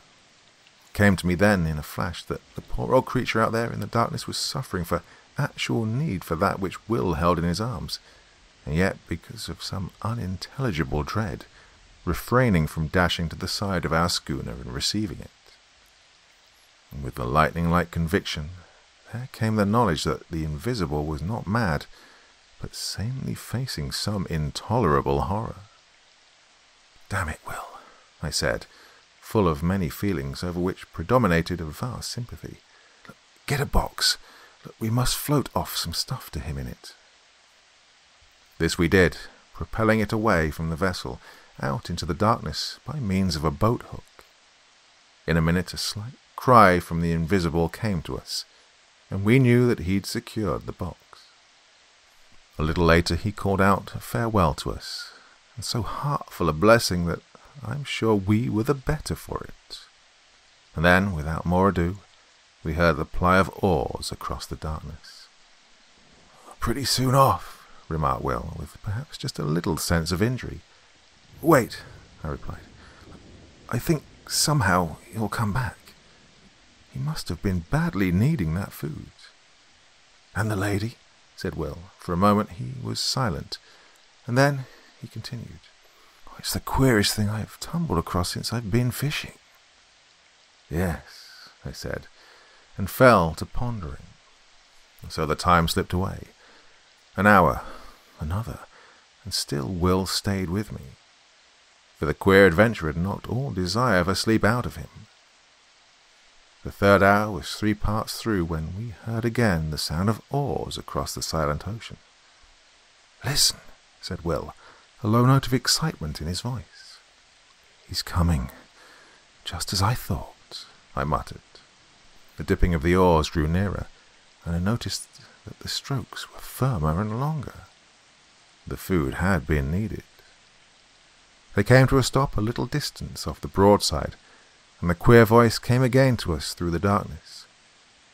"Schooner, ahoy!" "That you?"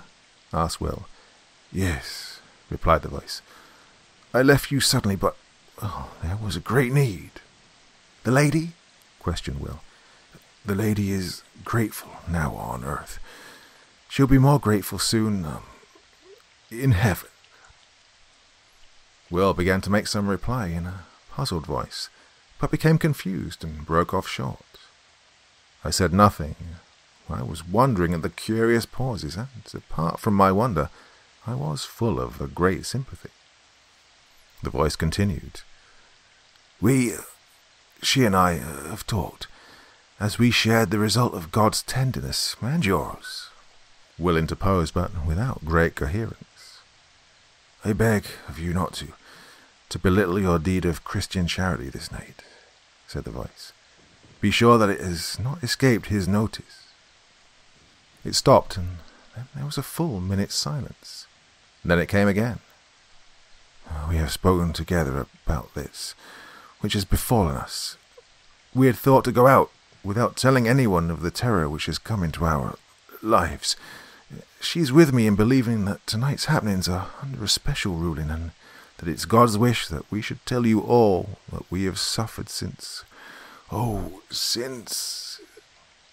"Yes," said Will softly. "Since the sinking of the Albatross." "Ah!" I exclaimed involuntarily. "She left Newcastle for Frisco some 6 months ago, and hasn't been heard of since." "Yes," said the voice, "but some few degrees to the north of the line. She was caught in a terrible storm and dismasted. When the day came, it was found she was leaking badly, and presently, it fall into a calm, the sailors took to the boats, leaving a young lady, my fiancée, and myself upon the wreck. We were below, gathering together a few of our belongings when they left. They were entirely callous, through fear, and when we came upon the decks, we saw them only as small shapes afar off upon the horizon. Yet we did not despair, but set to work and constructed a small raft. Upon this we put such few matters as it would hold, including a quantity of water and some ship's biscuits. Then, the vessel being very deep in the water, we got ourselves onto the raft and pushed off. It was later when I observed that we seemed to be in the way of some tide or current which bore us from the ship at an angle, so that in the course of 3 hours, by my watch, her hull became invisible to our sight, her broken mast remaining in view for a somewhat longer period. Then, towards evening, it grew misty, and so through the night. The next day we were still encompassed by the mist, the weather remaining quiet. For 4 days we drifted through this strange haze until, on the evening of the 4th day, there grew upon our ears the murmur of breakers at a distance. Gradually it became plainer, and somewhat after midnight it appeared to sound upon either hand at no very great space. The raft was raised upon a swell several times. Then we were in smooth water, and the noise of the breakers was behind. When the morning came, we found that we were in a sort of great lagoon, but of this we noticed little at the time, for close before us, through the enshrouding mist, loomed the hull of a large sailing vessel.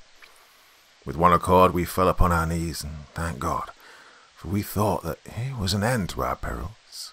How much we had to learn. The raft drew near to the ship, and we shouted on them to take us aboard, but none answered. Presently the raft touched against the side of the vessel, and seeing a rope hanging downward, I seized it and began to climb. Yet I had much ado to make my way up, because of a kind of grey, lichenous fungus that seized upon the rope, which blotched the side of the ship lividly. I reached the rail and clambered over it onto the deck. Here I saw that the decks were covered in great patches with grey masses, some of them rising into nodules several feet in height. But at the time I thought less of this matter than of the possibility of there being people aboard the ship. I shouted, but none answered. Then I went to the door below the poop deck. I opened it and peered in.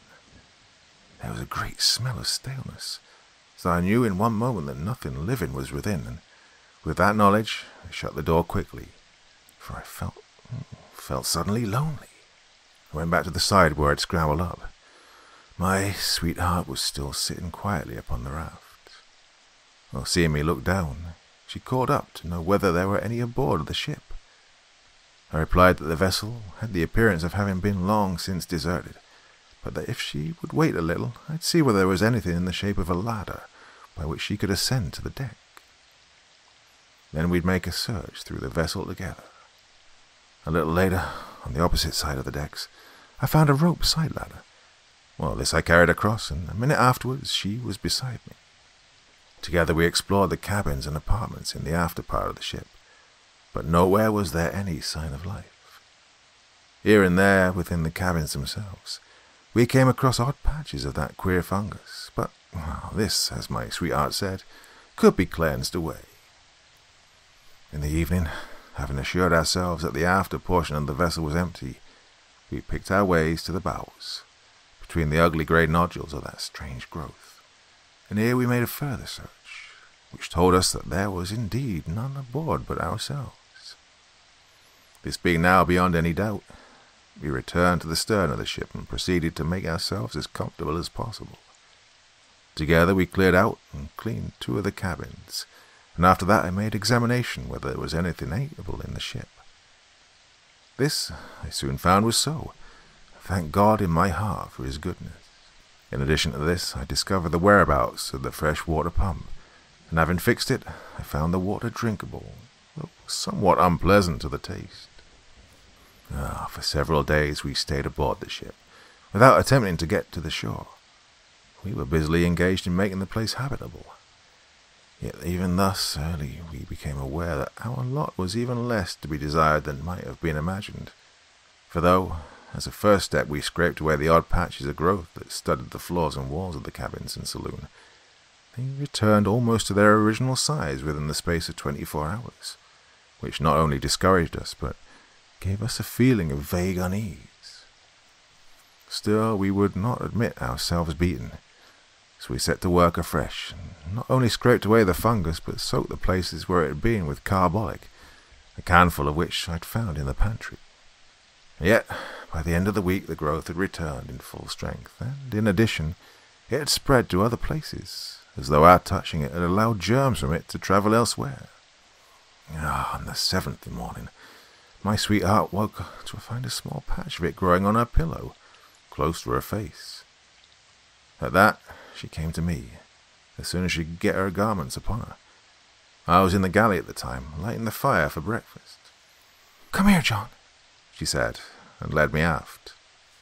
When I saw the thing upon her pillow, I shuddered, and then and there we agreed to go right off the ship and see if we could not fare to make ourselves more comfortable ashore. Well, hurriedly we gathered together our few belongings, and even among those I found the funkers had been at work, for one of her shawls had a little lump of it growing near one edge. I threw the whole thing over the side without saying anything to her. The raft was still alongside, but it was too clumsy to guide, and I lowered down a small boat that hung across the stern, and in this we made our way to the shore.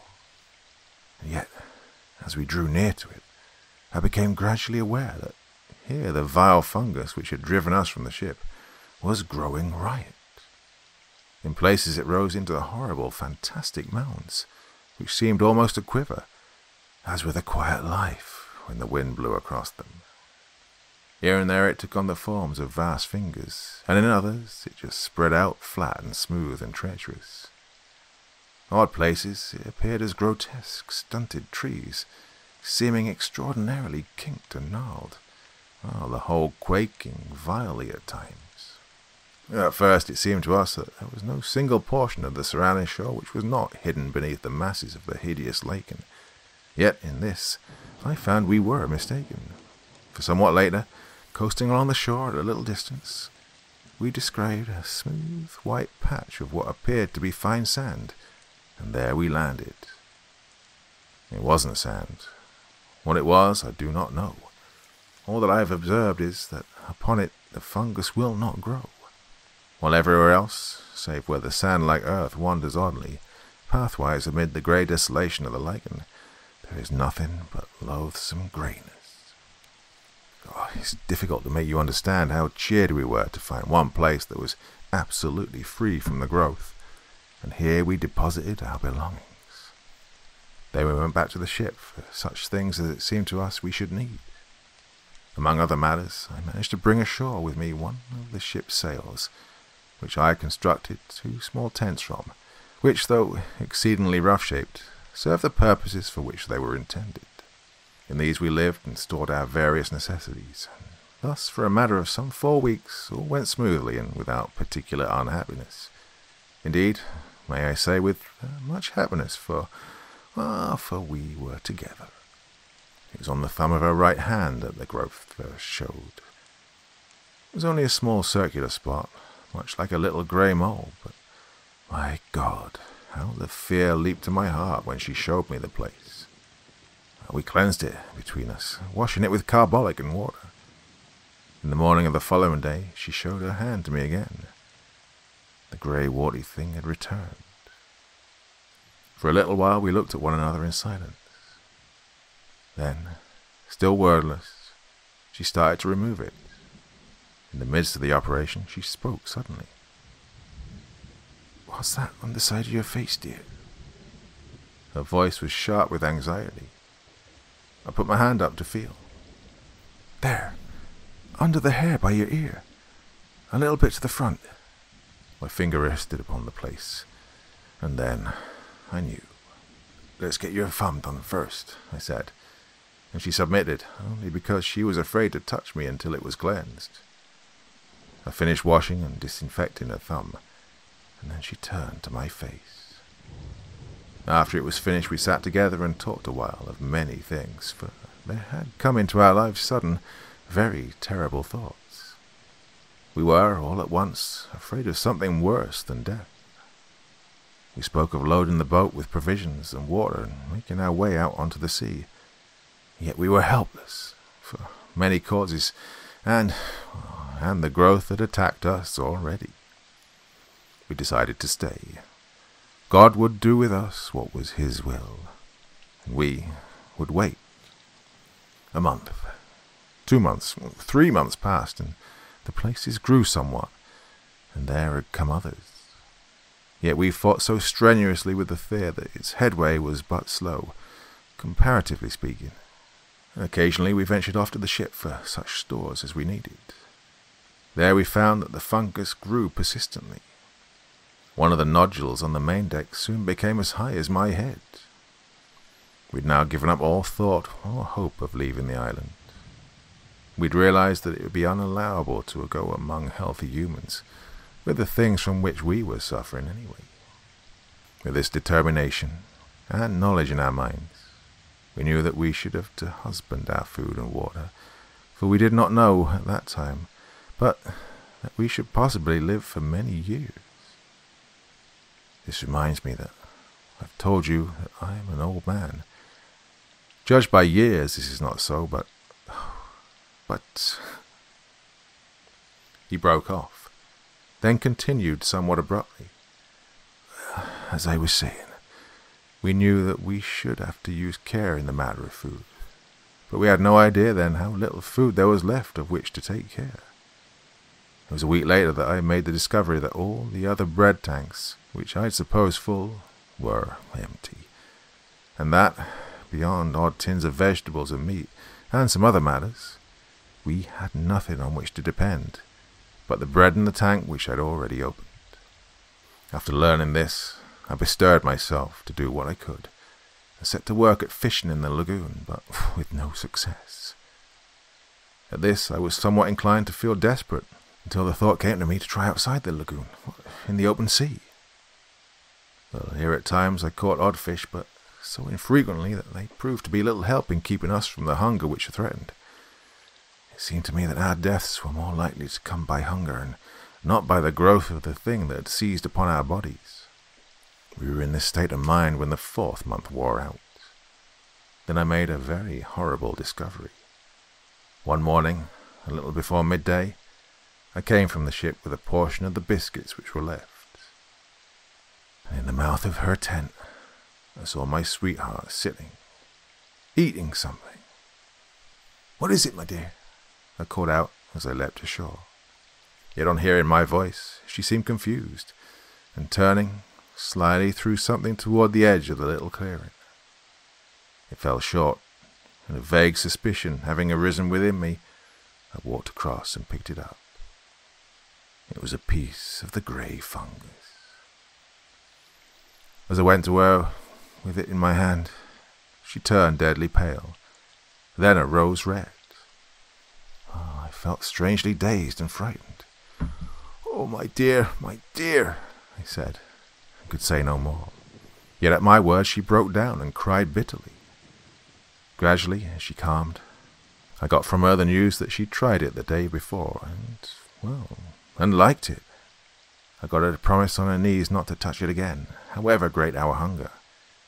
After she promised, she told me that the desire for it had come suddenly, and that, until the moment of that desire, she'd experienced nothing toward it but most extreme repulsion. Later in the day, feeling strangely restless and much shaken with the thing which I had discovered, I made my way along one of the twisted paths, formed by the white, sand-like substance which led among the fungoid growth. I had once before ventured along there, but not to any great distance. This time, being involved in perplexing thought, I went much farther than hitherto. Suddenly I was called to myself by a queer, hoarse sound on my left. Turning quickly, I saw that there was a movement among the extraordinary shaped mass of fungus, close to my elbow. It was swaying uneasily, as though it possessed a life of its own. Abruptly, as I stared, the thought came to me that the thing had a grotesque resemblance to the figure of a distorted human creature. Even as the fancy flashed into my brain, there was a slight, sickening noise of tearing, and I saw that one of the branch-like arms was detaching itself from the surrounding grey masses and coming toward me. The head of the thing, a shapeless grey ball, inclined in my direction. I stood stupidly, and the vile arm brushed against my face. I gave out a frightened cry and ran back a few paces. There was a sweetish taste upon my mouth where the thing had touched me. I licked them and was immediately filled with an inhuman desire. I turned and seized a mass of the fungus, and then more and more. I was insatiable. In the midst of devouring, the remembrance of the morning's discovery swept into my mazed brain. It was sent by God. I dashed the fragment I held to the ground. Then, utterly wretched and feeling a dreadful guiltiness, I made my way back to the little encampment. I think she knew, by some marvellous intuition which love must have given, so soon as she set her eyes on me. Her quiet sympathy made it easier for me. I told her of my sudden weakness, yet omitted to mention the extraordinary thing which had gone before. I desired to spare her all unnecessary terror. But for myself, I added an intolerable knowledge to breed an incessant terror in my brain. For I doubted not but that I had seen the end of one of those men who come to the island in the ship in the lagoon. And in that monstrous ending, I'd seen our own. Thereafter we kept from the abominable food, though the desire for it had entered into our blood. Yet our drear punishment was on us, for day by day, with monstrous rapidity, the fungoid growth took hold of our poor bodies. Nothing we could do would check it materially, and so we who'd been human became, well, it matters less each day. Only we had been man and maid, and day by day the fight is more dreadful to withstand the hunger lust for the terrible lichen. A week ago, we ate the last of the biscuit, and since that time I've caught 3 fish. I was out here fishing tonight when your schooner drifted upon me out of the mist. God, I hailed you, and you know the rest. And may God, out of his great heart, bless you for your goodness to a couple of poor outcast souls. There was a dip of an oar, and another. Then the voice came again, and for the last time, sounding through the slight surrounding mist, ghostly and mournful. God bless you. Goodbye, we shouted together hoarsely, our hearts full of many emotions. I glanced about me. I became aware that the dawn was now upon us. The sun flung a stray beam across the hidden sea, pierced the mist dully, and lit up the receding boat with a gloomy fire. Indistinctly I saw something nodding between the oars. I thought of a sponge, a great, grey, nodding sponge. The oars continued to ply. They were grey, as was the boat, and my eyes searched a moment vainly for the conjunction of hand and oar. My gaze flashed back to the head. It nodded forward as the oars went backward for the stroke. Then the oars were dipped, the boat shot out of the patch of light, and the thing went nodding into the mist.